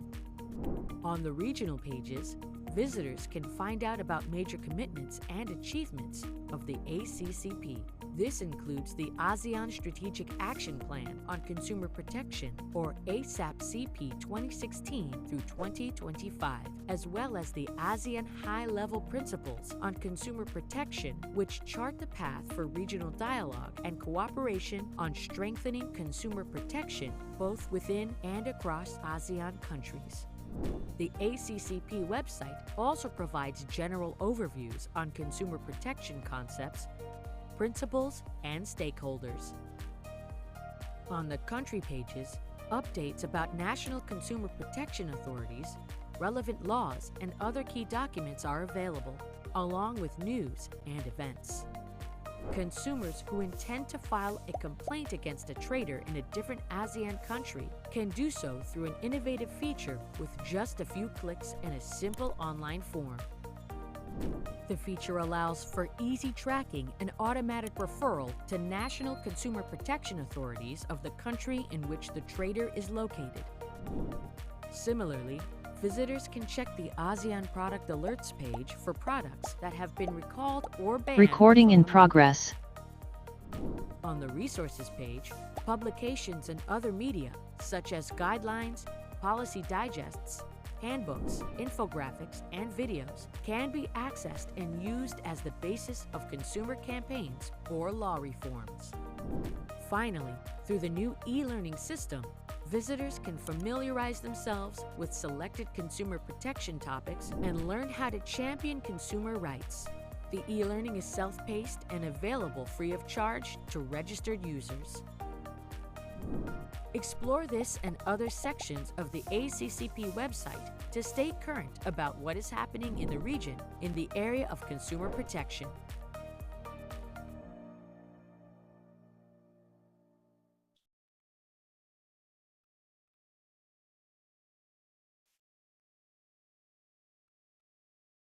Welcome back, everyone, to the third Consumer Protection Conference. I hope you all enjoy your lunch, and we will continue to the second half of this conference, in which we will discuss the two remaining thematic sessions. The thematic session 2 is about scanning the horizon towards the new normal for B2C dispute resolution in ASEAN. And the last thematic session is about empower consumers, strengthening the consumer movement in ASEAN. Before we start the thematic session 2, I would like to kindly ask you all, for those who has just turned in the afternoon session, or for those who have not done so, to do our short poll. The QR code and the link can be found next to me. And the EO will make the link available in the chat for our Zoom participants. And for those who joining us through the ASEAN YouTube channel, the link can be found in the video description. And here is the result of the poll so far. Actually, for those who just turned in, we have done the poll in the morning, but I will repeat the result of the first two questions of the poll again to see whether the answers of the poll are changing or not when all the attendees and participants have more time to participate in the poll, maybe during lunch. So let's see the first question of the poll. It's about what region are you from? So the question, the most majority of the attendees and attendants are still the same as the morning time, which is from Asia. Of course, this is the ASEAN Consumer Protection Conference, so I'm not surprised. And I can find more answer from the Philippines, yes, and also the second, okay, and also from the Indonesia, yes. And this is the result of the first poll. And another result of the poll is asking about your background, because I would like to hear that you are an attendee from what kind of sectors. So the majority part of the people who answer are from the government agencies. Of course, government agency all around ASEAN member states. And the second majority of the attendee are from private sectors. And also I can see that there are 7% are from the academia. So hello, every professor from the universities. And I can see another portion also from the lecture and also from the economic cooperation and private sector development advisor, and also from the NGO, also from the development agency, and also from the consumer organization. So this is the common question that I would like to know more about the conference attendees. So we are moving to the question of the poll, the number 4, which this question will lead to the thematic question, thematic session 2, that about the consumer redress and also about the consumer dispute resolution. This question asks your opinion that what entity is best suited for the consumer redress in your opinion. So I would like to emphasize that there is no right or wrong answer. It's just an opinion. So because now in ASEAN member state, we have different legal systems.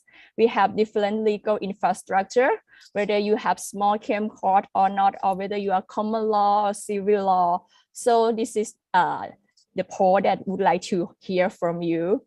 So I can see that the result of the poll again, please. The result of the poll of the number four. Okay, so I can see that the majority answer that the government or the regulator should be best suited to provide a redress. And also the second majority come from directly to the business seller or maybe the e-commerce platform now. And the top 3 for 17.1% is from the consumer association. So this is very interesting answer, and we will discuss more on the thematic session 2. Thank you so much for the poll result. So now we are moving to the thematic session 2, which is about scanning the horizon towards the new normal for B2C dispute resolution in ASEAN. In this session, we will discuss about consumer dispute resolution, alternative dispute resolution, and also the emphasis on the online dispute resolution. So this is the perfect time that I would like to invite our first moderator of the thematic session 2, Mr. Muhammad Faiz Aziz. the Director for the Partnership and Collaboration, as well as a researcher for the Indonesia Center for Law and Policy Studies, or PSHK, a well-known legal and policy research institution in Indonesia. Mr. Faiz has over 15 years of legal research, drafting, training, consulting, and also lecturing experiences. He has prior research and study experience in a variety of legal and policies, especially in the economic sectors. He has worked with the various policymakers, including the government, the Indonesian Supreme Court, and other public agencies, assisting them in policy formulation in the context of Indonesian legal reform. Mr. Fai graduated from the University of Indonesia with a Bachelor of Law 2003 and the Open University with a Bachelor of Politics in 2006. His master's degree was awarded by the National University of Malaysia in 2016. Now, please welcome Mr. Faiz. You may have the floor now. Thank you. Thank you so much, Dr. Satita. Good afternoon, distinguished speakers and attendees of the 3rd ASEAN Consumer Protection Conference. I would like to welcome you back after more than an hour break, as well as the participants who have just joined this conference. For the next 1 hour, please allow me to moderate the second session entitled Scanning the Horizon Toward the New Normal for B2C Dispute Resolution in ASEAN. This section explores different avenues for consumer access to redress, including mediation by public authorities, small claim courts, alternative dispute resolution or ADR, online dispute resolution or ODR, legal technology, and so on, with the respective advantages as well as their limitations and challenges. With a focus on the importance of strengthening ADR, which has significant potential to increase consumer access to redress, and the new ADR guideline providing orientation.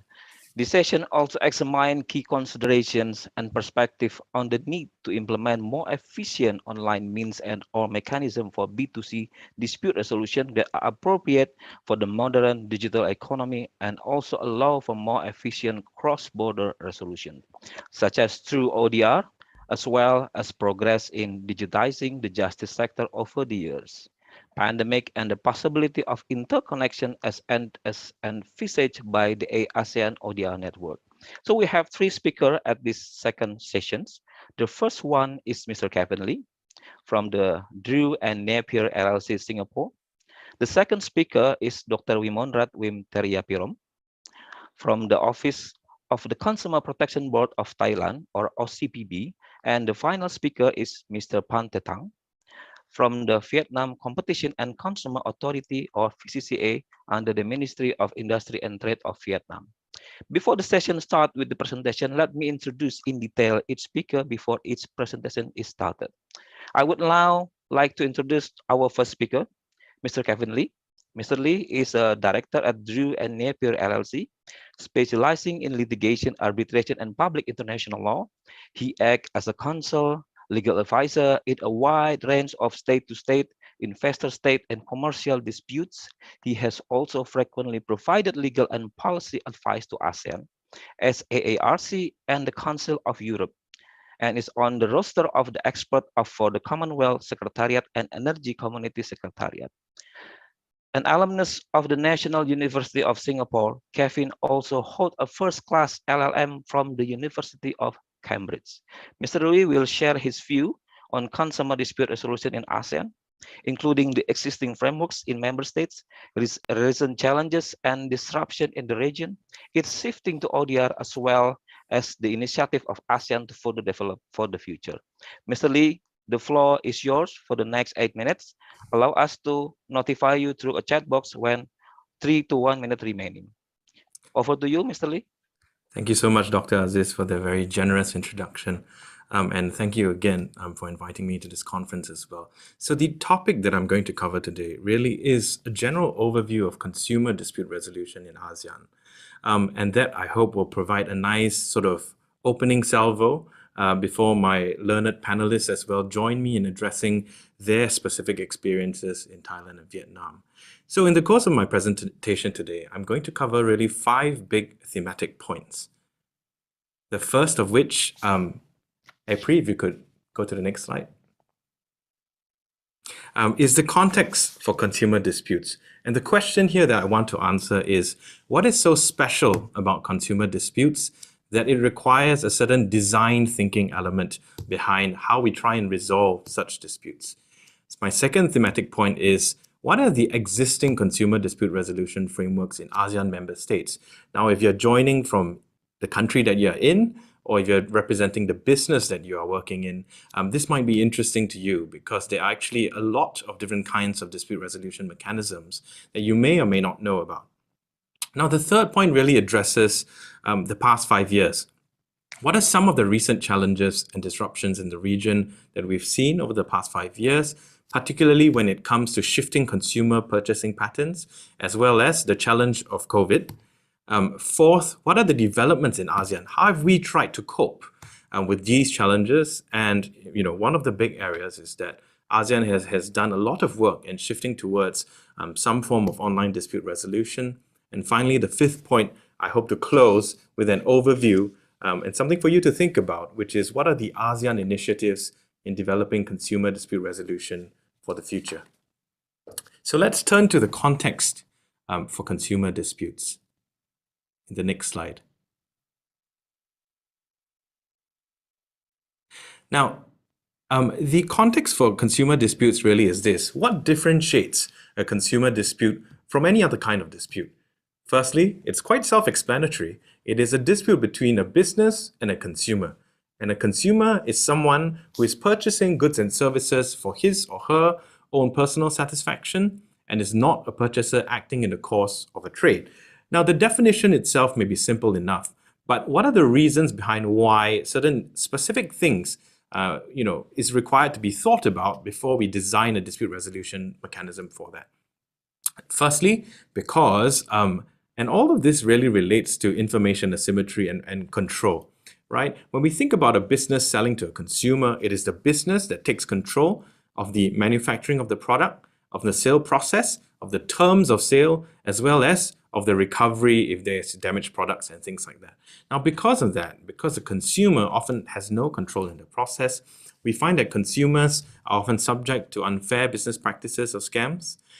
Sometimes sellers don't deliver on the promises on what they're offering, and many times the products and services don't comply with reasonable standards of safety and quality. And all of this becomes a boiling pot in cross-border transactions. Why? Because consumers may not have ready avenues to be able to go after or bring a claim or complaint against a business in a foreign country. So the crux of it is that consumer protection measures are important because, number one, there is an information asymmetry. Number two, the consumer is unfortunately a price taker in most B2C dispute scenarios. And number three, there's an imbalance of power and control, which with a lot of it, that power and control belonging to the business rather than the consumer who is buying from the business. So all of this creates a lot of momentum and a lot of initiative for us to be able to create a fair and just B2C dispute resolution mechanism in order to deal with some of these aspects and to ensure that the consumer has a very fair process to bring his complaint. I then turn to what we call the spectrum of existing B2C dispute resolution mechanisms. Now, at the start of the session 2, Dr. Satita actually introduced the poll. And what I found interesting was that when people voted, they actually voted, for the fact that this option, the government is the most suited for consumer redress and for consumer dispute resolution.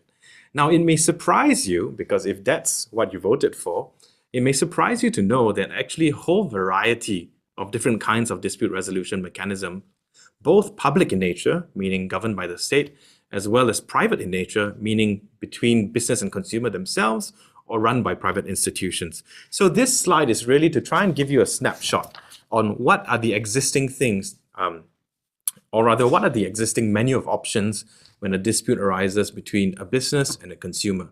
Okay, I'm going to start in the middle of the slide. You're going to see the line with negotiation, mediation, neutral evaluation, arbitration, and litigation. Okay, I'm just going to quickly explain what all these options are. First, negotiation. Very easy, a discussion between two parties to try and resolve the dispute. Okay, next, mediation. So it's basically a negotiation, but with a third party, neutral person to try and help parties resolve their tensions. So a third person is involved. Now, neutral evaluation is usually reserved for technical disputes. Let's say manufacturing standards, let's say ISO protocols, whether or not they're met. So a neutral evaluator is a third party that decides these kinds of technical disputes. And then on the right-hand side, we have arbitration and litigation. Litigation, as many of you know, is bringing a claim in court with the state court deciding the matter. Now, arbitration is very similar to litigation. It simply involves a private adjudicator that both parties choose, not one who is imposed by the state. Okay, so that's a quick snapshot of the kind of private mechanisms that are available. My second point is this. If you look at the bottom of the slide, you'll see spectrum of modes of dispute resolution. On the left-hand side, maximum party control over outcome, focus on consensus, agreement building, confidentiality, and informality. And on the right-hand side, you see third-party control over the outcome, determination of legal rights, something that is public, and more formality. And the reason why these dispute resolution mechanisms are in a spectrum, as we call them, is because they shift in terms of their formality and their procedure from, on the left-hand side, being sort of very free, very open for parties to discuss and have autonomy and control over the outcome. Maybe they don't even need to decide how to resolve the dispute in light of the law. They can just completely create something new for themselves. And on the right-hand side, it shifts towards a third party having control of the outcome, in that sense, taking control away from the two parties who are disputing and imposing a process that's much more based on legal rights. So where does the government mechanisms come to play? Now, we see that really on the one hand with litigation, and in additional matters specific to consumer disputes, often the three blue points above. Number one, consumer complaints mechanisms. So for example, in Singapore, there is CASE, many of you know, Thailand as well, Vietnam as well. They have their own consumer complaints mechanisms that are very successful and that deal with a huge volume of consumer disputes.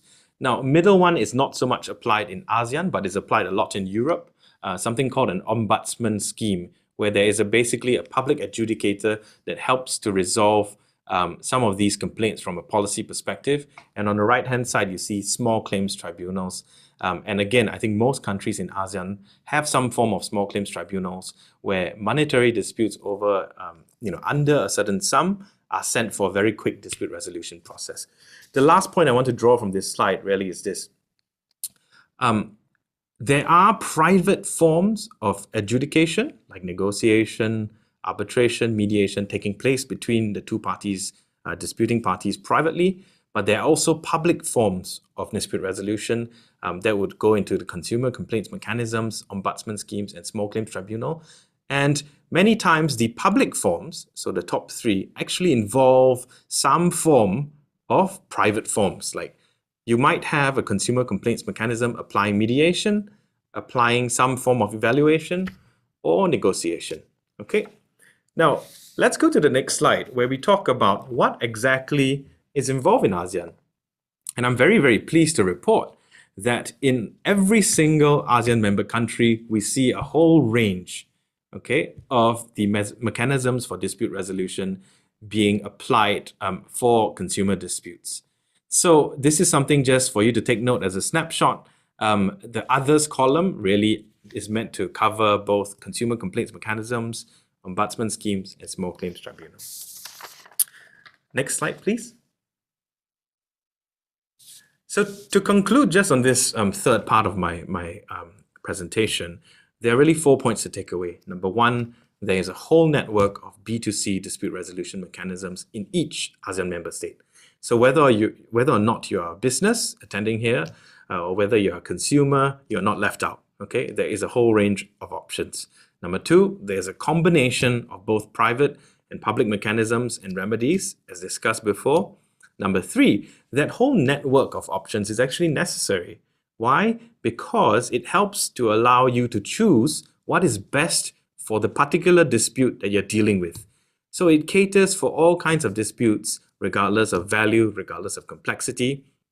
And fourth, if you're really interested to delve deeply into this, ASEAN has done a report, which I was appointed as expert. It's 80 pages, but it gives you a very, very detailed rundown of some of the developments of how ASEAN as a whole and its member states are trying to develop and fine-tune alternative dispute resolution for consumer disputes.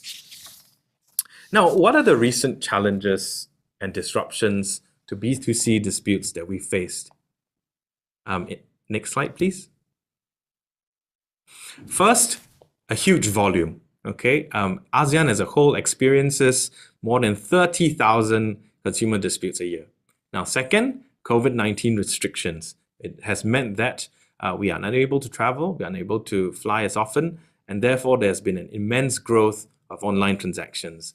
Third, connectivity, because everyone these days is able to use internet.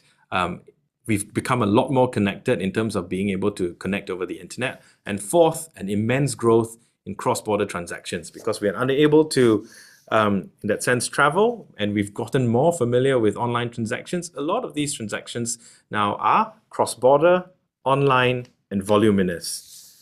So how has ASEAN as a whole shifted in light of these challenges? Next slide, please.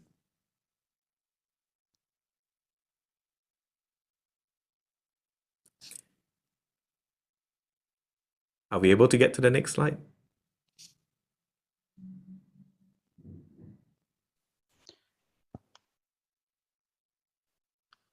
Hello, EO. Can you move to the next slide? I think we are experiencing some technical difficulties. No problem. I see. Okay. Yeah. Right.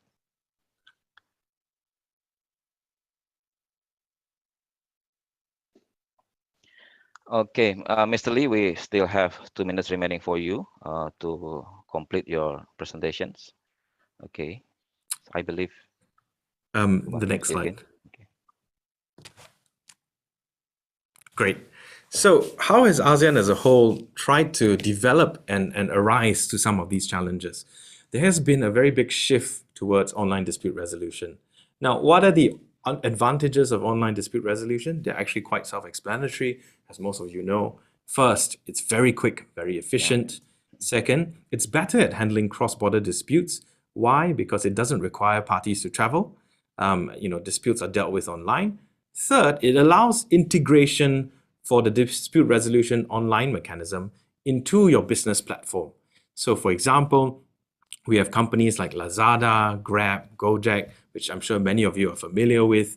In Singapore, we also have RedMart, where they've integrated a private form of online dispute resolution direct into their business platform. And then finally, it is convenient and it is inexpensive.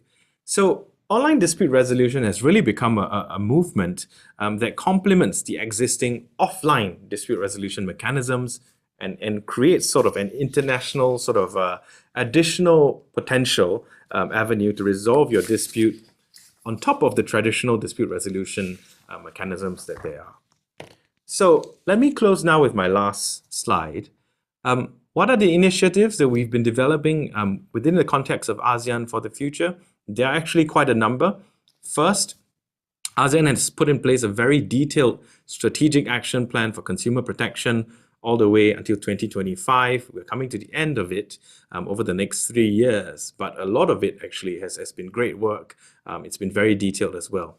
Now, secondly and thirdly, we are tackling online dispute resolution as well as alternative dispute resolution on multiple fronts. So online dispute resolution has been developed in almost every single ASEAN member state in one form or another, and it's something that ASEAN member states are continuing to work at. Now, third, ASEAN member states as well are developing and fine-tuning their ADR platforms, alternative dispute resolution, to cater more specifically to the consumer dispute context. And finally, two very recent initiatives is the ASEAN Regional Complaints Platform, which allows consumers like you and me in any ASEAN country to be able to submit a complaint and have it filed to the ASEAN Regional Complaints Platform, and ASEAN itself will then notify the domestic member state who is dealing with this complaint in that country itself. Okay, so this is very new and it's already live. I've checked and you can actually try it out. Finally, the ASEAN Regional Online Dispute Resolution Network. ASEAN as a whole is trying to develop ODR on two fronts. Number one, an integrated ASEAN system that is regional in nature, where cross-border online disputes can be resolved. And finally, it's also developing domestic systems on the ODR front. So that concludes my presentation for today. Hopefully I haven't run up too much time in excess, but thank you so much for listening, and it's been great speaking to you. Thank you very much, Mr. Kevin Lee, for your comprehensive view and perspective on consumer dispute resolution in ASEAN. So Mr. Lee has shared a general overview of ODR in ASEAN, including 5 big thematic points, last 5 years challenges in ASEAN in developing ODR, as well as how consumers face the business entities when they don't have any access on some information or product making. Mr. Lee also emphasized the important measure for consumer protection since there are asymmetry information between a consumer and businesses. Also, Mr. Lee points out the spectrum of existing B2C dispute resolution and comparison amongst member states in terms of policy for B2C dispute resolutions, as well as perspective and challenges in developing ODR in the futures. Once again, thank you, Mr. Lee, for your interesting presentations. Now I will move to the second speaker, Dr. Wimonrat Wimterepirom. I would like now to read in detail Dr. Wim's CV. Dr. Wim is the Director of International Cooperation at the Office of the Consumer Protection Board Thailand, or OCPB. She has worked as the competent official at OCPB for 23 years, beginning as an investigator who received complaint and made the mediation for 17 years, and was then promoted to be the Director of the International Cooperation and increased her responsibility to oversee both the international policies and regulate the cross-border litigation since 2016. She is the drafter of the ODR system model of OCPB, the Unsafe Product Verification Alert Center, and the Thai Consumer Alert System Web Portal, or ThaiCAS. She works with the ACCP as the Thai delegation in the ACCP for 14 years, since the second ACCP meeting in 2008 until now. In this session, Dr. Wim will present about ODR system of Thailand, including its procedural mechanism. Dr. Wim, the floor is yours for the next 8 minutes. Please allow us to notify you through a chat box when only some minutes remaining. Over to you, Dr. Wim. Thank you very much, Mr. Muhammad. And for me, I'm the representative of Thailand. I would like to share the ODR system of Thailand depends on OCPB. First, I'd like to explain a little bit. OCPB has the ODR system since 2019, and we developed it from time to time, while now we are developing with the support of UNCTAD to use the blockchain technology to improve the ODR system. Next slide, please. The ODR system of OCPB consists of 6 sub-processes. The first, I would like to summarize first. The first is complaint handling, and the next step is dispute resolution. The third step is lawsuit agreement making, and the fourth is follow up the progress, and the fifth is manage the appointment, and the final is surveillance with the statistic. For this step, I would like to share the information of each procedure. For the first process is complaint handling. We collaborate with 22 related agencies, such as FDA, the Ministry of Interior, the National Broadcasting Commission, the Electronic Transaction Development Agency, or we call ETDA, and the Office of Insurance Commission, to receive all complaints from Thais and foreigners. Each agency must screen the complaint first. If the complaint is not within their jurisdiction, then they forward the complaints to the authorized agency to help people to go to government service quickly. After we receive the complaint, we have to first understand the complainant, such matter in what direction it will be. If such matter caused by the mistake of the business, We have the legal authority to require business to clarify the facts and send us the necessary documents. If the business does not clarify or submit documents, will be criminally punished. But if such a matter is caused by a misunderstanding between the consumer and the business, we will lead the mediations to find a way to compromise the dispute. We also have the legal authority to require business to participate in mediation. If the business does not participate, there will be criminal penalties. Next slide, please. Now we are going to the second step that we call dispute resolution. For this step, the mediation service of OCPB will make for each case depends on the request of the complainant. If the complainant wants us to be the middleman, they can notify the competent official via email, online system, or telephone. And the competent official will then hold a mediation meeting between the two parties, meaning that the business and consumers who is complainant. The mediation is done online, which let the competent official to be the middleman and record the mediation as a secret file. The mediation able to set up more than one time depending on the negotiation situation and the request of both parties. The mediation is mostly done at the competent official level one time. If the official is unable to compromise the case, the matter can be referred to the subcommittee on mediation for reconciliation. But for the difficult case, the subcommittee on mediation shall convene the mediation meeting up to 3 times. If the parties can reach an agreement, we will move on to the step 3 that we call conducting a lawsuit agreement.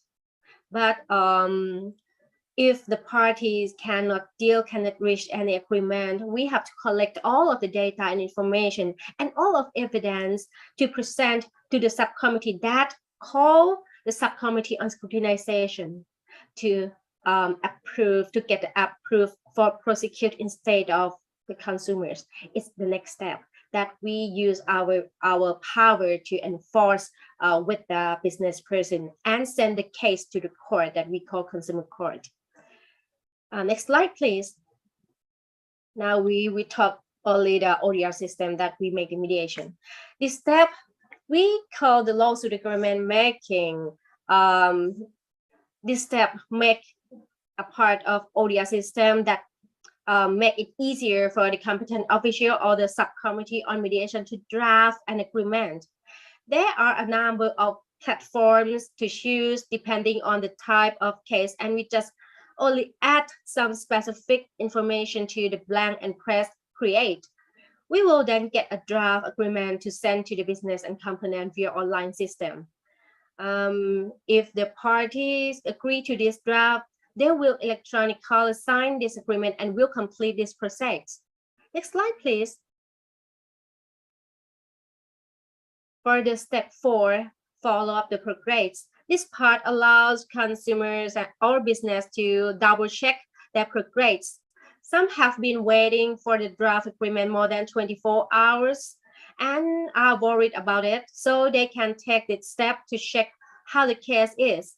After the both parties wish to make an appointment with the competent official to submit additional documents or add a fact in the case, they can go to the step 5 to request a suitable date and time to meet with the competent official.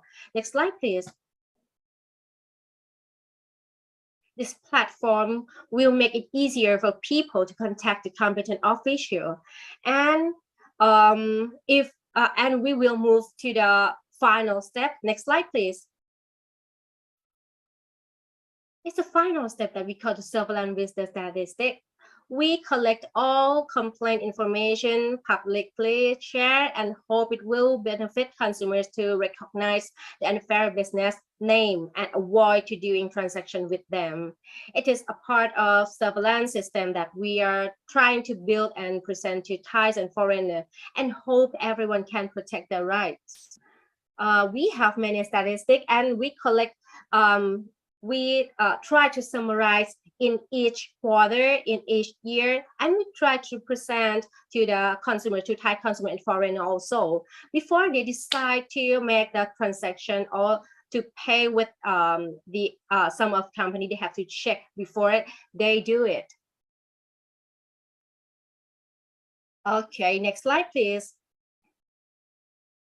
The ODR system of OCPP has quite a lot of potential because the law provides that the competent official has the power to issue a summons for the business to give testimony or submit necessary document included to participate in the mediation.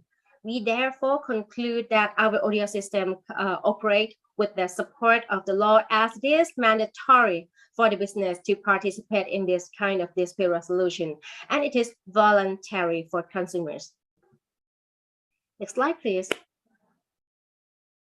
We currently have the MOU of online dispute resolution between OCPP and some countries, such as the NCAC of Japan, the KCA of Korea, and Consumer Protection Agency of Bhutan. And we plan to make the MOU with the METI Japan, and CTSI of United Kingdom and Russia in this near future. And we look forward to continuing to develop relationships with other countries to broaden our consumer case ODR framework. And that's all from Thailand. Thank you very much for your attention. Thank you. Thank you so much, Dr. Wim, for the sharing of Thailand experiences in developing and implementation of ODR system. Dr. Wim has shared to us the Thailand experiences in developing ODR system, including that what I heard that about developing blockchain technology for implementing ODR in Thailand. So the system serves as a portal that merges 22 relevant agencies. The OCPP media system can manage all the mediation meeting to be easier in one click, and this is surely interesting. The system has also provided the appropriate lawsuit agreement making after the mediation with the simple keywords, as well as to follow up and tracking the progress. And there are features of appointments to clarify the dispute in the early process and checking the name of unfair businesses. Thank you once again, Dr. Wim, for your interesting presentation. And I will now move to our last speaker, Mr. Pan Detang. Yeah, allow me to introduce Mr. Tang. Mr. Tang is a Deputy Director, Consumer Protection Division, Vietnam Competition and Consumer Authority, or VCCA, under the Ministry of Industry and Trade of Vietnam, or MOIT. Mr. Tang will share to us the presentation entitled Promote the Development of ODR in Vietnam, including legal basis for B2C dispute resolution and ODR, current status of applying ODR in the B2C dispute, as well as challenges and emerging issues in promoting the application of ODR in the Vietnam. Mr. Tang, the floor is yours for the next 8 minutes. Allow us to notify you through a chat box when some minutes remaining. Over to you, Mr. Tang. Thank you, Mr. Muhammad, and good afternoon, everyone. For my presentation, as Mr. Muhammad already introduced, I want to share with you some our issue to promote the development of ODR in Vietnam. So please go to the next slide. And my presentation consists of 3 main parts. The first part is a legal basis for B2C dispute resolution and ODR in Vietnam. And second part is a current status of applying ODR in B2C dispute resolution. And the final part is the challenges, issues, and upcoming schedule in promoting the application of ODR. Go to the next slide, please. And the use of ODR in dispute resolution between consumer and businesses is still new method in Vietnam. Moreover, the legal regulation on ODR in Vietnam are still not clear, not specific, or scattered in a number of legal provisions. However, there are very good thing that Vietnam law now has detailed regulation on how and process to resolve dispute in the field of trade, consumer protection, or civil relation. Specifically, as follow, we have a civil code, law on protection consumer rights, law on commercial arbitration, law on commerce, and law on electronic transaction. Therefore, it's necessary to develop the legal system and promote the application of digital electronic transaction, as well as the application of ODR more widely in Vietnam. So please go to the next slide. In the past time, the Vietnam government has also issued national programs and action plans in digital field to meet the above mentioned needs, the chance of international integration, and the development of 4.0 technology revolution. According to the law on protection of consumer rights, 2010, the law stipulate four main methods that can be used to resolve B2C dispute. First is the negotiation. Second is the mediation. The third is the arbitration, and the fourth is the cost. And also on the decree on e-commerce, we also have a regulation that the sale e-commerce website are responsible for settling complaint and dispute related to contract enter into on their website. Next slide, please. Okay, I already mentioned about this slide, so please go to the next slide. And now I would like to move on to the second part. The topic is the current status of applying ODR in B2C dispute resolution. As I said above, ODR is still a new issue in Vietnam. So currently, there are not many agencies or organizations that provide an online platform to conduct ODR officially. We so that I can divide the ODR system in Vietnam into three main support groups. For firstly, agencies and organizations just advise and support the consumer to resolve dispute through online platform, such as Competition and Consumer Protection Authority, VCCA. This is also my agency. And second is Department of E-commerce and Digital Economy. In the short, we call IDEA. And the third, the Vietnam Consumer Protection Association.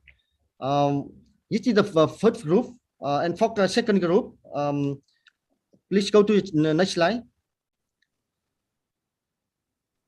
For the second group, as you know, the second group is arbitration and mediation organization, which provide the ODR platform to resolve B2C dispute. For example, Vietnam Mediation Center, Vietnam International Arbitration Center, and also the Hanoi International Arbitration Center. And the third group, I can specify as the court. Because court is a special agency to support, to help the consumer to resolve a dispute. And among three groups, I can separate the function of each one. For the first one, as you know, most of the platform we will support the consumer to as kind of resulting or transferring the online consumer complaint to related businesses or on organization for resolution, and a mechanism to determine the compensation of damages to consumer on this system is almost non-existent. For second group, the ODR platform of this organization have provided a mechanism to assist dispute parties to negotiate and determine the issue of compensation. And ensure that successful dispute settlement result can be effective enforced in accordance with the law. For the third group, I mean the court, there's a good thing and also advantage for consumer currently that Vietnam is considering to establish the online court, which includes an online cost-based mediation mechanism, so consumer can utilize the cost for online mediation or online arbitration. Okay, so go to the next slide. For competition for VCCA, we also have several channels for consumer to send the complaint, and consumer support and consulting call center is a comprehensive and unified system to connect and assist in handling all consumer requests from the call center and other system. We also have other channels for consumer like email, website, even through the Zalo app. Please go to the next slide. And you can see on my slide, every year we receive around 10,000, over 10,000 calling from consumer, and half of this calling we deal with completely and also the support successfully to consumer. Please go to the next slide. Please dismiss this slide and go to the next one. For website, we also have website for consumer to submit a complaint, and this kind of the similar with ODR platform, but actually it's not 100% ODR platform, because this only the support to consumer to transfer the complaint to the relevant agency or to the competent authority to deal with the case. And please go to another one. It's also this for Zalo app. We also operating the Zalo app for consumer to submit the complaint. Please go to the next slide. And for the second agencies, as I mentioned before, is Department of E-commerce and Digital Economy. This department also now is operating the one platform as the name chonghang.online.gov.vn. And this agency also cooperate with our agency, VCCA, and Directorate of Market Surveillance and Provincial Department of Industry and Trade in the local area. So every complaint when they come to this platform will be shared to other agency, to the relevant agency, and they will be responsible to show the dispute. Thank you. So please go to other one. And this also this is the ODR platform of Vietnam International Arbitration Center.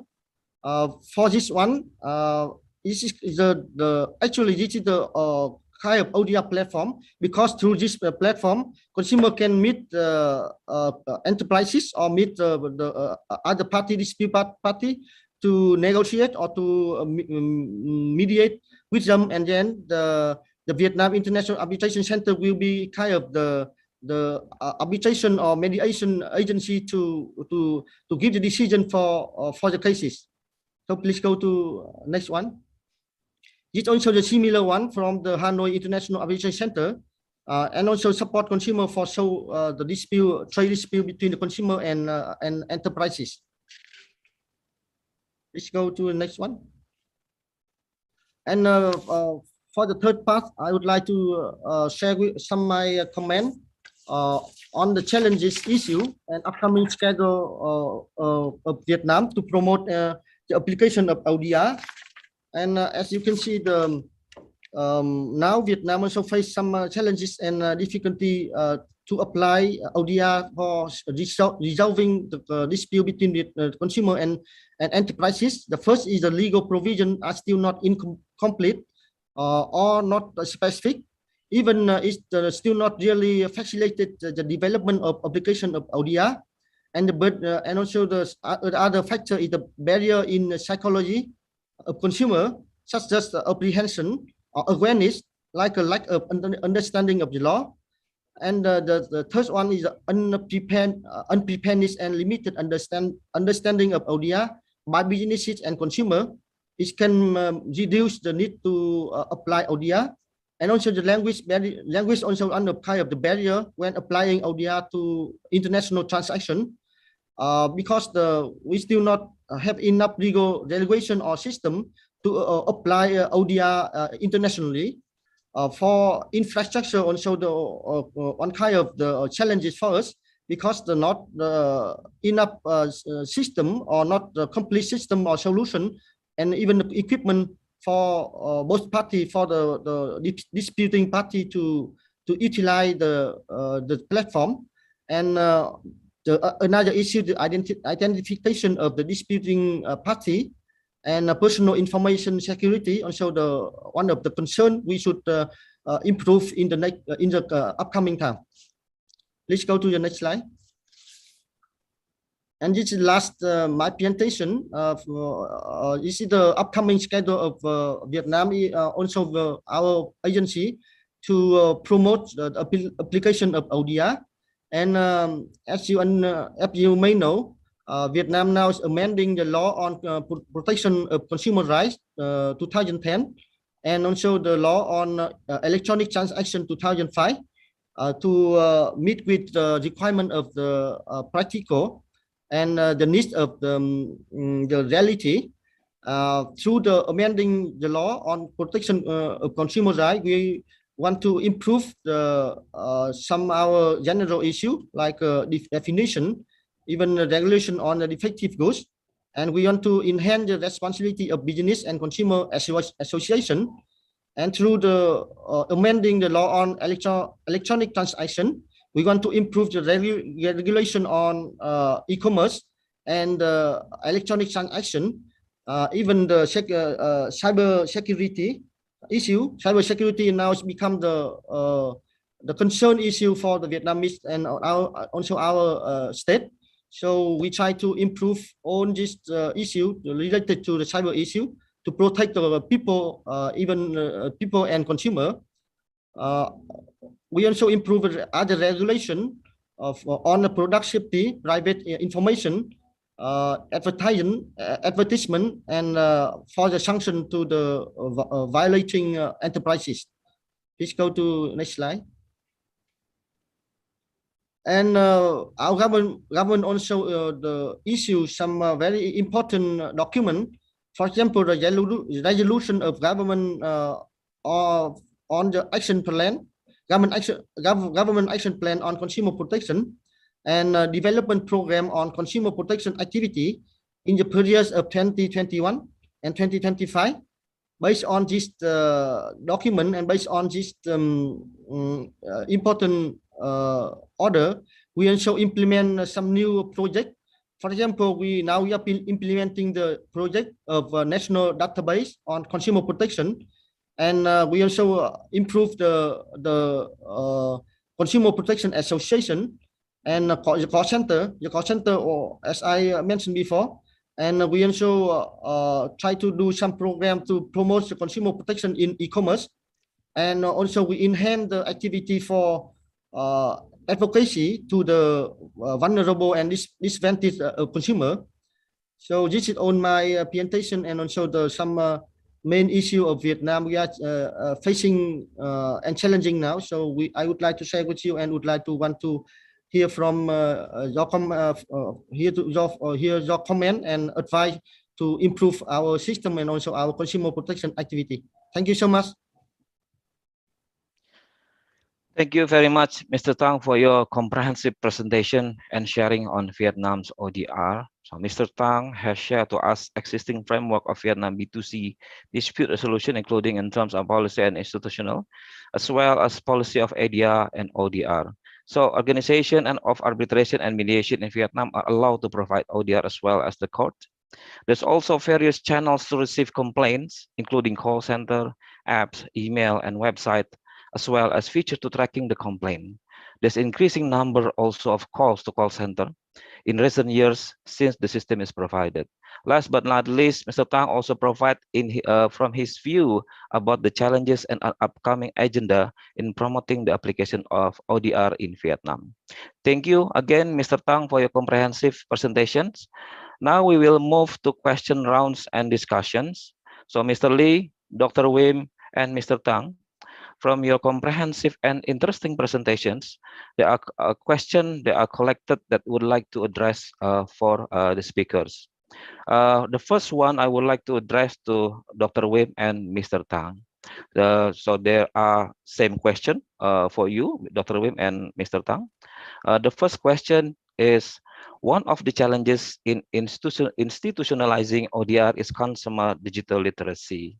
So how do you address this issue so that they can fully benefit from ODR? So I would like to offer this to Dr. Wim first. Please, Dr. Wim. Thank you for the good question.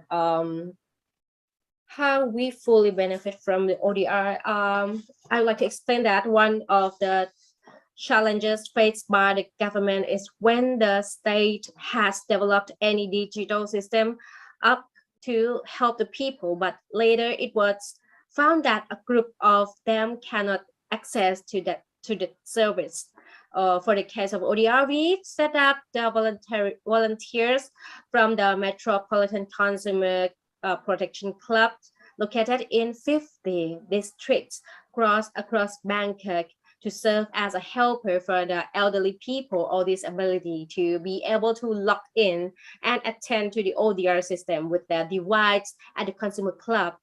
For the rural area, we have 2 staff in each provincial to help people in the province, and we have contacted sub-district lawyers to help consumers in 7,200 sub-districts throughout Thailand to help the elderly people and some of the people who has no device to log into the ODR system. And for the advice, we need to educate our people more. We have to set up like a curriculum to the Ministry of Education to teach or to educate our people how to do with the ODR system, which is the benefit of the system to our people. Thank you. Thank you, Dr. Wim. Okay, we'll move to Mr. Tang about the first question. Is there anything that you would like to provide? Yes, sure. Thank you, audience who raised this very impressive question. And from my view, I think in order for consumer to fully benefit from the ODR, it is very important to strengthen education and training of people and consumer to improve their understanding of ODR. Also, we should strengthen to improve the skill in using the platform that provide ODR, consumer digital economy, internet, information technology to the consumer. To do this, a comprehensive program with a large scale is necessary, even at the national or regional scale, in the development of ODR, including cross-border ODR, such as program to strengthen education on consumer protection legislation, dispute resolution mechanism, application of ODR, especially programs that promote ODR into a user-friendly and close to consumer tool or equipment. In addition, it continues to build and develop a good, popular, and easy to use ODR infrastructure system to consumer, so that the consumer can apply ODR quickly and conveniently. Moreover, it is necessary to encourage more agencies and organizations to provide this ODR service, such as state agencies or social organization, mediation organization, arbitration organization, even the court. Thereby, it can help consumer to have a variety of options when a dispute occur, and when they want to get the support or to get the facilitation from relevant agency to help their cases. That's my comment. Thank you. Thank you, Mr. Tang, for your view. So I would now to move to Mr. Lee. There's a question about e-commerce platform. So what should e-commerce platform do to link the complaint handling mechanism to ODR? Since you mentioned about some of the app has already have their complaint mechanism. Please, Mr. Lee. Yes, so in my view, for businesses to kind of link up their dispute resolution mechanisms to ODR, I think they just need to see it and integrate it as a logical step in their business transaction and in their business platform. So the example I think I would give is really, for example, in Lazada, in Gojek, in Grab, when a dispute occurs, for example, your taxi doesn't arrive, for example, your groceries arrive and they are spoiled.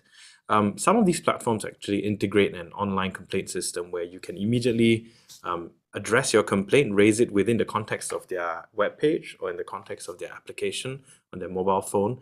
And sometimes refunds are actually automatic.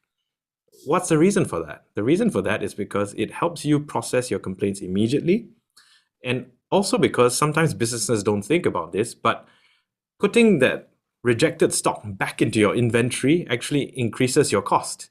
It makes it more expensive to put it back into your inventory than it is to process an automatic refund. So my suggestion is for businesses to think about dispute resolution just as part of the consumer experience, right? If consumers can process their complaints carefully, can process their complaints fairly, and it costs you less to address their complaints in a private mechanism that way, just put it as a logical step in your business process and allow consumers and their complaints to be handled very smoothly like that. So that's my comment on that. Thank you. Okay, thank you. Thank you, Mr. Kevin Lee. So I'm going back to Dr. Wim as well as Mr. Tang. The same question for you. So what cross-border policy arrangement that has been put in place from Thailand as well as Vietnam to accommodate the need for ODR implementation? So I saw that especially Thailand has already have cooperation with some countries in the world. Would you mind, Dr. Wim and Mr. Tang, to share your view? I would like to offer this first to Mr. Tang, please, Mr. Tang, and then I would offer this to Dr. Wim in the next. Thank you, Chair. Thank you, Mr. Muhammad.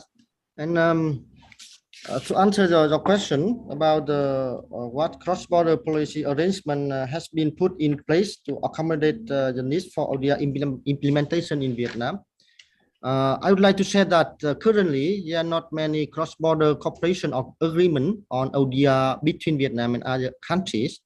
It's the first point. And in fact, we have also signed some memorandum of understanding with a number of countries, such as Korea, Japan, and even with ASEAN countries to share information and cooperate in resolving dispute between consumer and businesses. However, these ODR cooperation mechanisms are not mandatory. I want to emphasize that it's not mandatory or legally enforceable. This cooperation framework is only at the level where the parties, both parties support each other to transfer complaint or content or information of dispute to relevant agencies or an organization for support and settlement. In case the parties, I mean each countries do not promptly support each other, or the enterprises do not cooperate in resolving or do not adequately compensate consumer, it is also difficult to pursue the case to the end. I mean, it's not easy to show the case to the end. This is also due to the lack of compatibility between the law of the parties. Moreover, there's no agreement between the parties on mutual legal assistance. I want to emphasize about the mutual legal assistance or recognition of parties' decision to settle the case. I mean, when one side make the decision for the case, but how another side to comply with the decision. This is very important for our settlement channel. Therefore, it is necessary to develop a specific cooperation mechanism that is highly enforceable and consistent with the law of each party. So I would like ASEAN and even our partner also together with us and create the effective and practical mechanism so both sides can utilize and consumer in both countries can utilize and they can benefit from our system. Thank you so much. Thank you, Mr. Tang. Over to you, Dr. Wim. I agree with Vietnam, with Mr. Tang.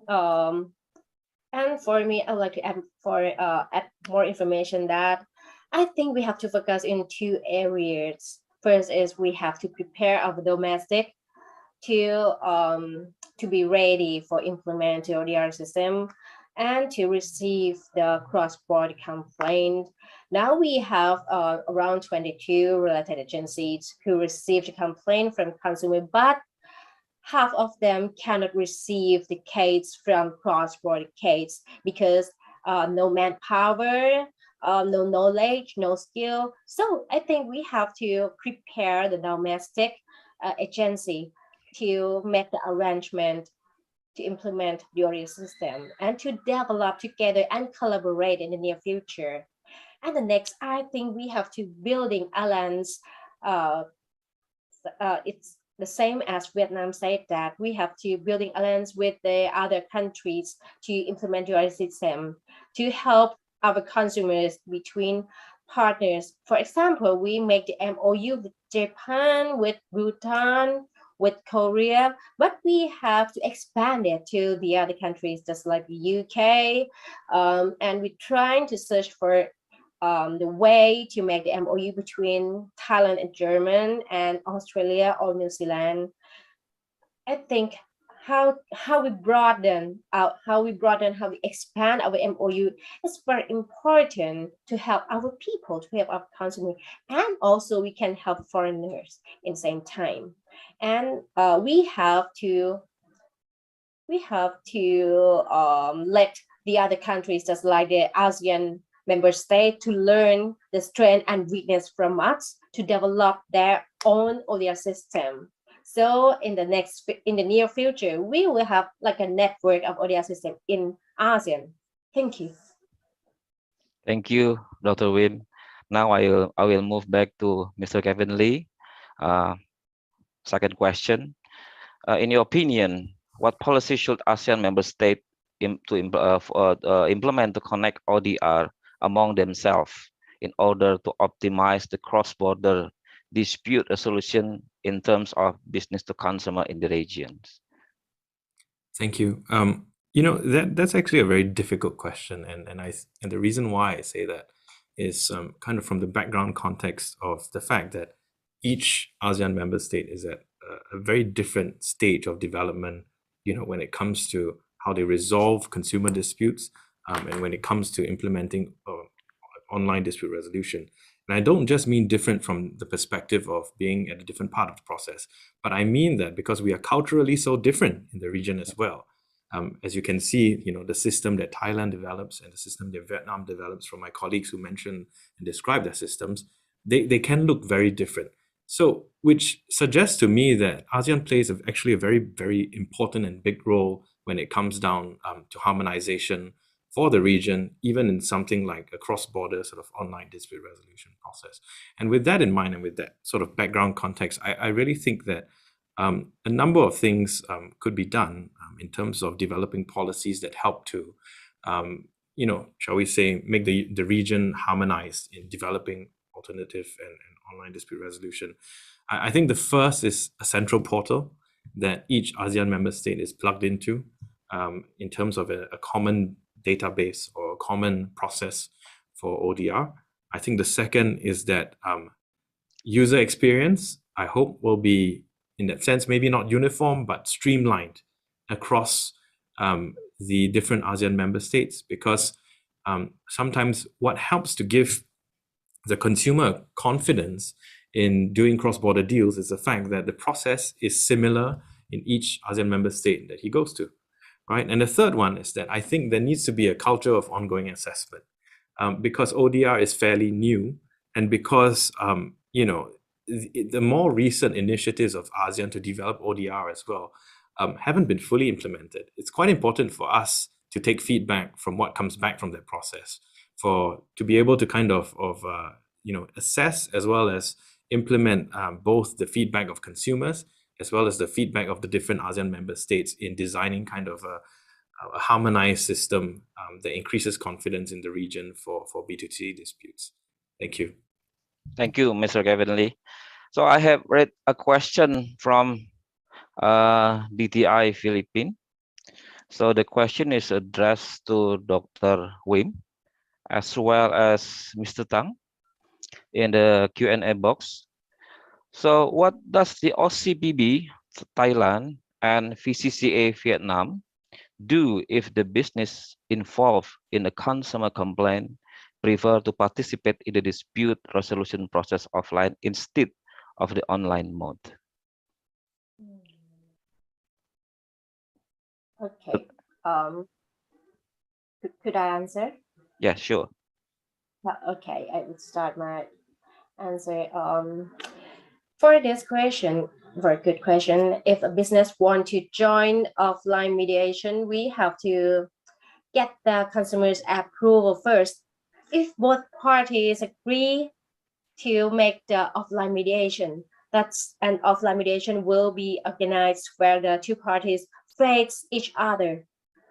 But if consumers are not comfortable to mediate offline, we can arrange a hybrid by inviting the business operation to our office and informing us of a mediation proposal.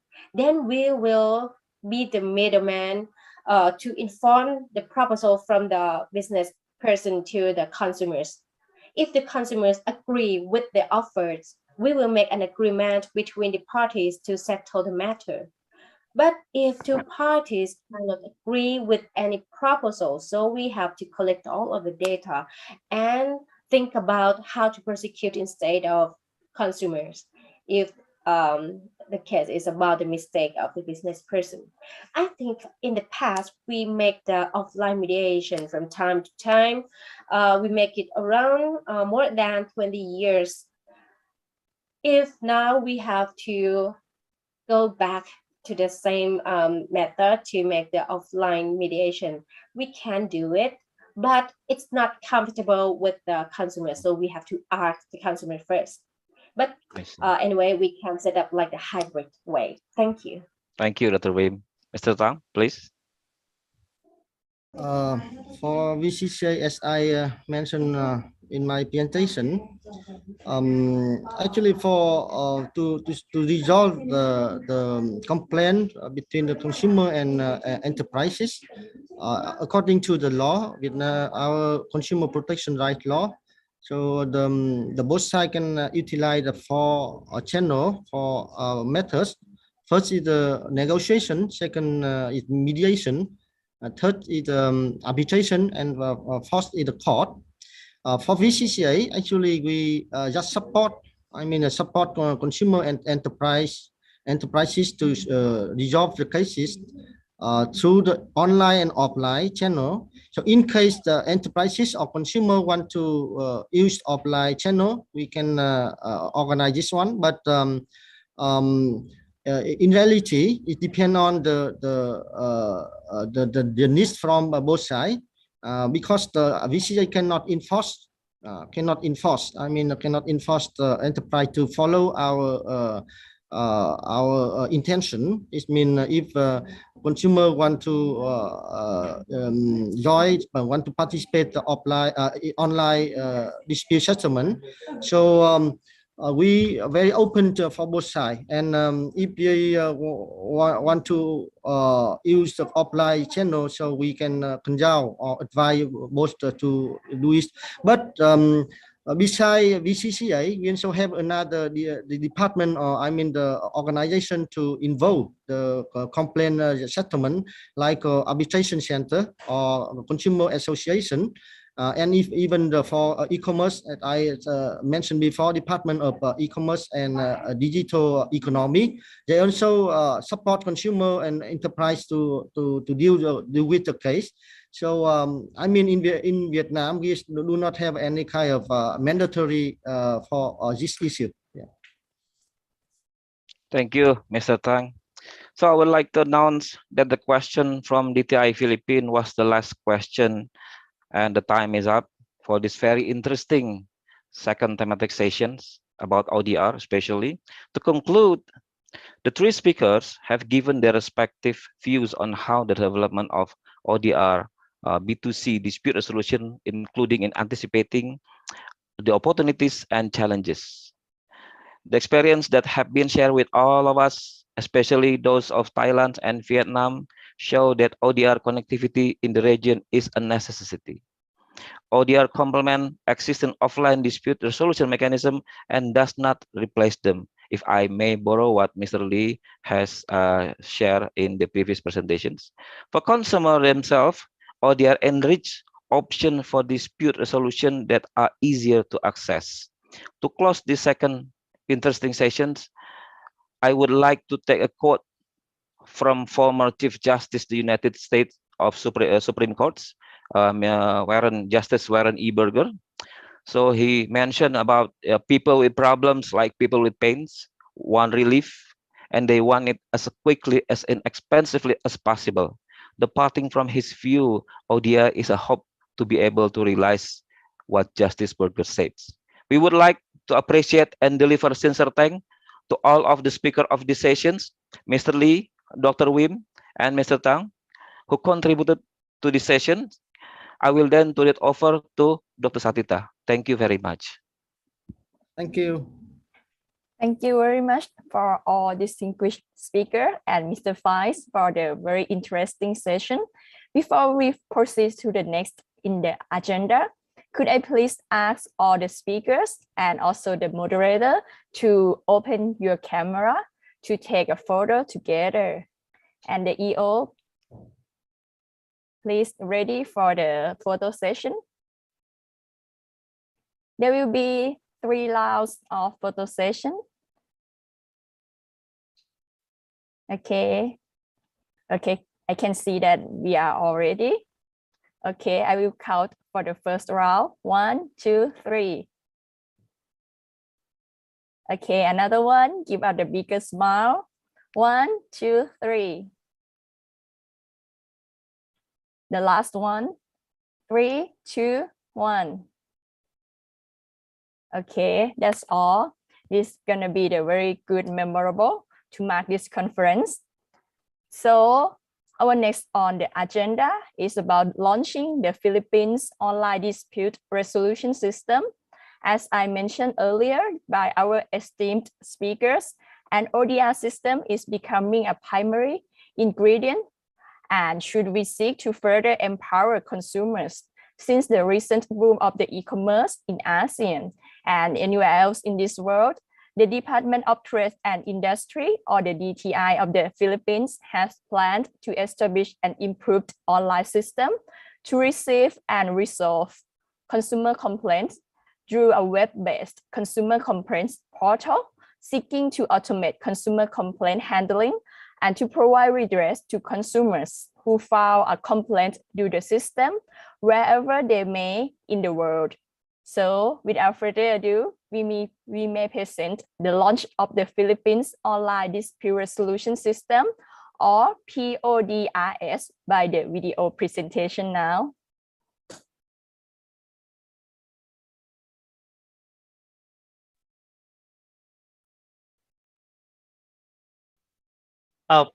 Dr. Satira, I will be introducing the video first. Oh, okay. I'm so sorry. No problem. Attorney Marcus. So Attorney Marcus will say a few words to introduce the Philippine online system. So I would like to invite Attorney Marcus N. Valadez, the second Director of the Consumer Policy and Advocacy Bureau of the Department of Trade and Industry, to provide his remarks on the PODRS. Prior to his appointment, Director Marcus practiced law as the Managing Counsel of the Wildest Law Offices for 10 years, and he is an analytical lawyer, litigator with special interest in consumer protection, corporate law, civil law, criminal law, and also human rights. And he has a capable background in corporate housekeeping. Director Marcus acquired his postgraduate degree from De La Salle University, Ramon V. Del Rosario Graduate School of Business, and Far Eastern University Institute of Law dual degree program, and also Master in Business Administration, and also Doctor of Laws. So without further ado, please, Director Marcus, you may have the floor to introduce. Thank you.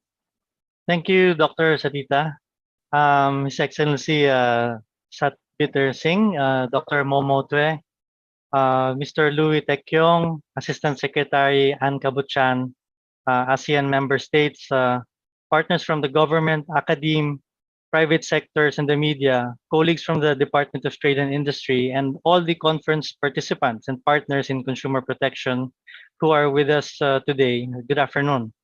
On behalf of the Department of Trade and Industry, it is my pleasure to welcome everyone to today's launching of the Philippine Online Dispute Resolution System. In the face of unprecedented advancements in the digital economy, online dispute resolution systems are gaining traction and relevance across the globe. Its prominence is reinforced by the need and demand to create cost-efficient, user-friendly, practical, and convenient systems which employ digital technologies to facilitate consumer access to redress. The Global Digital Report for the Philippines, published early this year, reported that the internet penetration rate in the country stood at 68% of the total population, translating to roughly 76 million Filipino internet users. It also showed an exceptional exponential increase in the number of people purchasing consumer goods via the internet. We are all aware of the benefits that the digital economy offers to consumers, primarily because of convenience and cheaper costs. So the digital economy has grown exponentially and is expected to grow further. The dynamics of the digital economy brought extraordinary changes in consumer behavior and business landscape, which resulted, however, in increasing number of consumer protection issues and concerns. In the Philippines, the total number of consumer complaints against online and offline businesses grew by over 400% from 10,918 complaints in 2019 to 57,839 complaints in 2020. This spike in consumer complaints, especially during the height of the pandemic, necessitated and expedited the development of a more robust and efficient mechanism that would provide adequate facilities and systems in seeking consumer redress. In acknowledging the need to tap on technology to provide consumers better access to redress, the DTI spearheaded the development of the Philippine Online Dispute Resolution System in 2020 to streamline and improve the existing complaints handling procedure in the country. The PODRS in its pilot phase is branded as the DTI Consumer Complaints Assistance and Resolution System, or the DTI Consumer Care System. The pilot system will initially be under the administration of the DTI as lead proponent of the project. The DTI Consumer Care System will be able to generate reports that contain consumer complaints, related data such as the nature of complaints, to provide insights for effective policy formulation and project development. It will then automate and harmonize the entire complaints handling process of the government with the end goal of interlinking all member agencies of the consumer network. We call this the consumer net, or the group of government departments with consumer protection functions and mandates. Consumers will already be able to do self-service logging of their complaints, track the real-time processing, and expect a more efficient and harmonized interagency complaints handling system once the integrated national system is effected.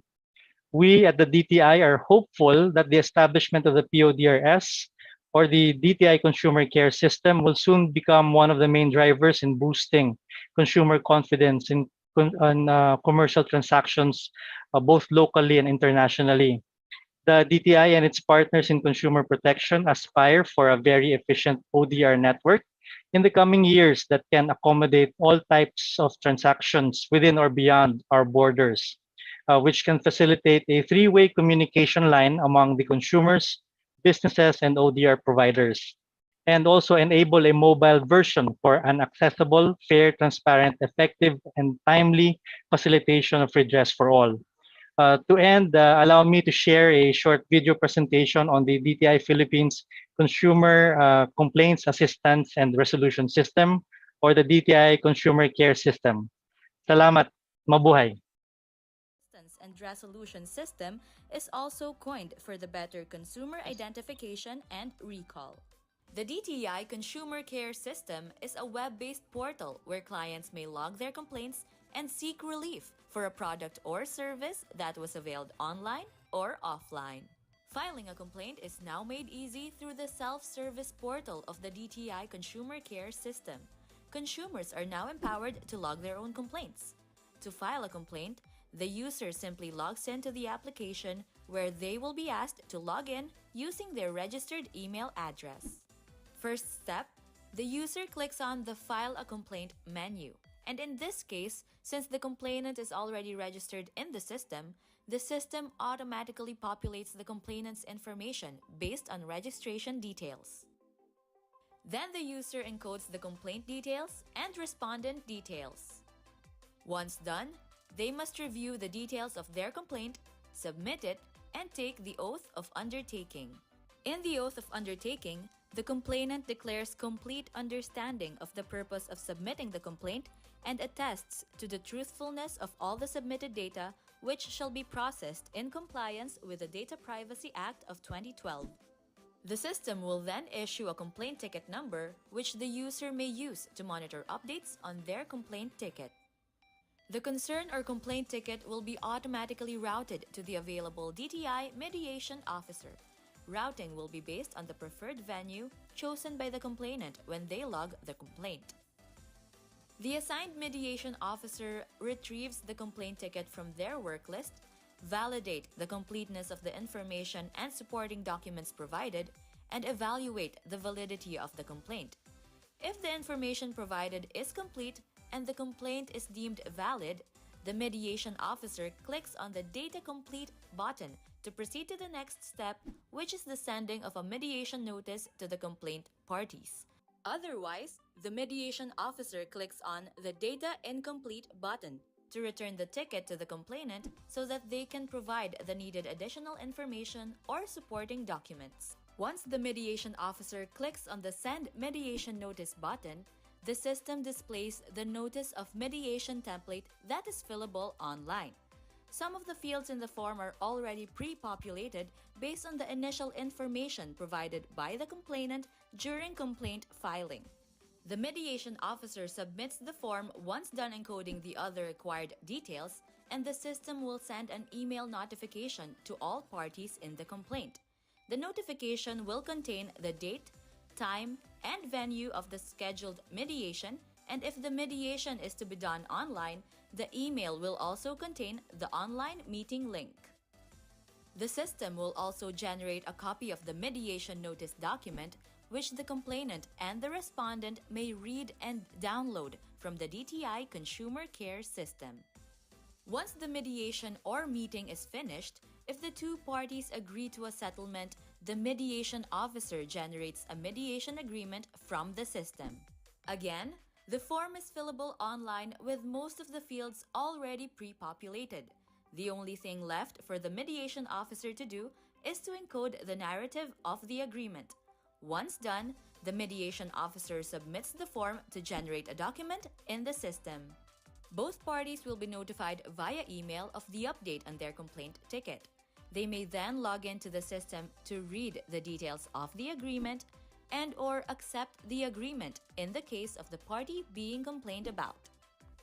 The complainant, on the other hand, monitors the compliance of the respondent with the agreement. If the complaint party complied, the complainant could accomplish the feedback form to close the ticket. If not, the complainant may apply for action to return the complaint ticket to the mediation officer for CFA issuance. A CFA, or certificate to file action, means that the complainant may already bring their case to the court or other government office for adjudication. In this case, the mediation officer issues a CFA so that the complainant can escalate the complaint for adjudication. The complainant logs in to the DTI Consumer Care System to view the CFA, and if they decide to pursue the complaint, they must agree to the oath of undertaking and provide additional details of the complaint as needed. The complaint ticket will then be automatically routed to the work list of the available adjudication officer. The assigned adjudication officer retrieves the complaint ticket from their work list, validates and reviews the details of the complaint, and sends an adjudication notice to get the position paper from the complainant and the respondent. As always, both parties will be notified via email of the needed action. They may then log into the system to read and acknowledge the notice and submit their position papers. Once the deadline for submission of position papers has elapsed, the assigned adjudication officer views the submitted position papers of the complainant and the respondent, then decides on the complaint. A notice of decision may also be generated via the DTI Consumer Care System. Parties to the complaint may either accept or appeal the adjudication officer's decision. Apart from the self-service logging of complaints and work list, the DTI Consumer Care System, in its pilot launch, will also be equipped with the following features: a dashboard, search facility, user registration, feedback mechanism, notifications and alerts, and document management. And once fully implemented, the DTI Consumer Care System will also be equipped with reports to monitor individual and group productivity and provide relevant statistics to different stakeholders. To make things efficient for users, the DTI Consumer Care System will also be ready to integrate with other systems and tools and with the ASEAN ODRS for effective resolution of cross-border consumer complaints.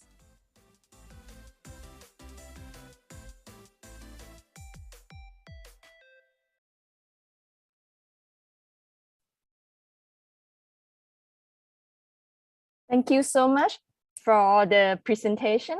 And thank you very much, Director Marcus, on your wonderful introduction of the Philippines Online Dispute Resolution System. For me, I believe that this online dispute resolution system set a very good benchmark for other ASEAN member states in setting up their ODR system.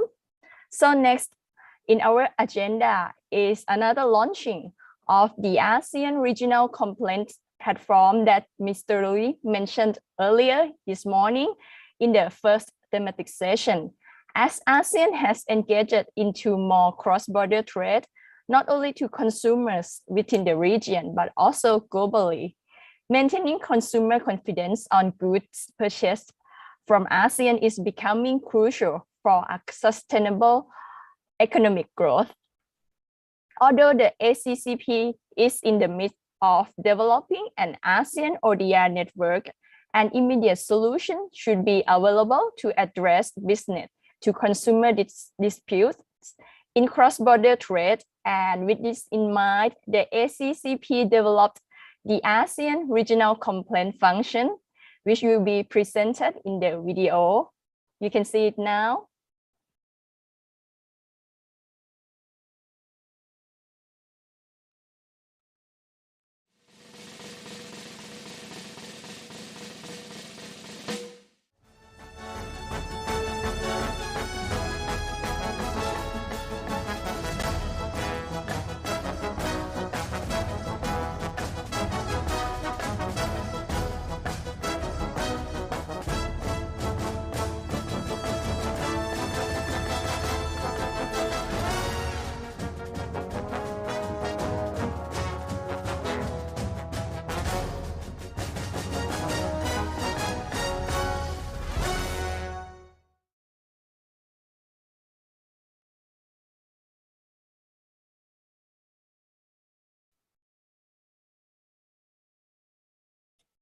And that's all the presentation about the new launching of the ASEAN Regional Complaint Function, which is very similar to the PODRS that just launched.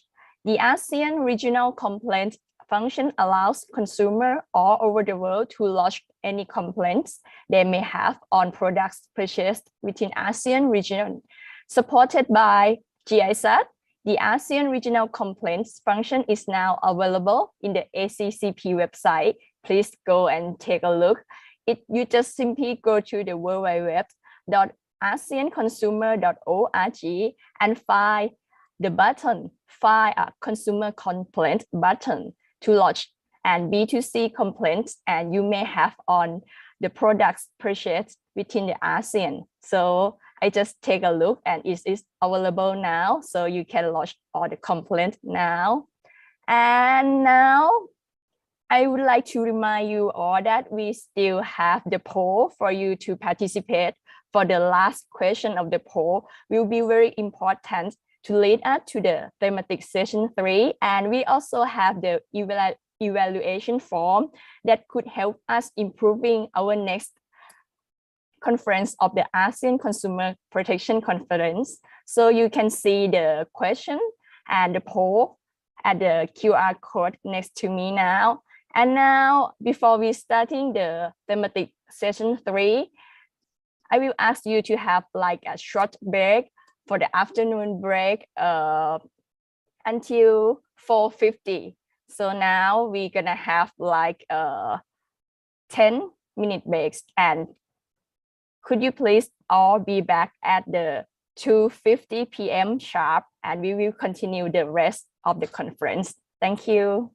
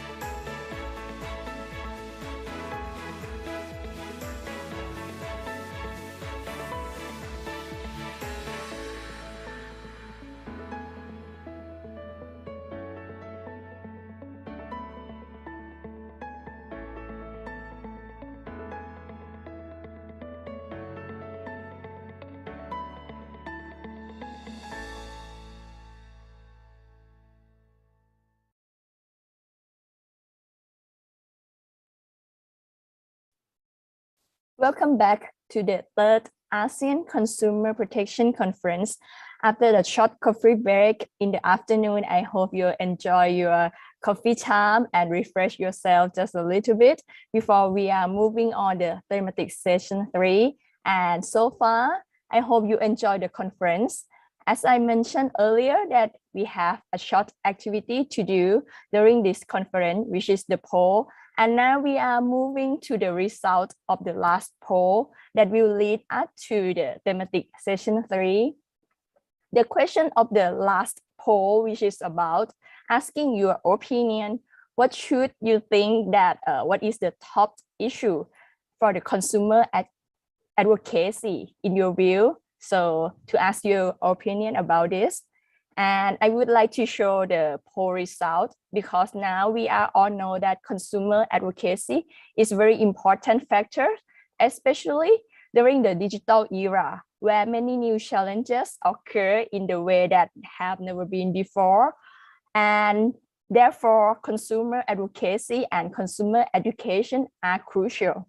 Now, this leads us to the last question of the poll, that what is the top of the consumer advocacy issue that you think that is very important? And here come the result of the poll. If you look at the pie chart, you can see that the for 45.5% believe that the digital and financial literacy should be the top priority for the consumer advocacy. And I can see the second majority on the blue, which is the basic consumer rights should also be prioritized at the consumer advocacy. And the third one that ranked is 16.9% believe that sustainable consumption, which is a new issue in ASEAN, should be the consumer advocacy issue.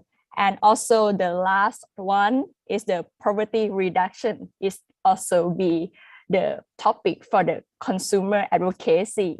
So now, thank you so much everyone for participating in the poll. I would like to emphasize again that there is no right or wrong answer to the poll. You are all just helping us to see the trends and your views toward the consumer protection in ASEAN, which surely will be very beneficial for ASEAN Secretariat to keep on their work to strengthen the consumer protection system. And next, we are moving on to the long-waiting thematic session 3 about empower consumers, strengthening the consumer movement in ASEAN. I would like now to invite our final moderator for the thematic session 3, Hedi Farah Sia Rahman. Hedi is the Director of the Department of Competition and Consumer Affairs, or DCCA, in the Department of Economic Planning and Statistics, or DEPS, Ministry of Finance and Economy. Hedi spearheaded the setting up of Competition and Consumer Affairs Department and Competition Commission, Brunei Darussalam, or CCBD, in 2017. She has since led the DCCA in implementing and enforcing the consumer protection law and competition law. She also has added function of overseeing and monitoring consumer products under the Price Control Act. Hedi was formerly a Special Duties Officer in the Economy and Finance Division in the Prime Minister's Office. She was given the responsibility to undertake competition policy work in 2012 and also to set up the competition law drafting team, which led to the passing of the competition order in 2015. Without further ado, Hedi, you may have the floor now. Thank you.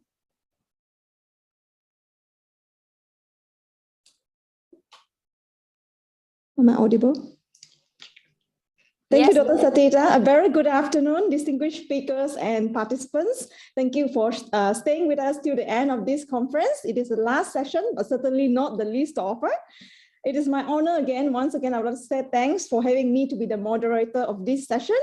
I appreciate the opportunity given to interact with three distinguished experts on the topic, Empower Consumer, Strengthening the Consumer Movement in ASEAN. This session, we look forward to learn from the expert on three aspects. We'll start with ASEAN Consumer Association guidelines delivered by Ms. Moniro from the Directorate General of Consumer Protection, Competition and Fraud Repression, Cambodia. And we will then hear from the legal advisor of Federation of Malaysia Consumer Association, FOMCA, Dato Indrani, on the operating environment and successful approaches by selected consumer association in engaging with the other stakeholders and bringing issues from the grassroots, from the ground to wider policy discussion. And then we will be zooming into an emerging consumer protection area, sustainable consumption or green consumerism, which will be delivered by the head of Consumer Protection Unit, OECD, Ms. Brigitte Akoka. We're all excited and eager to listen to the speaker's presentation, but I would like to remind everyone of the house rule that we will reserve question and answer towards the end of the three presentation. So for any question that you have, please do not hesitate to leave your question in the chat box, or you may also unmute yourself towards the end of the session during discussion session to speak to the speaker as well. So without further ado, let me invite the first speaker to present her session, Ms. Moniro Sopiawate. Ms. Moniro is currently the Deputy Chief Bureau of Consumer Protection in the Directorate General of Consumer Protection, Competition and Fraud Repression in Cambodia. She started as food microbiological technician in 2016 and later obtained her master's degree in water and environmental engineering in 2021. She's inspired by the elders to venture into consumer protection work by not only protecting consumer, but also helping improve and strengthen consumer empowerment. Without further ado, Ms. Moniro, the floor is yours.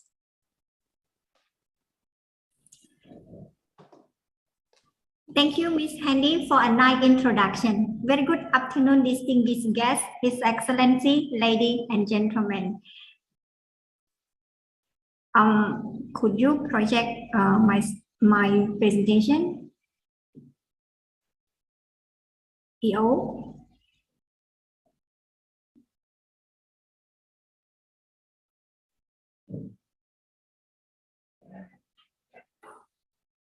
Okay.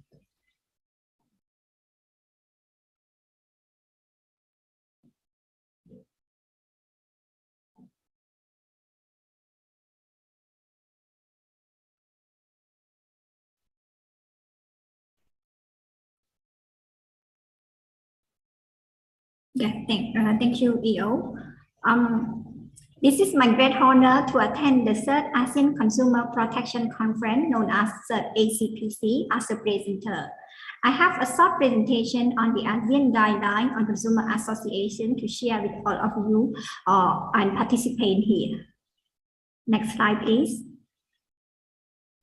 The Consumer Association Guideline, abbreviation known as CA, has recently endorsed and published early of this year in February 2022 by the ACCP in consultation with selected consumer advocates and association active in the AMS. Also, allow me to highlight on the purpose of the guideline, that means to provide orientation for consumer association in ASEAN in order to strengthen consumer movement in the region and exercise their rights, and primarily targeting or emerging consumer association, complementing regional dialogue and learning among consumer authority between AMS. Next slide, please. For this slide, I will have a snapshot of each chapter of the guideline. The guideline 2 contains 7 chapters and annex on the following information. The first one that I would like to express is background, which is covered on the importance of consumer association in our country and consumer association in ASEAN, also crucial challenge they currently face. Following by the overview of the guideline, will be focused on purpose, scope, and structure of the guideline, and emphasize on how to use The guideline highlight on the key term used in guideline as well. For example, consumer protection entity, consumer dispute, alternative dispute resolution are known as ADO, online dispute resolution or ODO. At the minimum, the guidelines should be publicly accessible and made known if necessary in our local language through wider dissemination across the country. Next slide, please.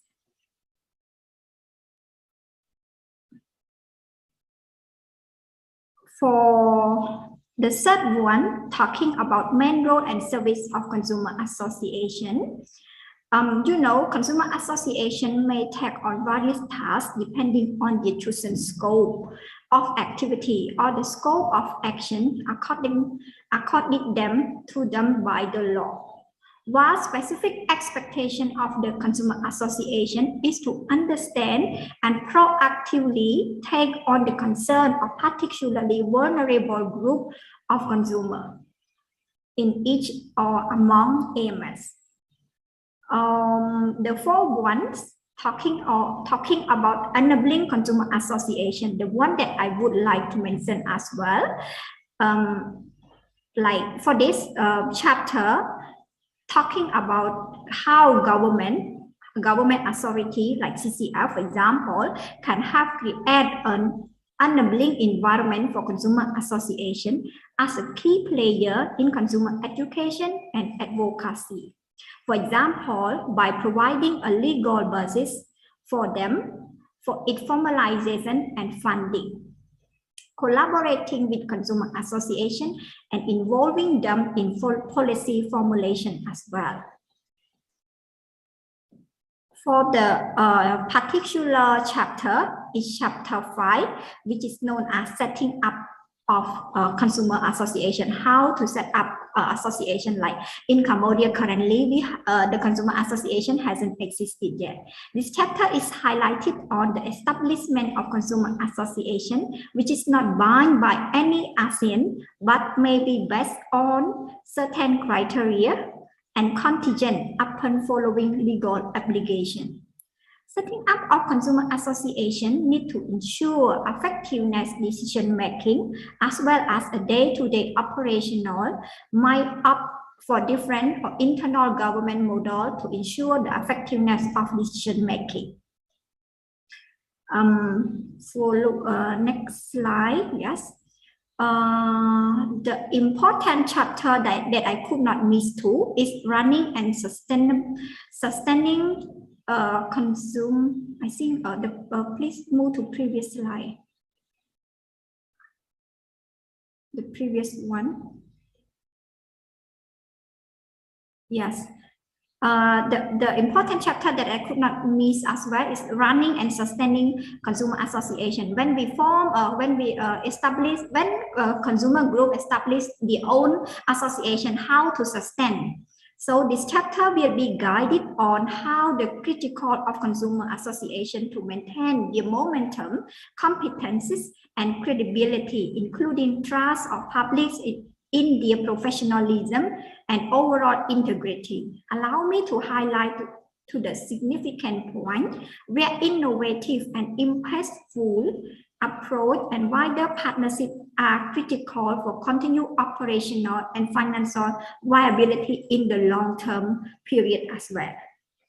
Yes, next slide, please. Very last chapter of the guideline is regional and international cooperation.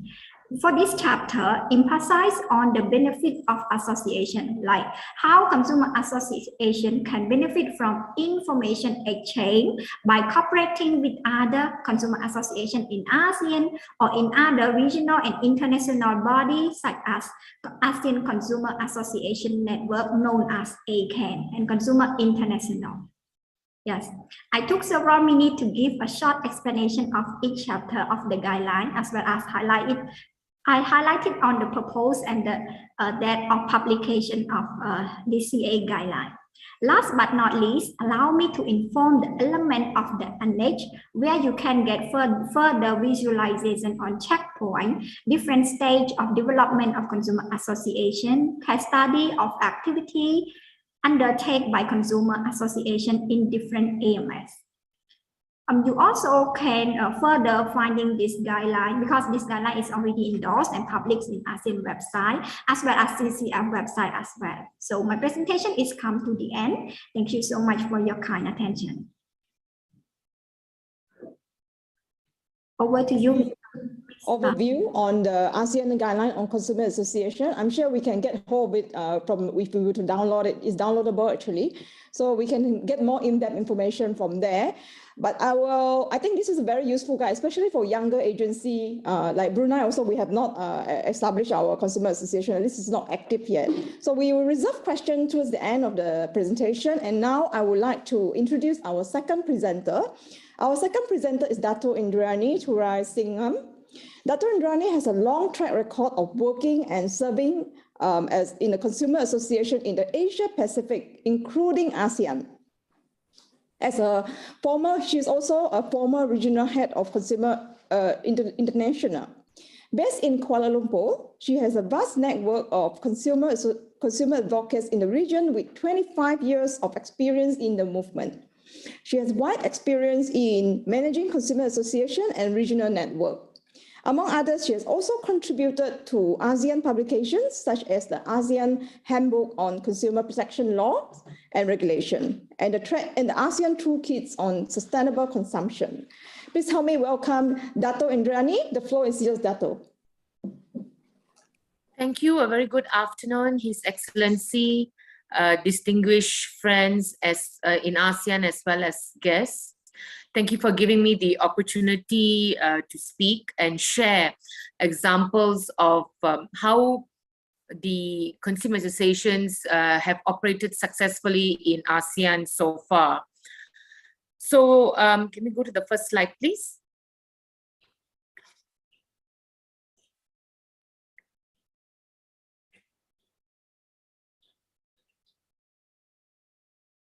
The first slide, please. The next one. Yeah.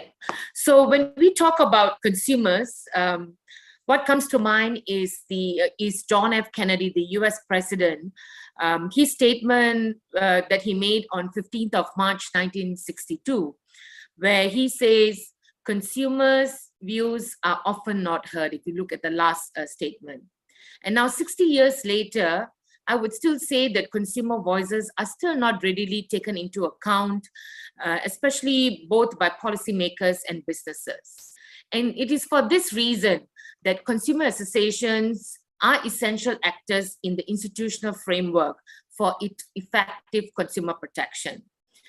I would say that as an independent institution that is non-political and non-commercial, consumer associations represent the voice of consumers, especially the underrepresented groups, through participation in policy making to influence government decisions for the well-being of consumers. Consumer associations also narrow the inequalities between businesses and consumers by empowering them on their rights and options through consumer education. Can I have the next slide, please? When we talk about the operating environment of consumer associations, I think if you can see at the diagram here, you can see that consumer associations are integrated into a very large consumer protection system.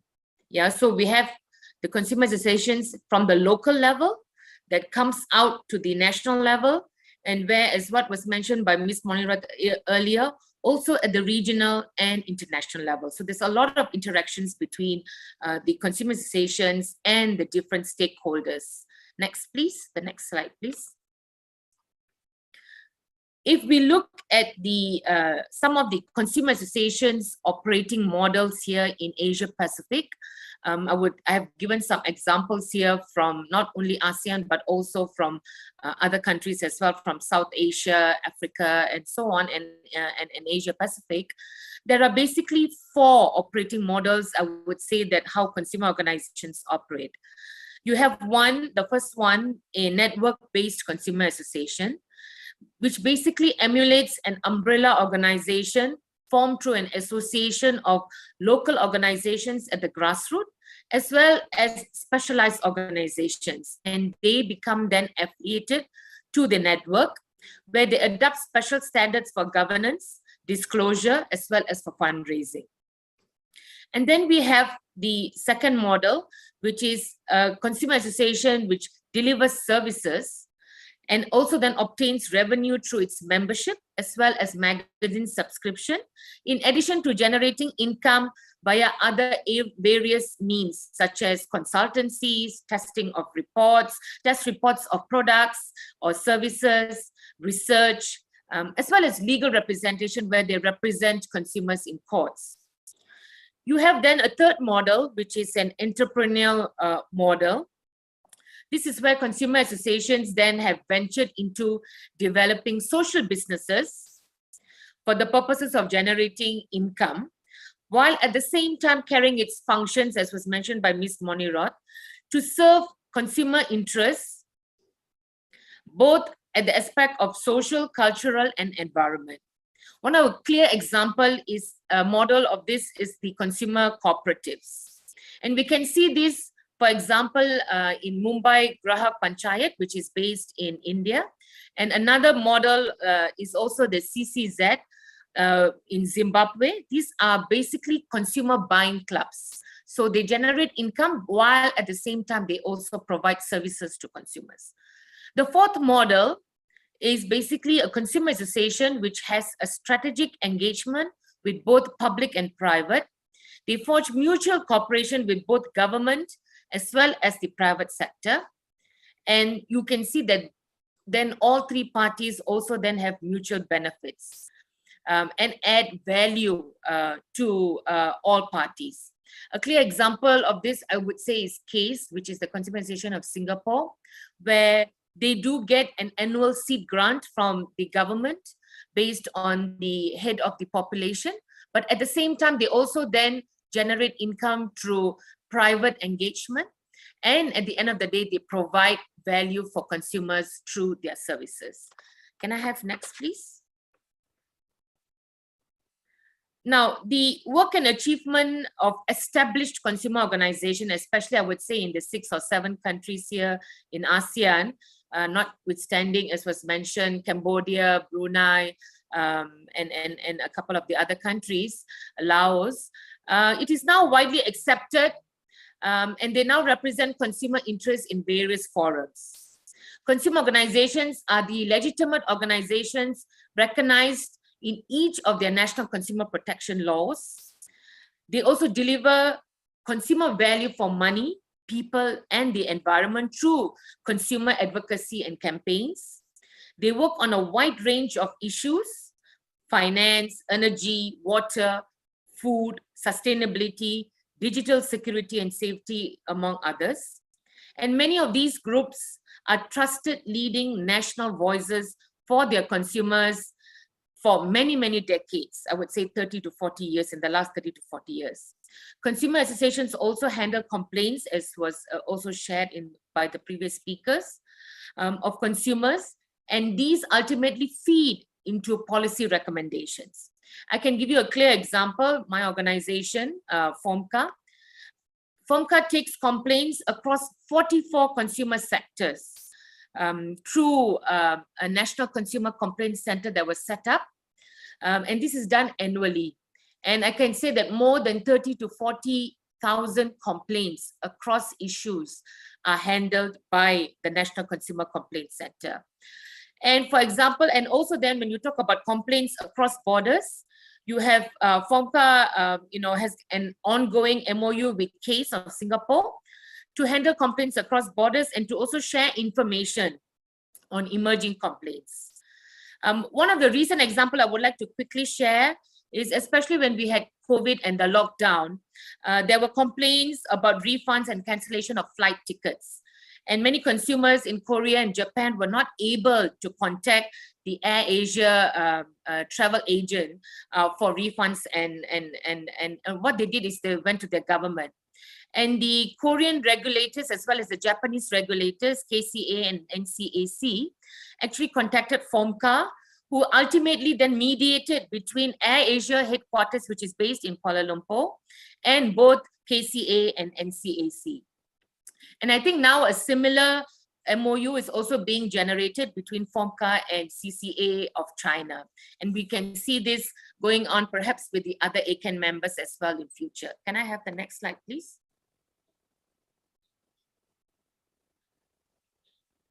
I think for the ASEAN Consumer Association Network, next slide, please. It is still at the infant stage, but there are many best practices that can be adopted from the other ASEAN countries. When it comes to, firstly, I would say the national coordination between consumer associations and regulators, for them to meet regularly. A clear example would be DTI of Philippines, where they have taken the lead to have a joint task force for consumer protection of more than, at least I would say, 50 consumer protection related agencies.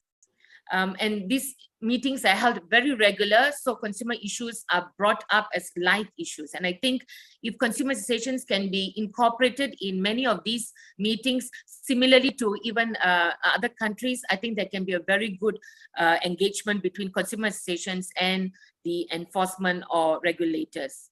Number two is also then shifting consumers in ASEAN to green economy. For example, now FOMCA, it's a member of the civil society organization SDG Alliance here in Malaysia, of at least the 70 over organization. And I think there's going to be a toolkit, which, as was mentioned earlier, which I worked on for ASEAN, a toolkit on sustainable consumption. And this actually can be shared not only through consumer associations, but also with other organizations to empower consumers in Malaysia and also in the region. And I think at the regional level, ACAN can continue to share information and work together to build a new generation of leaders to meet issues of emerging concerns, especially when we talk about digital transformation. So in conclusion, can I have the next slide, please? I'll conclude by stating that it is important that at the national level, that there must be independent, sustainable consumer associations that have the ability and to ensure impact at both at the national and regional level on issues relating to empowerment and sustainability of consumers. And secondly, that the ACCP focal points to regularly and proactively engage the ASEAN Consumer Association Network at the national and regional levels for the betterment of consumers in ASEAN. Thank you very much.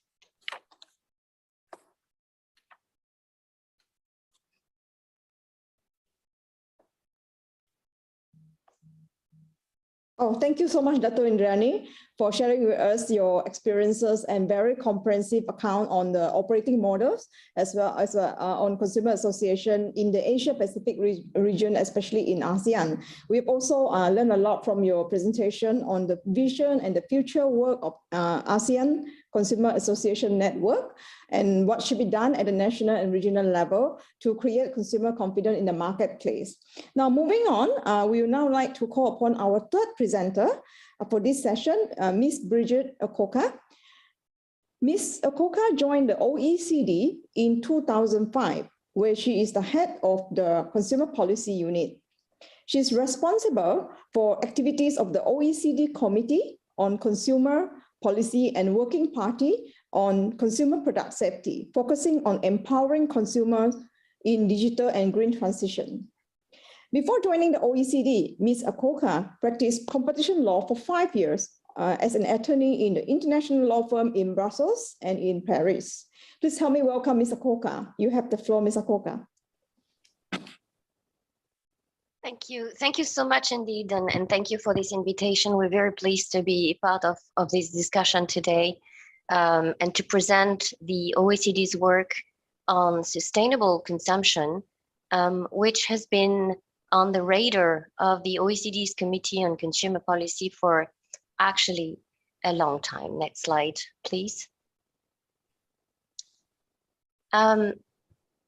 Basically, this work started in 1993 with a study on the relationship between sustainable consumption and production patterns, which was then followed by recommendations on education for sustainable consumption, which we developed with the UN Environmental Program, UNEP, in 2009. And then we developed in 2011 a report on environmental claims and greenwashing. We recently started again those discussions on sustainable consumption in several expert discussions held at an international OECD consumer conference last year to celebrate the committee's 50th anniversary. Next slide, please. In October 2021, OECD ministers highlighted the importance of aligning environmental, social, and economic goals to address the challenges we all face due to climate change and the impact from the pandemic. As part of this, they highlighted the need to enable consumers to better understand the benefits of sustainable consumption and to provide them with the right tools to make green choices.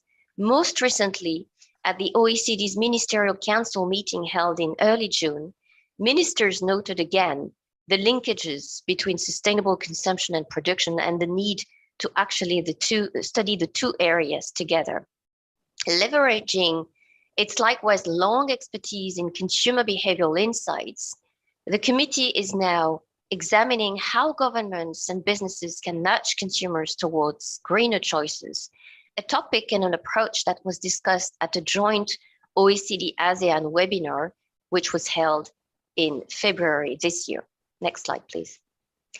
The work so far has shown that consumers can have a major impact on green growth, bearing in mind that consumer spending accounts for around 60% of GDP in most OECD countries. And this central role in the green transition is also recognized in Goal 12 of the UN Sustainable Development Goals. Awareness about the environmental impact of individual purchasing decisions is growing, and today more consumers than ever have at least an expressed desire to make greener choices. And the twin transition, which encompasses the global digital transformation, has a key role, we believe, in driving greener consumer choices with the use of new technologies and online business models. For example, connected products using the Internet of Things can provide individual consumption data that may assist consumers in identifying their energy use and identify waste. Artificial intelligence can help repair and upgrade products remotely, again, avoiding waste. Online platforms can also highlight more sustainable products to consumers and help facilitate consumer-to-consumer second-hand sales and sharing of resources. However, the digital transformation also brings risks and problems. For example, reliance on digital devices with planned obsolescence has led to an increase in e-waste, and online shopping itself has also led to an increase in small package delivery and returns, which can leave a significant environmental impact if not managed effectively. Next slide, please. Whilst it's encouraging that many consumers want to go green today, a number of studies have shown that they still do not always do so. Our work that we've done so far highlights a number of barriers that are to be addressed to bridge the gap between consumer intention and action in this area. Our work has shown that industry, governments, and civil society can all contribute to nudging consumers to engage in sustainable consumption, which often depends on access to clear and reliable information about a product's environmental credential, access to repairs and recycling, which is missing in a number of countries, consumer knowledge about environmental issues, education about their consumption, and how they can behave in a more sustainable manner. And also, we need to know better about consumer behavioral biases. For example, inaction, stemming from the idea that environmental issues cannot be fixed only by one individual, leading individuals to remain inactive. But given the world's pressing environmental challenges, it is more important than ever for policymakers around the world to identify ways that these barriers can be overcome. Next slide, please. The expert discussions that we've held recently, including with the ASEAN, have highlighted the following key needs globally: more reliable and regularly reviewed green labeling and certification schemes, improved access to the circular economy, as I just said, through better access to affordable and quality second-hand products, options to hire or loan rather than purchase products, and better support for repairs. More education about the benefits of green choices, and more empirical research on consumers' attitudes towards sustainable consumption, which may vary over time across jurisdictions and socio-demographic groups. Over the next biennium, next slide, please. The Committee on Consumer Policy will develop projects to examine the state of sustainable consumption policies at domestic and international levels, with a specific focus on the right to repair and initiatives to address product obsolescence, the impact of e-commerce on the green economy, and the specific role that online marketplaces may play in this area. And leveraging on behavioral insights experience, the committee will deepen understanding of consumers' attitudes towards sustainable consumption, as I just said. We will, on the basis of these projects, then develop policy conclusions, recommendations, laying the groundwork for a potential OECD recommendation instrument on consumers in the green economy that is evidence-based. And given the cross-cutting and global nature of this work, we will collaborate with other OECD bodies and other fora, including, of course, in particular, the ASEAN, which is about to launch its Sustainable Consumption Toolkit. Next slide. This brings me to the end of my presentation. I'd be very happy to answer any questions you may have, and very much look forward to continuing our discussion on sustainable consumption and the digital transformation with the ASEAN. Thank you very much. Thank you very much, Ms. Akoka, for giving us a very concise account on the OECD's work on sustainable consumption, highlighting on the role of consumers towards green economy and sharing with us on the approaches as well as the tools in driving consumer to play a significant role in addressing climate and sustainable issues.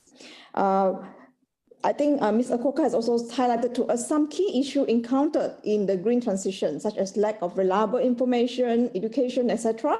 And we also heard some of the policy that has been recommended to promote consumerism, including certification of education on the benefit of green choices and so on, which we can discuss more later during question and answer session. So now we have heard from all three speakers. We would like to now open the session for discussion. Is there any question from the floor? Can we check the chat box? Is there any question from the floor? So while waiting for questions to come in, I would like to perhaps kickstart the conversation with a question which is very relevant to the current concern, or very close to my heart actually, related to consumer and policy makers in ASEAN. So I would like to pose this question to all the speakers, whoever wants to speak, to share. It's related to the recent economic challenges and the disruption as a result of COVID and geopolitical tension. Price increase and as well as supply issues has been a great concern among consumers, the inflation issue and so on. So it is also a great concern among regulators as well as for the government and policymaker. So I would like to hear from either Dato' Indrani, Ms. Akoka, or Ms. Moniro, that what do you think consumer association can play, whether they can play a role to remain relevant in supporting the government in addressing such a concern? Dato' Indrani, do you want to go first? Okay. Yeah, I think when we talk about these consumer interest challenges, I think what can, I would say what can ASEAN do at the regional level as well as at the national level?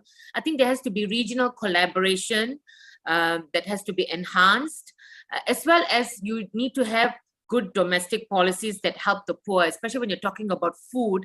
So here we're talking about food security.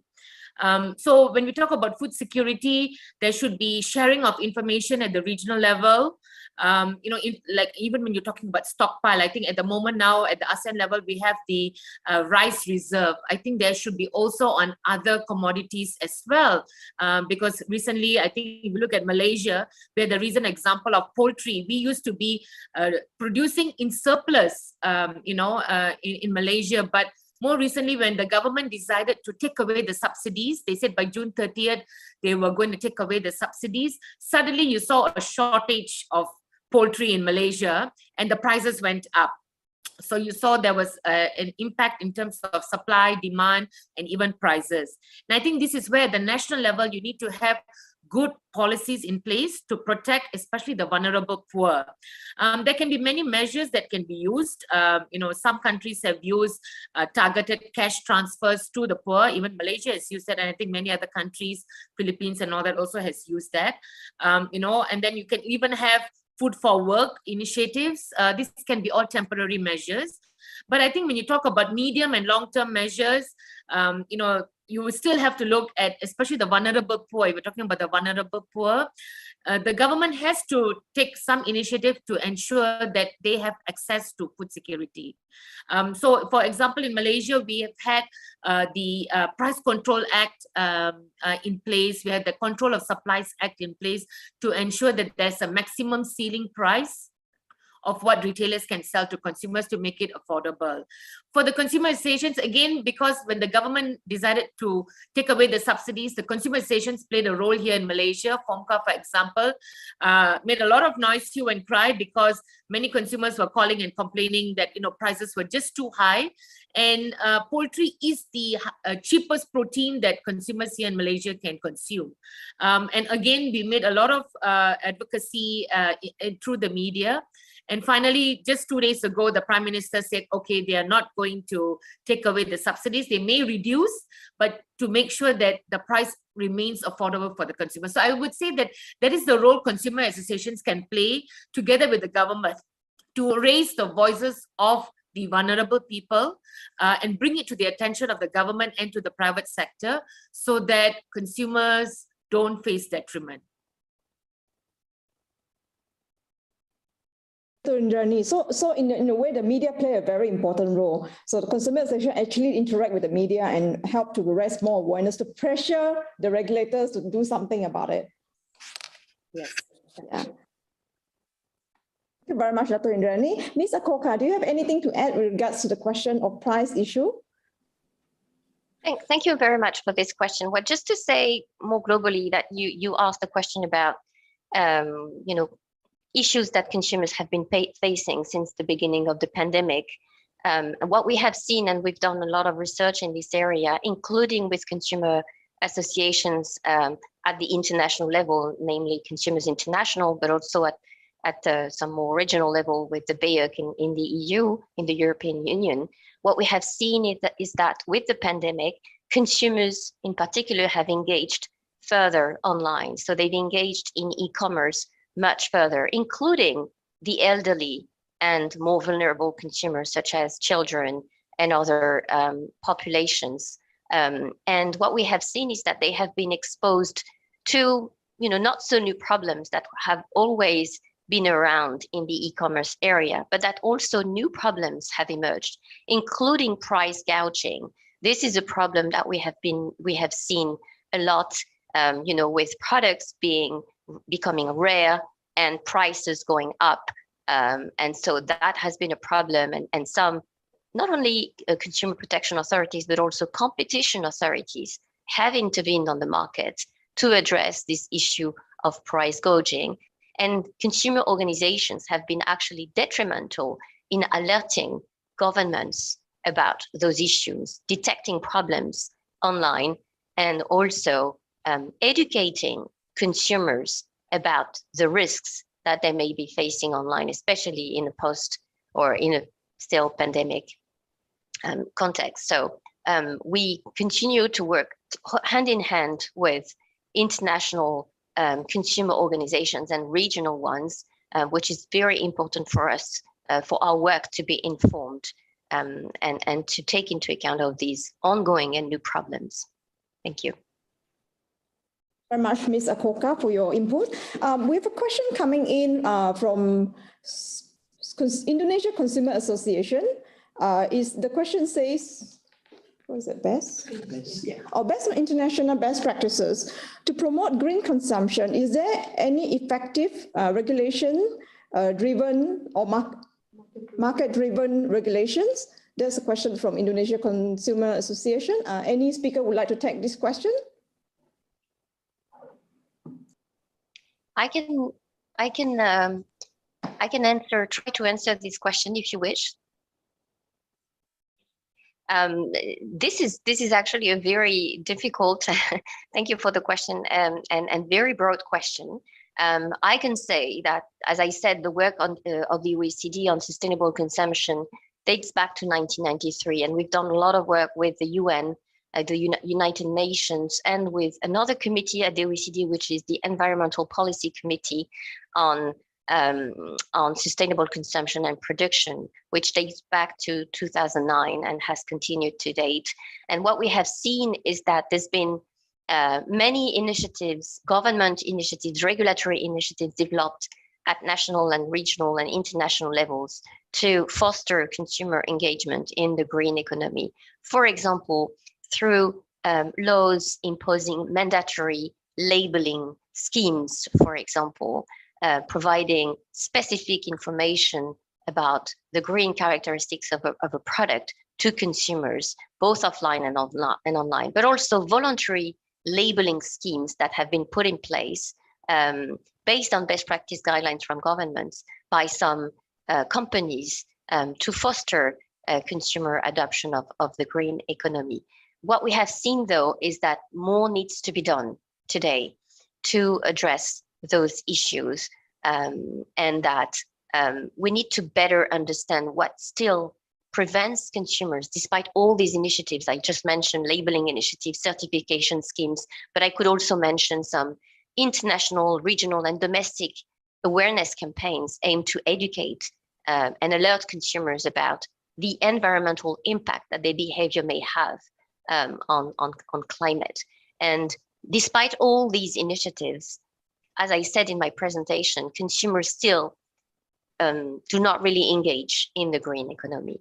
And therefore, there's still some work to do to understand better what prevents them from engaging, what are the biases that they are suffering from, or any market obstacles. As I said, in many countries, for example, there is still a lack of access to product repair, to spare parts. And therefore, consumers are not in a position to be able to actually fix their products, upgrade them, and instead choose to replace them. And even when there is access to spare parts, thanks to some programs that have been put in place, those spare parts are actually often very expensive for consumers. And so despite the fact that they have access to those spare parts, they cannot afford buying them. And therefore, they prefer to replace a product instead of fixing it. So this is really what we will be working on over the next 2 to 5 years, in fact, to look at the right to repair, to look at how to better educate consumers, and to look at how e-commerce and new technologies can be used to convince consumers that their individual behavior has some impact and is important to change the economy and to change the movement towards a more sustainable development economy. Thank you. Thank you, Ms. Akoka. So on this point, I would like to ask, what do you think in ASEAN, you've mentioned a lot of barriers that hinder consumer from going green, So I think in the context of ASEAN, similar to the question asked by Indonesia, I would like to get your opinion on how do you take a step back. If looking at ASEAN context, we are not as developed as OECD and in terms of this area. So what will you advise ASEAN to ASEAN member country, to do in order to kickstart or to bring in more buy-in and awareness? If you were to look back at how OECD had started years ago. Yes, as I said, we started this work years and years ago, but it doesn't mean, as I said also, that there is that everything is fixed and that there is no more work to do. In fact, there's still a lot of work to do in OECD countries to improve the situation.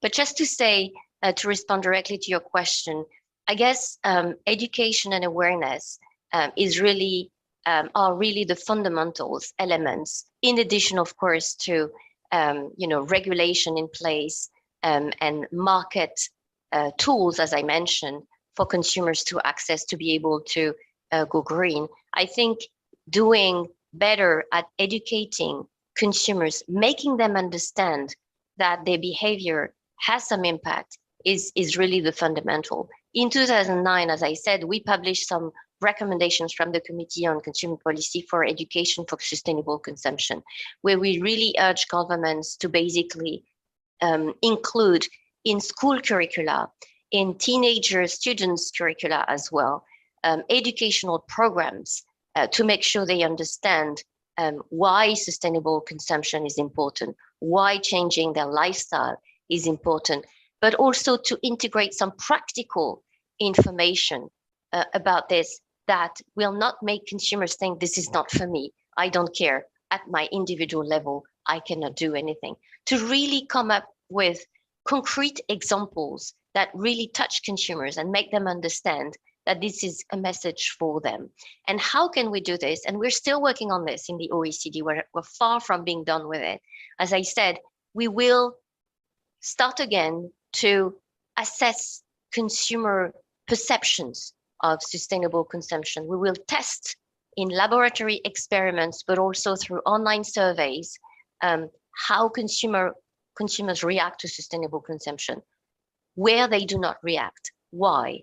And on the basis of those results, we will develop some policy recommendations, again, be it in the educational area or in the regulatory area, or working, as I said, with businesses and in particular marketplaces, online marketplaces, given their huge role in e-commerce today and the growth of e-commerce worldwide, so that they can actually also help consumers that are engaging on their platforms to make greener choices. So it's really about having governments, civil society, and businesses working together to make sure that the right messages, even I would say personalized messages to consumers, to educate and alert them, to make sure that consumers engage. But I would also say that it's also for consumers to take responsibility and to understand what role they can play. Without them, you can develop any regulation, any voluntary schemes with businesses. If you don't get the buy-in of consumers, we will go nowhere on this. Thank you, Ms. Akoka.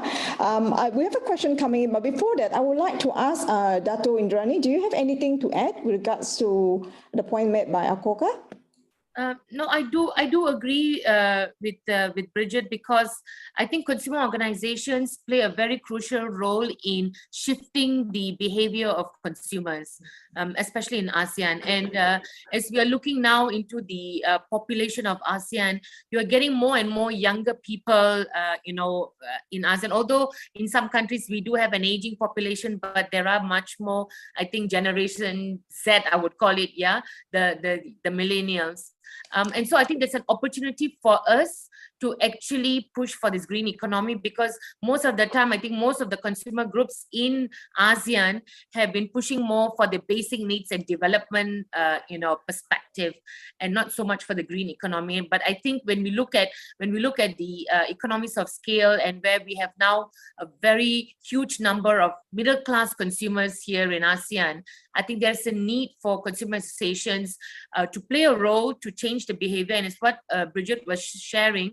You don't only need policies in place and market tools in place, you do need the consumer information tools. And I think the tool that we have started to develop with ACCP, is a first step. And I think the research that Ms. Bridget is doing in OECD, perhaps that can be also kind of emulated here in ASEAN at the same time. I think that would be great. I think with that, we can actually see what are the barriers and how we can overcome that. Thank you very much. Thank you very much, Dato Indrani. There's a question coming in again for either Dato Indrani or Ms. Akoka might want to address this. Do we have any guidelines on consumer protection from greenwashing? This is a question from Thailand Consumer Council. Does Akoka or Dato wants to take the question? Guidelines on consumer protection. I can start if you wish. Yes, in fact, there's been a lot. Yes. I'm sorry.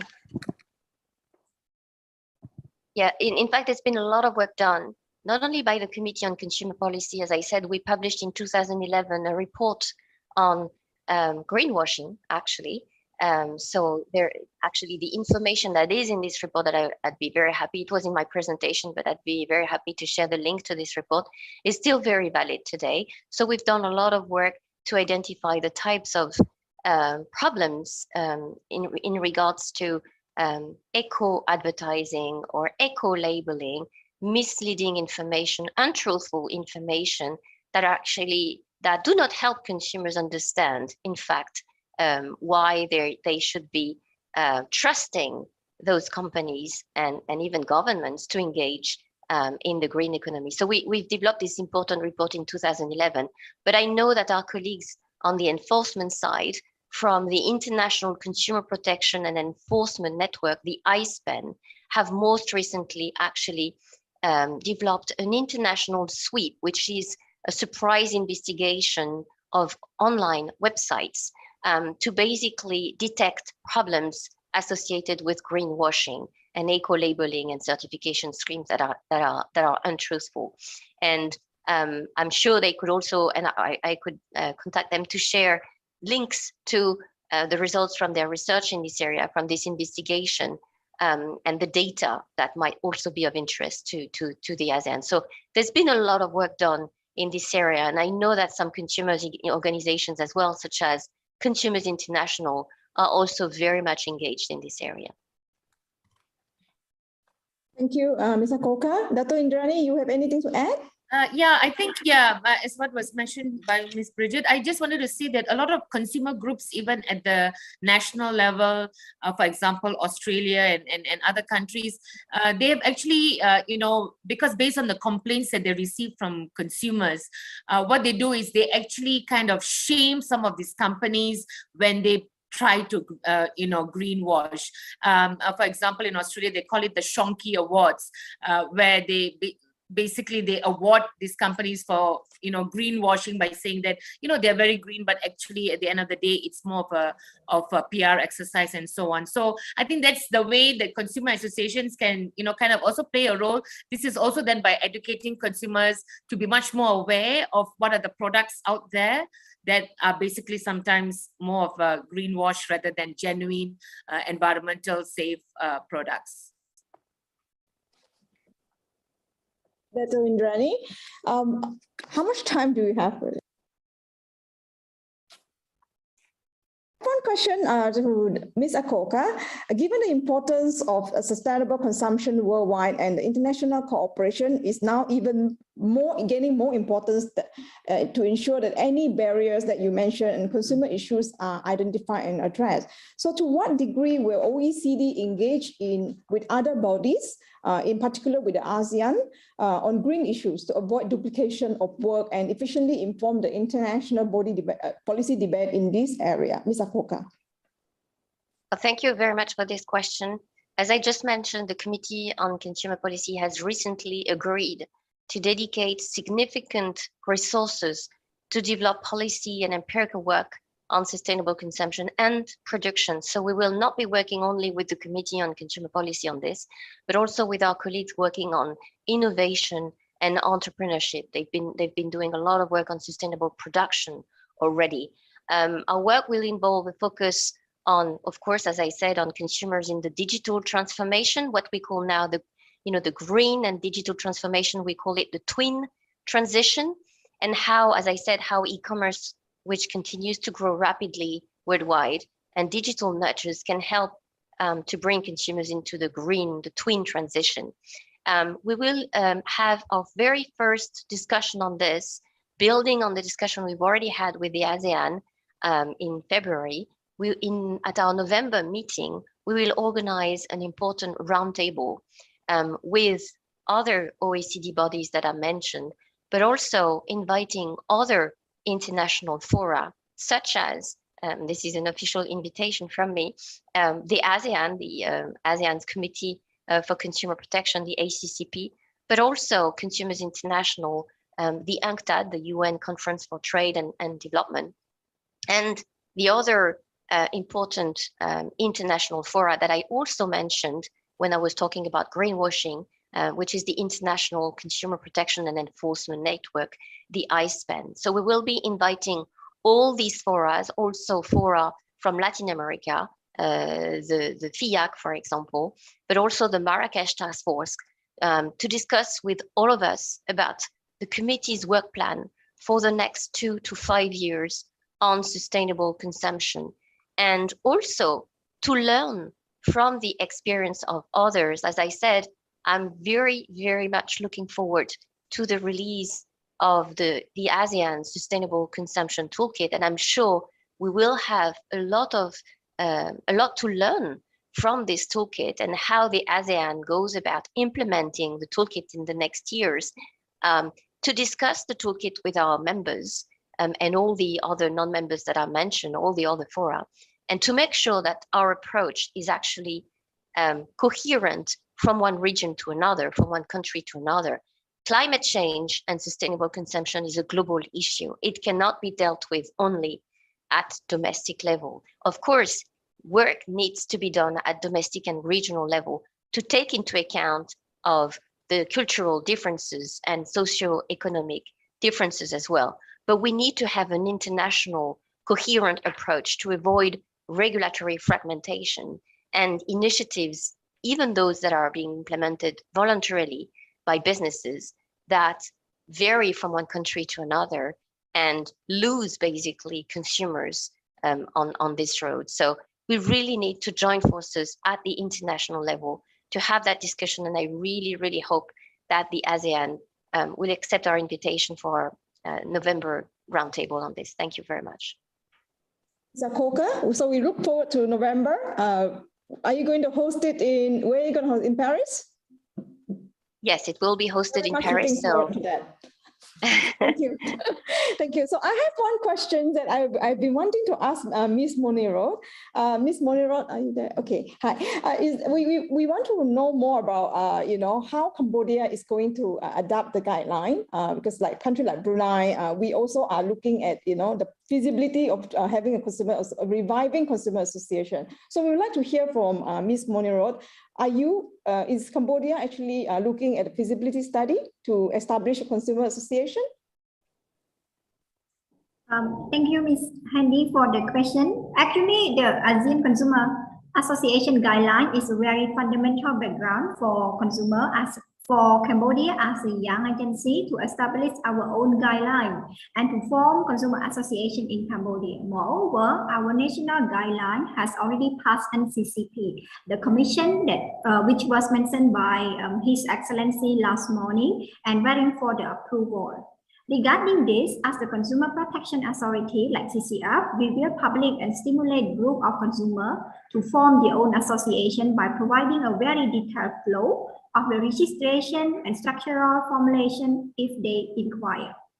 The point that I would like to mention here as well is Consumer Association in Cambodia will be an independent association which their financial and assembly are not reliant on the government. Yes. Thank you. Thank you, Ms. Moniro, for sharing.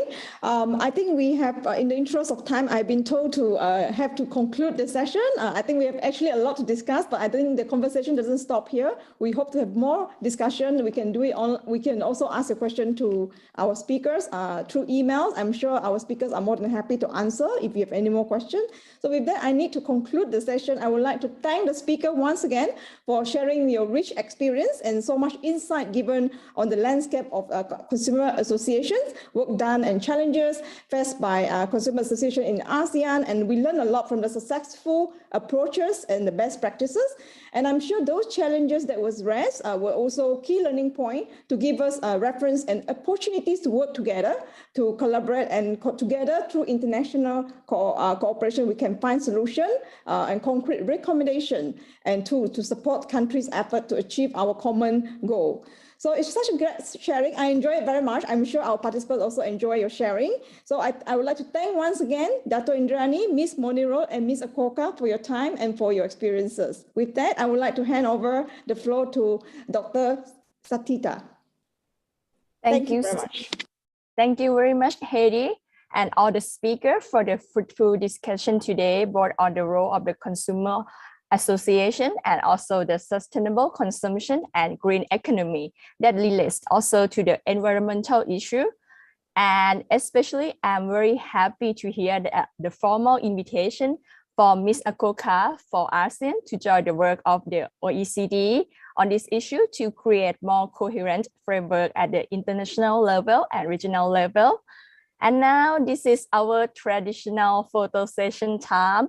So please, all the distinguished speakers from the session 3, Heidi, and also the director Marcus, could you please turn on your camera and take photo together to remind us the amazing discussion and conference today?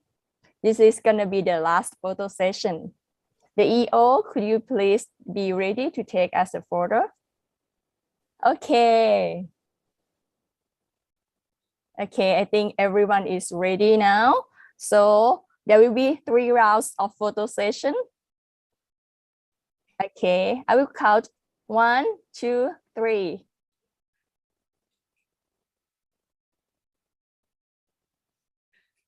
Okay, one more.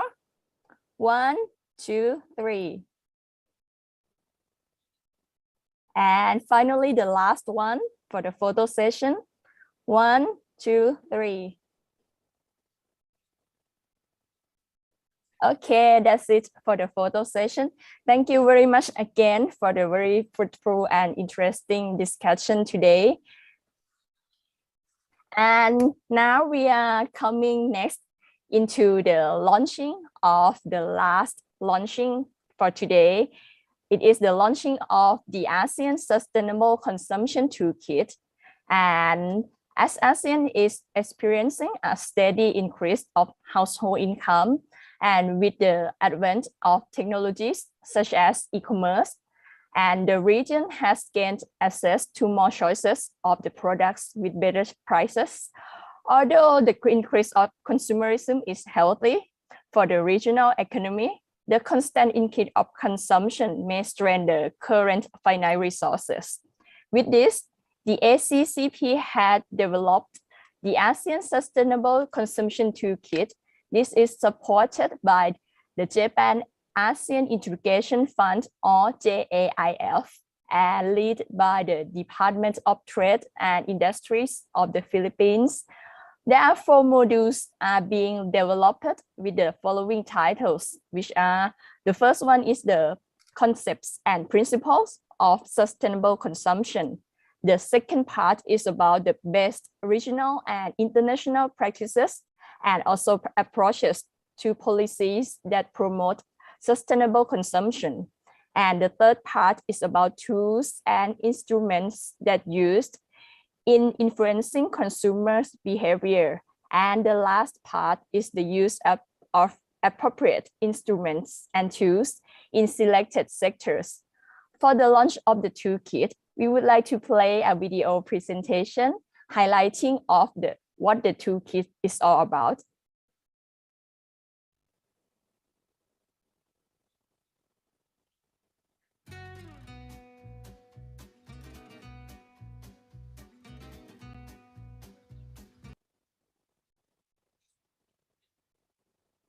Speak of pollution. Most of the time, we The EO, I cannot hear the sound of the video. Could you please open the sound? Perhaps as well? you also associated with plastic floating in the ocean, clogged up storm drains, and climate change. Rarely would you associate pollution with consumption. Every day, we consume a variety of goods and services, from the food we eat to the activities we do. The goods we use come from factories that consume resources to produce electronic gadgets, clothes, food, and other stuff. But our consumption pattern has been resulting to too much waste than what the Earth can handle. Documented studies indicate that all the 12 rivers in ASEAN are polluted with trash.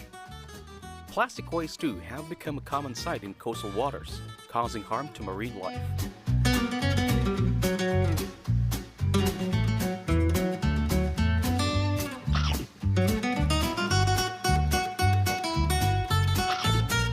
Air pollution from cars, factories, and fossil-fueled power plants contribute to the increasing greenhouse gas emissions that result to climate change. These and many other consequences of unsustainable consumption affect our environment and natural resources, and ultimately affect our lives and livelihood. More urgently, fresh water is quickly becoming scarce, with 29 out of 48 Asian countries already suffering from water insecurity. On the average, an ASEAN citizen produces around 77 kilograms of plastic waste, which is equivalent to throwing away 40 plastic shopping bags every day, and 16.6 tons of carbon dioxide each year, equivalent to 100 trees cut per person per year. And an estimated 1/3 of food is either lost or wasted globally. And in South and Southeast Asia, 25% of the region's food is either lost or wasted. With water, food, and energy security as shared concerns of the region, what can be done to lessen the pressure from pollution and unsustainable consumption for the health and welfare of the 667 million citizens in ASEAN? As individuals, we have to be mindful of our consumption behavior. We can exercise informed choice and realize our responsibility towards sustainability. Here are some steps we can take to become more responsible consumers. Reduce waste. Reducing consumption can lead to less potential waste. Plan proper portions for meals and use only what you need. Segregate your waste and recycle properly as available. Burning wastes is illegal and leads to air pollution. Buy locally. Locally produced and locally sourced food have smaller carbon footprints than those that have to be shipped long distances. Bring your own containers and bags. Refrain from unnecessary single-use plastics, like plastic bags and takeaway containers. Plan your purchases and be sure to bring reusable containers and bags along. Make the most out of what you already have. Before you buy something new, take a look around and see if you can reuse what you already have. Reuse, recycle. Repair. Consider more uses of your belongings before disposal. Sometimes you can give them a second life by repairing or refurbishing them.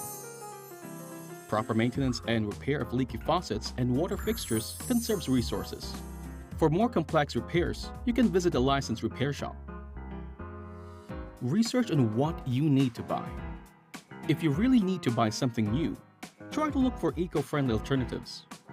One of the easiest ways to find sustainable products is through Type 1 eco-labels or carbon footprint labels like the Green Choice label in the Philippines, the Product CO2 label in Malaysia, or other similar labels in Singapore, Indonesia, Thailand, and Vietnam.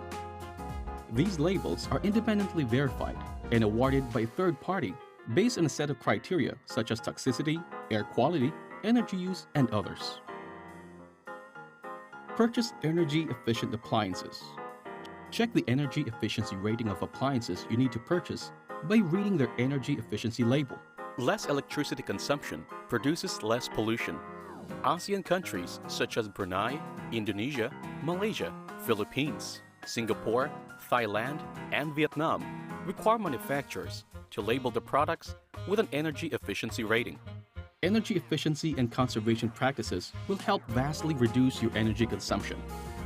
By taking the initiative to make small changes, we get financial and health benefits in helping save the environment. Financial savings. Energy-efficient appliances will not only reduce your carbon footprint, but also lower your electricity bills. And long-lasting quality products will erase the need for frequent purchases. Health benefits. Shopping for environmentally friendly and sustainable products generate less adverse impact and contribute to the current and future well-being of the environment and natural resources that we all need. Practicing responsible consumption may be overwhelming. Remember, you are not alone in this effort. Collective efforts are what result in major changes to protect our environment. To have an even bigger impact, here are some things that you can do as part of a community. Share information. People often do not know where to start in sustainable consumption. That's why communities are helpful. There's a good chance that at least one person will be able to share the needed information or point you in the right direction through social media. Champion causes and start petitions. Consumers can hold more power when they stand together for a cause. Such is the case for the wave of single-use plastic reductions and bans all over ASEAN countries. Some of the most efficient methods include starting petitions, demanding transparency and sustainability from businesses, and leading campaigns that raise awareness and spur action. Be vocal about sustainability. Most people would like to live sustainable lifestyles, but they often lack role models who can show them that it is possible. Become the role model in your community, or support those who can. Push for sustainable changes in local institutions. Make use of feedback mechanisms of businesses or governments on their sustainability efforts. Significant scale-up in environmental impact can result when communities motivate local businesses and schools to be sustainable. Businesses too will feel incentivized to change their business models if they see consumers supporting and trusting their sustainability initiatives. Share with the whole community. Eco-friendly changes tend to cost more upfront and provide savings in the long run. For ease of access, communities can set up and share resources collaboratively that can be used by everyone. These can include tools, community kitchen gardens, books, clothing, car sharing, and compost piles. Support local sustainable businesses.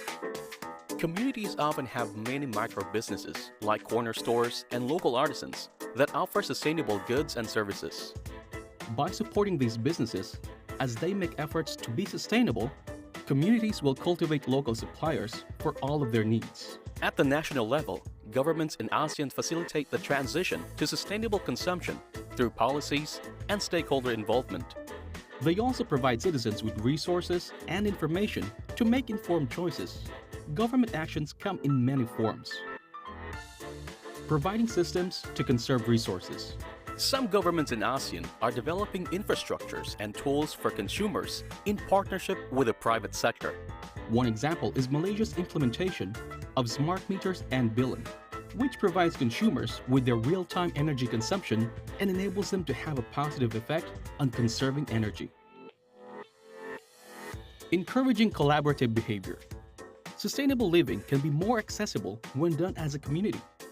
Some governments across ASEAN are facilitating pilot initiatives for collaborative shared consumption, such as bartering, product leasing, co-working spaces, as well as encourage businesses like second-hand stores and repair centers that allow consumers to reuse and upcycle or remanufacture products. Developing science-based policies to protect the environment. Policies are the primary means available to governments in ensuring sustainable consumption, such as regulating production, sales, and advertising. Policies can involve replacing or phasing out products with high environmental impacts, like ozone-depleting refrigerants, effectively stopping its use at the source. By creating science-based regulations and providing the right incentives, businesses will take the environment into account before producing anything. Guidelines available for the public. Developing information materials, such as guides on how to minimize water and energy consumption, provide the public with specific guidance on certain issues. Implementing programs. Launching campaigns and task force for public education on sustainability are part of the immediate government response in the region. Examples include Change Begins With Me campaign, coordinated by civil society groups collectively in Malaysia, Indonesia's Recycling Plastic Waste campaign, Singapore's Zero Waste Master Plan, or Thailand's Task Force for Food Loss and Waste. Engaging the private sector. Working with businesses through sustainable partnerships, the government can reduce environmental impact from the source. In addition, businesses are incentivized to take responsibility for sustainable consumption through extended producer responsibility, where they bear responsibility in collecting their used products once consumers want to discard them. By targeting entire supply chains from manufacturers to retailers to advertisers, the government aims to make sustainable changes more efficiently.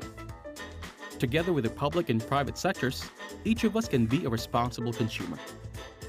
By taking these steps as individuals, communities, businesses, and countries, our positive impact can be exponential. Your sphere of influence is what makes you more than just one person. When people around you see what you do and what examples you set, you show them that the environment is important to you and should be important to them as well. If we all take steps towards being sustainable consumers, community members, and business owners, the effects of our efforts will have no bounds. Let's not waste it. The survival of humanity and the only place we call home depends on each one of us.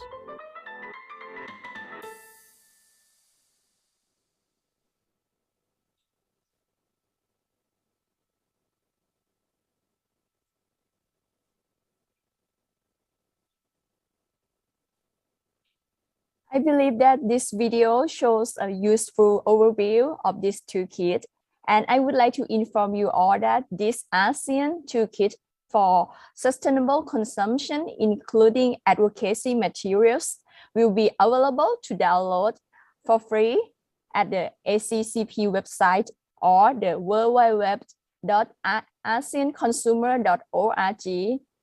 And now we are moving to the very last session of this conference, which is the wrapping up of the all afternoon session. Thank you again for all the attendees, since you are staying for a really long conference in the morning and until now.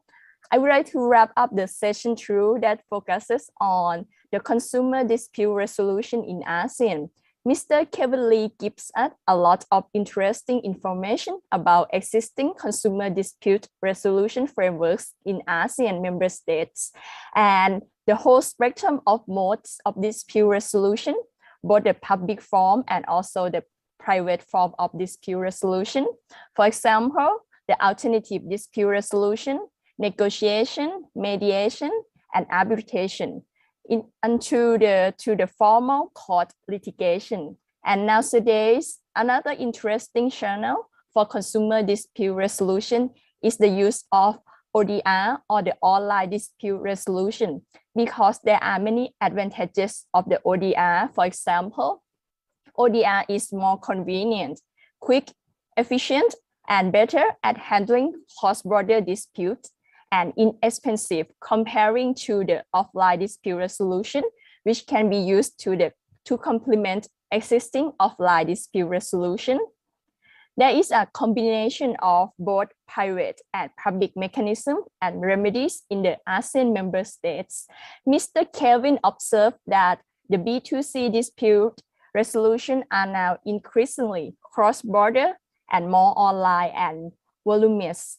And he also identifies the recent challenges and disruptions in the region. And finally, Mr. Kevin also points out the ASEAN initiative that can be used to develop the consumer dispute resolution in the future, which is the ASEAN Regional Online Dispute Resolution Network, and also the ASEAN Regional Complaint Platform. And that is for Mr. Kevin. And I'm moving on to Dr. Vimonrat from the OCPB Thailand. Dr. Vimonrat shared Thai experiences in consumer dispute resolution mechanism. And Dr. Vimonrat introduces Thai complaint receiving portal, which merged to the 22 relevant agencies for the complaint system.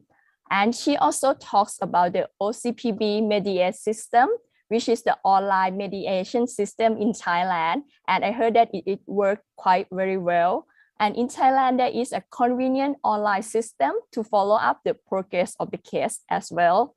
And the legal power of the competent officials of the OCPB to issue a summons to anyone, to person, to give a statement or submit necessary documents and evidences for supplementing and also attending any mediation, which can help facilitating the consumer mediation in Thailand a lot. And I think this is an interesting legal power of the OCPB officials. And the OCPB is looking forward to collaborate with other countries, which sounds to be a great opportunity to open to collaborate in the regional level. Whereas Mr. Phang from Vietnam, from the VCA, introduces many channels to receive consumer complaints in Vietnam. And Mr. Phang also introduces the legal basis for B2C dispute resolution and also ODR in Vietnam.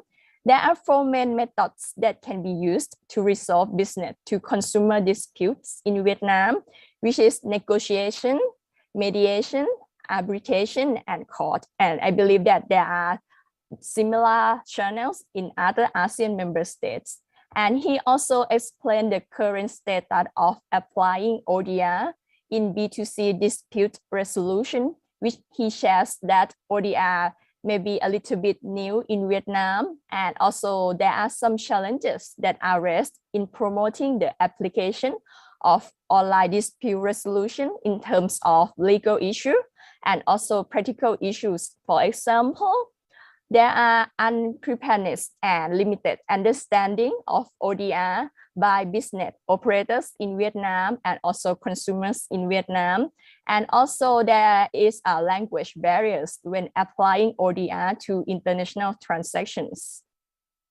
Lastly, he proposes how to promote and develop the application of the ODR in Vietnam by making the law amendments. For example, amending the law on the protection of consumer rights 2010, and also amending the related legal documents that will help developing the ODR in Vietnam.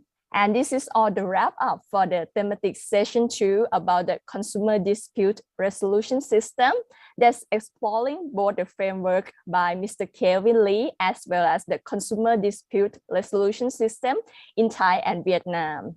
And now we are moving to the wrap up of session 3, which is about strengthening the consumer movement and consumers in the green economy, which is very new and interesting discussion. Ms. Sophia Fatay from the CCF Cambodia presents us the ASEAN Regional Guideline on Consumer Associations about its outline, overview, and the role of the consumer association in strengthening consumer protection, as well as their roles in regional and international cooperation. The processes since setting up the consumer association, running and sustaining consumer association, as well as its operation, for example, the joint action between consumer association and government agencies, and also how to encourage governments in ASEAN member states to allow policy engagement with the consumer association to increase the degree of their representativeness, visibility, and ensure collective consumer voices in policy making process. And if you are interested in the further details of the ASEAN Guideline on Consumer Association, the guideline is available to download in the ACCP website, which is the www.aseanconsumer.org. I have already downloaded one, and I think this is very interesting. And there is some case study at the back of the guideline as well. And as mentioned by Ms. Sophia Fatay, although there is no consumer association being established yet in Cambodia now, but I believe that the CCF aware that the benefits of having consumer association, because consumer association can play an important role in strengthening consumer protection and help the CCF elevate consumer protection system in Cambodia. And we are moving to the wrap up of Dr. Indrani.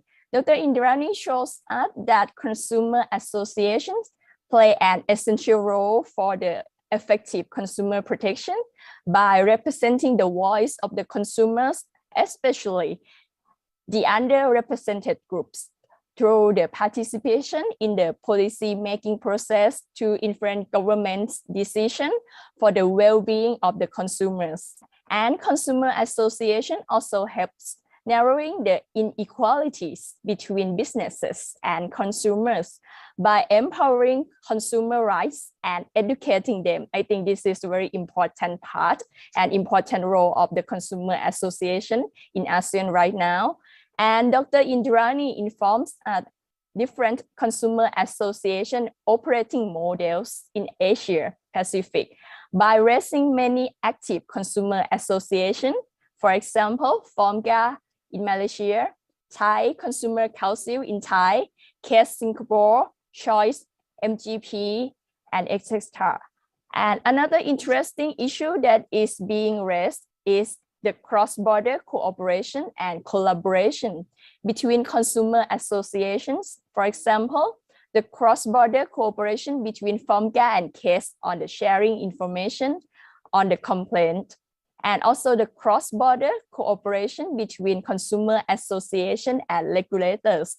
For example, the cooperation between FOMGA and KCA of the Korea, and the FOMGA and the NCAC of the Japan on the complaint on the Air Asia due to the COVID refund that could be a problem to many people here, including me, to get the refund of the Air Asia ticket.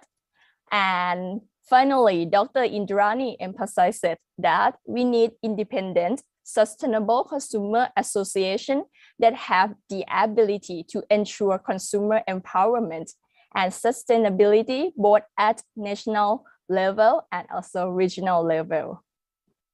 And last but not least, Ms. Bridget Akoka from OECD show us very interesting topic about the sustainable consumption. And she informed us that consumers are the key actors in the green transition, though the greener choices and the green consumption, whether by choosing lower impact products, repair and recycle, secondhand sharing or hailing, consumption reflecting needs. And I do totally agree with Ms. Akoka that with the growth of e-commerce, there is more and more waste from small packages, boxes sending to us to our house from the online shopping. So this is another important issue that ASEAN consumers should be concerned as well. Then Ms. Akoka highly recommends key areas for the other policymakers globally and also in ASEAN to consider, which is about the robust certification and environmental labeling schemes and promotion of an accessible circular economy, and also more consumer education on the benefits of green choices, especially the younger generation, and the more research on consumer attitudes and behaviors, and also reviewing sustainable consumption policies to enable the international consistency. And lastly, deepening understanding of consumer attitudes towards sustainable consumption. Finally, it is a great opportunity to hear that OECD and ASEAN will continue the cooperation and collaboration on the green economy and sustainable consumption again in the future. And here is all the wrap up of the afternoon session from me.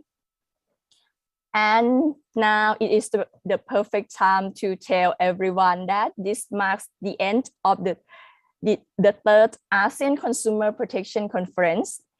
We thank all the attendees who has joined us conference and hope that you have received valuable knowledge and insight from this event. Please also assist us in improving the next conference by filling out the evaluation form as you will see in the link next to me. It will be very helpful for ASEAN Secretariat to hear recommendations from you or the conference attendees and attendants.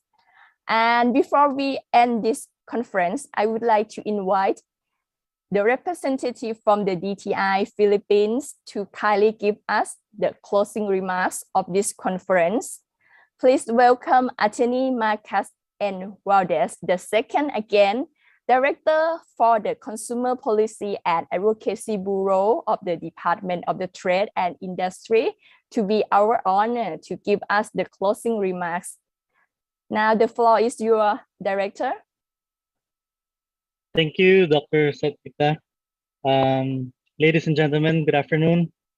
I hope everyone has enjoyed this full day conference and learned a lot about the current state of consumer protection, especially in the context of the relentless nature of digital transformation, the need to have dispute resolution and further empower ASEAN consumers.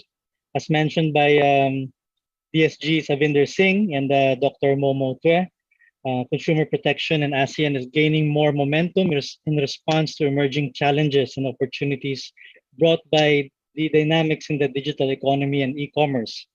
With the impacts of the pandemic, especially in the area of trade and economy, consumer protection agencies are now more vigilant and proactive in ensuring consumer protection to establish consumer confidence, which is critical to driving economies to recover from the pandemic. Moreover, we are now witnessing changes in consumer behavior. Consumers are gradually embracing the new normal of transitioning towards purchasing goods and services online. Taking it from our recent conferences with other regions, like in the case of European Union, it can be posited that consumer protection in e-commerce and cross-border trading is still well within its infancy.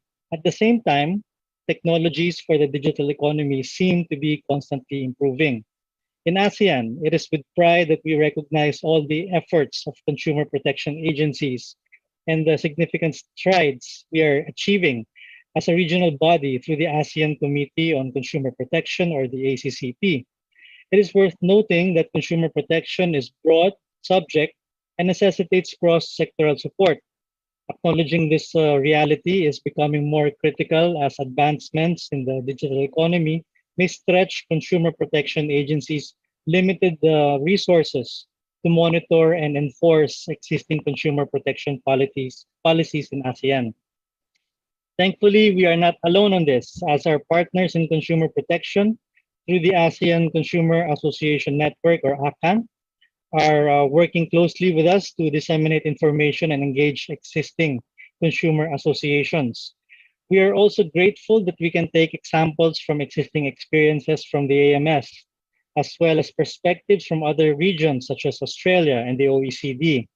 We also work closely with the German government and the European Union to learn best practices in sustaining consumer confidence in this new era. As we conclude the conference, allow me to express our sincerest gratitude to all our speakers and partners who made this conference a success. His Excellency Savinder Singh, Deputy Secretary General for the ASEAN Economic Community, for his warm remarks at the start of the conference. Dr. Momo Tue, Chair for the ACCP, on her opening remarks. Thank you also to my colleagues in the DTI Consumer Protection Group, Assistant Secretary Ann Kabuchan, for providing her keynote speech today on building a fair and future-ready marketplace for consumers in ASEAN, and the DTI Consumer Policy and Advocacy Bureau for sharing highlights of the Philippine Online Dispute Resolution System, or the DTI Consumer Complaints Assistance and Resolution System. For the sessions today, I would like to thank all the speakers. ADR Louis Tekyong from the ASEAN Secretariat, His Excellency Pan Un, Director General of Consumer Protection, Competition and Fraud Repression Directorate General of Cambodia, Mr. Gareth Jamieson, Director Enforcement, Southern Consumer and Fair Trading Division of the Australian Competition and Consumer Commission, or the ACCC, Mr. Kevin Lee, Director of Drew and Napier, Dr. Wim Terapirom, Director of International Cooperation of Office of Consumer Protection Board of Thailand, Mr. Pante Tan, Deputy Director of Vietnam Competition and Consumer Authority, Ms. Moniroth Sopea Veti of CCF Cambodia, Dato Indrani Thuraisingham, Legal Advisor for Federation of Malaysian Consumers Associations, and Ms. Bridget Akoka, Head of Consumer Policy Unit of the Organization for Economic Cooperation and Development. I would also like to thank our moderators for today who led the sessions, Mr. Ang Ming Ji, Deputy Director, Consumer Protection Division of Competition and Consumer Commission of Singapore, Mr. Muhammad Faiz Aziz, Director for Partnership and Collaboration, Center for Indonesian Law and Policy Studies, and Ms. Heidi Farasia, Director of Competition Commission, Brunei Darussalam. A big thank you to our colleagues from DTI and the ASEAN Secretariat for their full support and meticulous planning, preparations, and coordination to ensure today's conference is on schedule and without hitches. I would also like to thank our colleagues from the GIZ who made sure this conference was possible and for their continued support towards the ACCP under their Protect project. Thank you as well to our event organizer for making sure the conference is smoothly conducted. And of course, warmest appreciation to Dr. Satita Wimon Kunarak for leading the conference and doing so in a very professional manner. Kap kun kap. And lastly, I would like to thank all our dear participants who are with us today and have taken their time to join and tune into our discussions. For our ACCP and ACAN colleagues, let us not lose sight of the excellent work we have done this far, and let us continue to do our best to support our consumers. Thank you very much, and mabuhay from the Philippines. Thank you very much, Director Marcus, on your warm and very touching closing remarks that you kindly mentioned everyone behind this conference. And thanks again for all the distinguished keynote speakers, moderators, and especially all the distinguished attendees and participants today, whether you are online from Zoom, Facebook page, or the YouTube. The discussions today are very fruitful and are a good sign that ASEAN member states are well aware of the new challenges and threats to vulnerable consumers in the digital economy and e-commerce world. ASEAN has provided many deliverables, guidelines, and also toolkits to help enhancing consumer rights and consumer protection in ASEAN, as well as the online learning system that open for everyone to access. If you finish studying the modules and completing all the quiz in the online e-learning system of ASEAN, you will also get the e-certificate for the completion too. So I think this might be a little bit incentive for you to try our learning system in ASEAN. So this is very interesting and can be beneficial to all consumers, business operators, and also professors to apply this e-learning to your teaching classes. And as mentioned by our speakers today, let's continue working together to build a fair and future-ready marketplace for all consumers in ASEAN. Last but not least, we have evaluation form for this conference with the objectives to further improve organizing the ASEAN Consumer Protection Conference next time. So therefore, we would like to ask you for a favor to answer the evaluation form for us, and we will all appreciate your help. I hope you enjoyed today's conference, and thank you very much everyone for attending. And I really appreciate that since the morning until now, I can see the number of the attendees is still the same. Thank you very much. And I hope you have a great day and see you again next time. Goodbye and have a lovely evening.